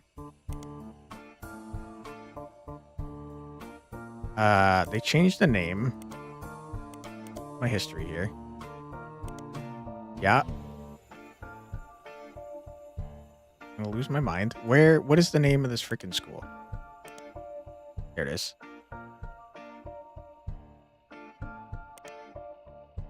Okay.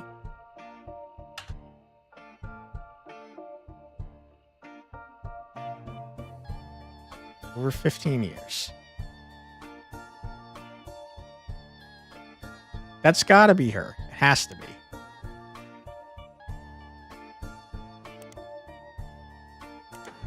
I knew it. I knew it. I knew it. I damn knew it. Randorf School for the Deaf has made a few odd appearances here and there in Butler County Times since 1990. It's not too many that you can't look at all of them, and so after scrolling through a few pages, you managed to find something incredibly useful in an article that isn't even focused on the school itself. Local students provide key evidence in scientific study. Okay. The article from March of this year mentioned that Ford sisters who attend public school in Butler County are one of only a handful of identical twins in the world who suffer from two different genetic issues. One of them has asthma, and the other has a deadly allergy to peanuts. Their mother, Miss Susan Ford, who was principal at the nearby Grandorf School for the Deaf, was originally contacted by researchers looking to identify if there are sets of twins where one was born deaf and the other was not. Well, she didn't have any twins attending her school. She asked if her daughters, Melissa and Heather, oh my goodness, treasure trove. Melissa and Heather, 2 twin daughters. Could be useful, and turns out they were. She says they couldn't be more different. My youngest, we all call her that, even though she's only about 15 minutes, is shy, but essentially hasn't stopped running from the moment she learned to scamper. Asthma has kept her sister off the soccer field, but she's the definition of extrovert and is even performing in a local production Is There Life After High School later this year. Okay. The article includes a picture of the girls added to your evidence. That's so good. I don't remember who it said was younger. Probably just go back.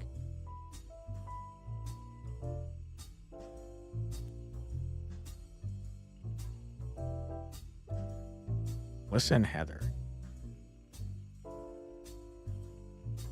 Presumably Heather is younger, but we don't know for sure.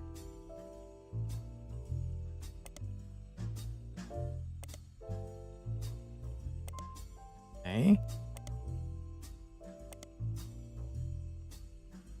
Boom. Okay, that's fine. Let's go back to here. Melissa Ford. Heather Ford. They're both kids in school. Okay. Good. Although they're older now because she's doing a play in high school. Why is this in black and white? This photo accompanied an article about scientific study in Butler County Times. The Ford twins were used as part of a nationwide study of how allergies and other diseases affect twins differently. The twin on the left is holding an inhaler. One on the right is holding an EpiPen. Okay, the one... Go back to this.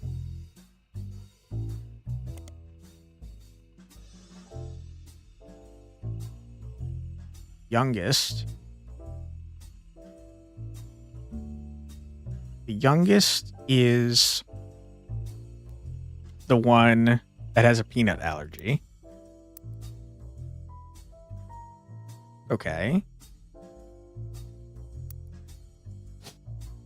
You. Okay, good. How we haven't locked in 4 people is beyond me. There's no freaking way. I see 3 right here. I mean, 4 right here. That's crazy.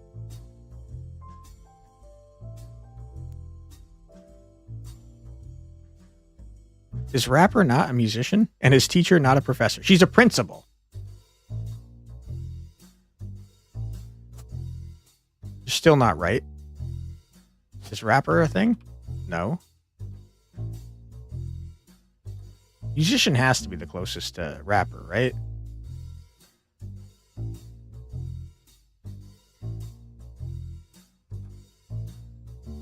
Media mogul?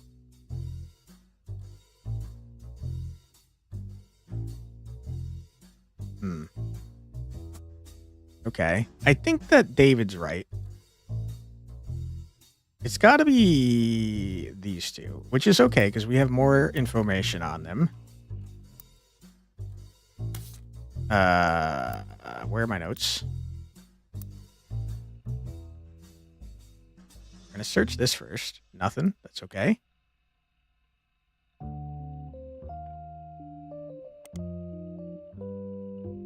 Much on your butt with screen time. You're going to walk these dogs. Good luck with the mysteries. You're sure it'll be missed when you get back.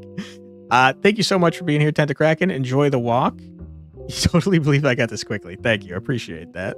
Enjoy the walk and have fun with your dogs. Is this... Are we missing like a science article? Periodical that I don't have access to? Because crazy if true. I can't believe that came up with nothing. There's no way. Is There Life After High School is a musical. It's quite obscure, only appearing on Broadway for 70 performances after a preview period. Nowadays, it's mostly performed by smaller theater troupes, including high school drama clubs. Couldn't tell by now, a game designer by the name of Jeremy Johnson was in musical theater for all 4 years of high school. All right, Jeremy, I know you're the dev. I'm going to search for you real quick.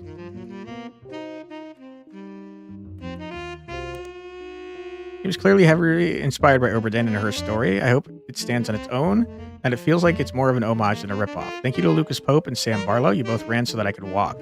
Also inspired by my participation in the world's greatest trivia contest on 90 FM in Stevens Point, Wisconsin. Thanks to everyone who organizes that competition year after year. Shout out to Portesi Frozen Pizza, which I've never tried but have heard so much about. Lastly, it's inspired by a core memory I have of browsing Beanie Babies / Mortal Kombat fan sites somewhere around 1995 on my local library's dial-up connection. Thanks to the patient librarians in Bethel, Connecticut, who took the time to explain the internet and helped change my entire life. If you're seeing this message, please come to the game's Discord and simply type "I found the thing" in all capital letters. Discord can be found in the game's channel menu. That's awesome. I love that. There's one song from it that has somewhat surpassed the popularity for the rest of the musical called "The Kid Inside." If you'd like to listen to it, I recommend Barry Manilow's version. If you heard the song before, it's likely that cover. The entire musical deals entirely with the traumas and nostalgia that society collectively shares about their formative years, which feels appropriately thematic for this game. It really does. I've always thought of it as somewhat ironic that they have high school theater clubs perform it, though. Anyway, the key word in the Butler County Times article was local.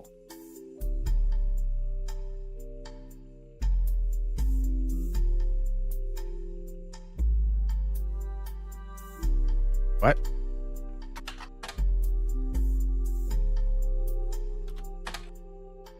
Okay, I'm too stupid for this.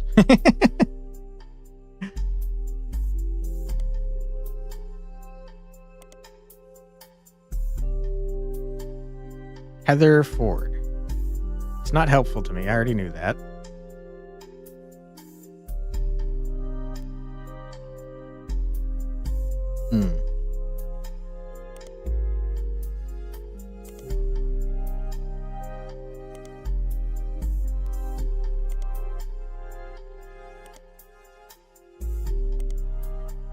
Okay, well, I'm going to brute force it a little bit because I'm like very confident about these two.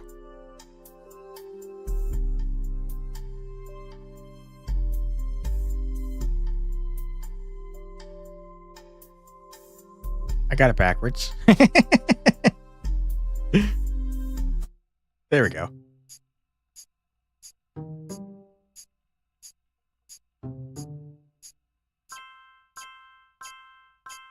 What the hell? David Fellows wasn't one of them?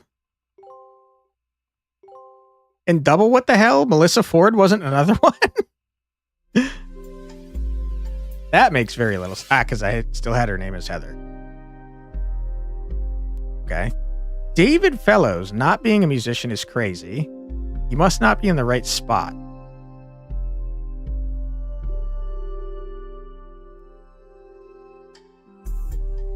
It's very interesting. I'm confident that you're right.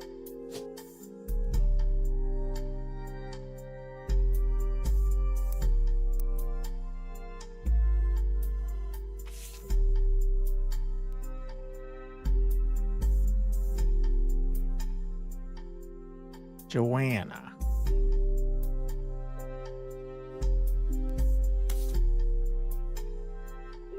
Joanna Fellows.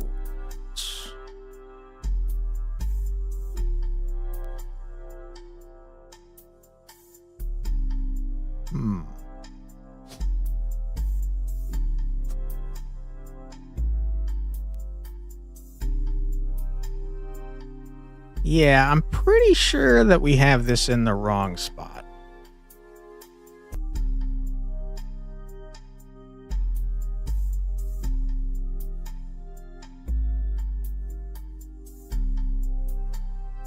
But David Fellows has Joanna Fellows' last name. So she probably wasn't married, right? So how do we have this in the wrong spot? She died when she was working retail, though. I remember that vaguely.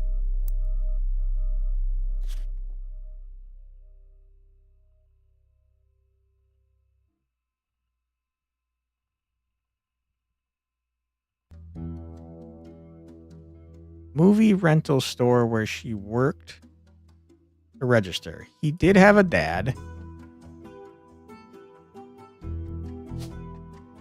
Movie rental. It's probably retail, right? Never mind, it's cashier.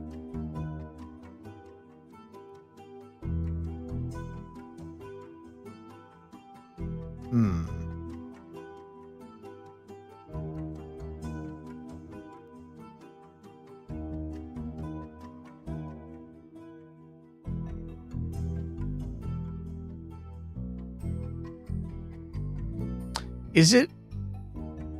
The dad's not in the picture, so they must have split up, right? He knew his dad's name, though.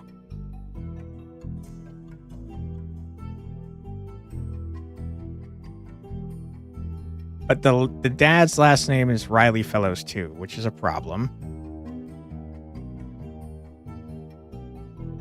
So she was married already when she was hired. Is that what I'm being led to believe here?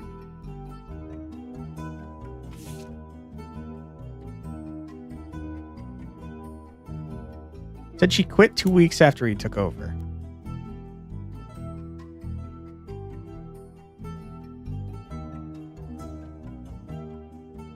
Took over at the start of 1978. So Joanna Fellows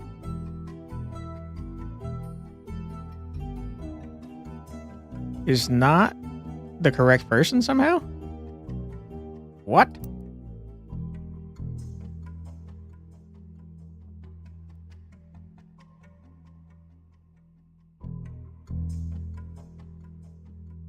Retired in 1977. So no, that is correct. She was only there for 2 weeks. So it is Joanna Fellows. So her first name or her last name was Robertson. Joanna Robertson. She was married. She was married in 1976.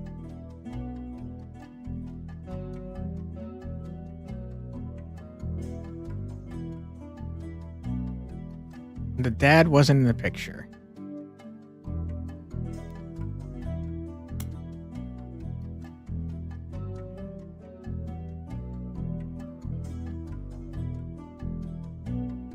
Elizabeth Farrow had to have been first, though. Had to have. There's no freaking way. But no, Elizabeth Farrow was the name of the mom of what's-her-face Farrow, Christine Farrow. But she was hired in 1976. But so was Joanna Robertson. Joanna Robertson was around first. She was then married. She quit 2 weeks after Guy took over. So it's possible that she was first. So I tell you what, we're switching it all around. This is Christine Farrow. This is Joanna Robertson. This is Riley Fellows. Riley Fellows. You were a cashier before you died. Okay. That's you. This is David. You are probably a musician because you're a rapper. David Fellows. Okay.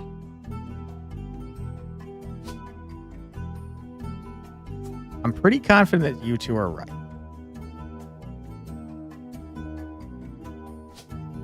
Remove this garbage.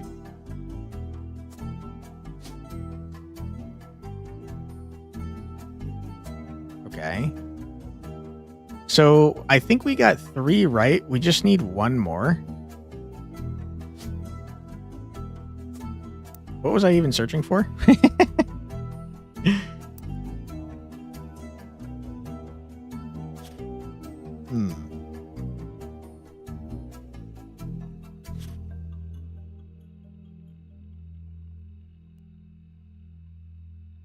Guess we could quickly search the kid inside.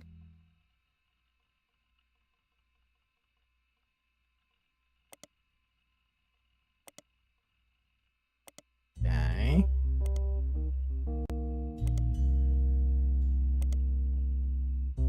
I think maybe we would just remove this. I don't think we need any of this stuff anymore. This one, I'm not so sure about. I'm surprised that there's not a picture of what's-her-face. Because it says there's an alternate photo on the board there. In any case, though, you guys are about to get blasted with an ad, so I think we're going to end the stream here. And we'll probably be back with some more tomorrow. Man, this game has ramped up the difficulty, huh? Let's go back to the main menu. Save and quit. Snooze that ad, and we'll look for someone to raid out into. Really appreciate you guys being here. I hope that you had a fun stream. Let's see who is on that we are friends with, shall we? Ooh, there's going to be a lot of people playing Silk Song, huh?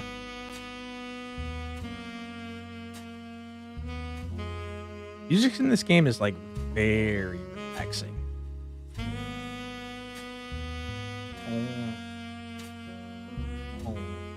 I saw that Julian was in there earlier. Why don't we raid into them?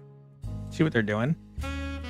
Playing a game called Deliver at All Costs, which I'm not mistaken is like a wacky delivery game. But yeah, thank you for being here, everyone. I truly do appreciate it. We will be back tomorrow at 4 p.m. EDT with probably more The Roottrees Are Dead. If you'd like to join me then, I would very much appreciate it. But until next time, have a great rest of your night. Take care, everybody. See you next time. Bye-bye.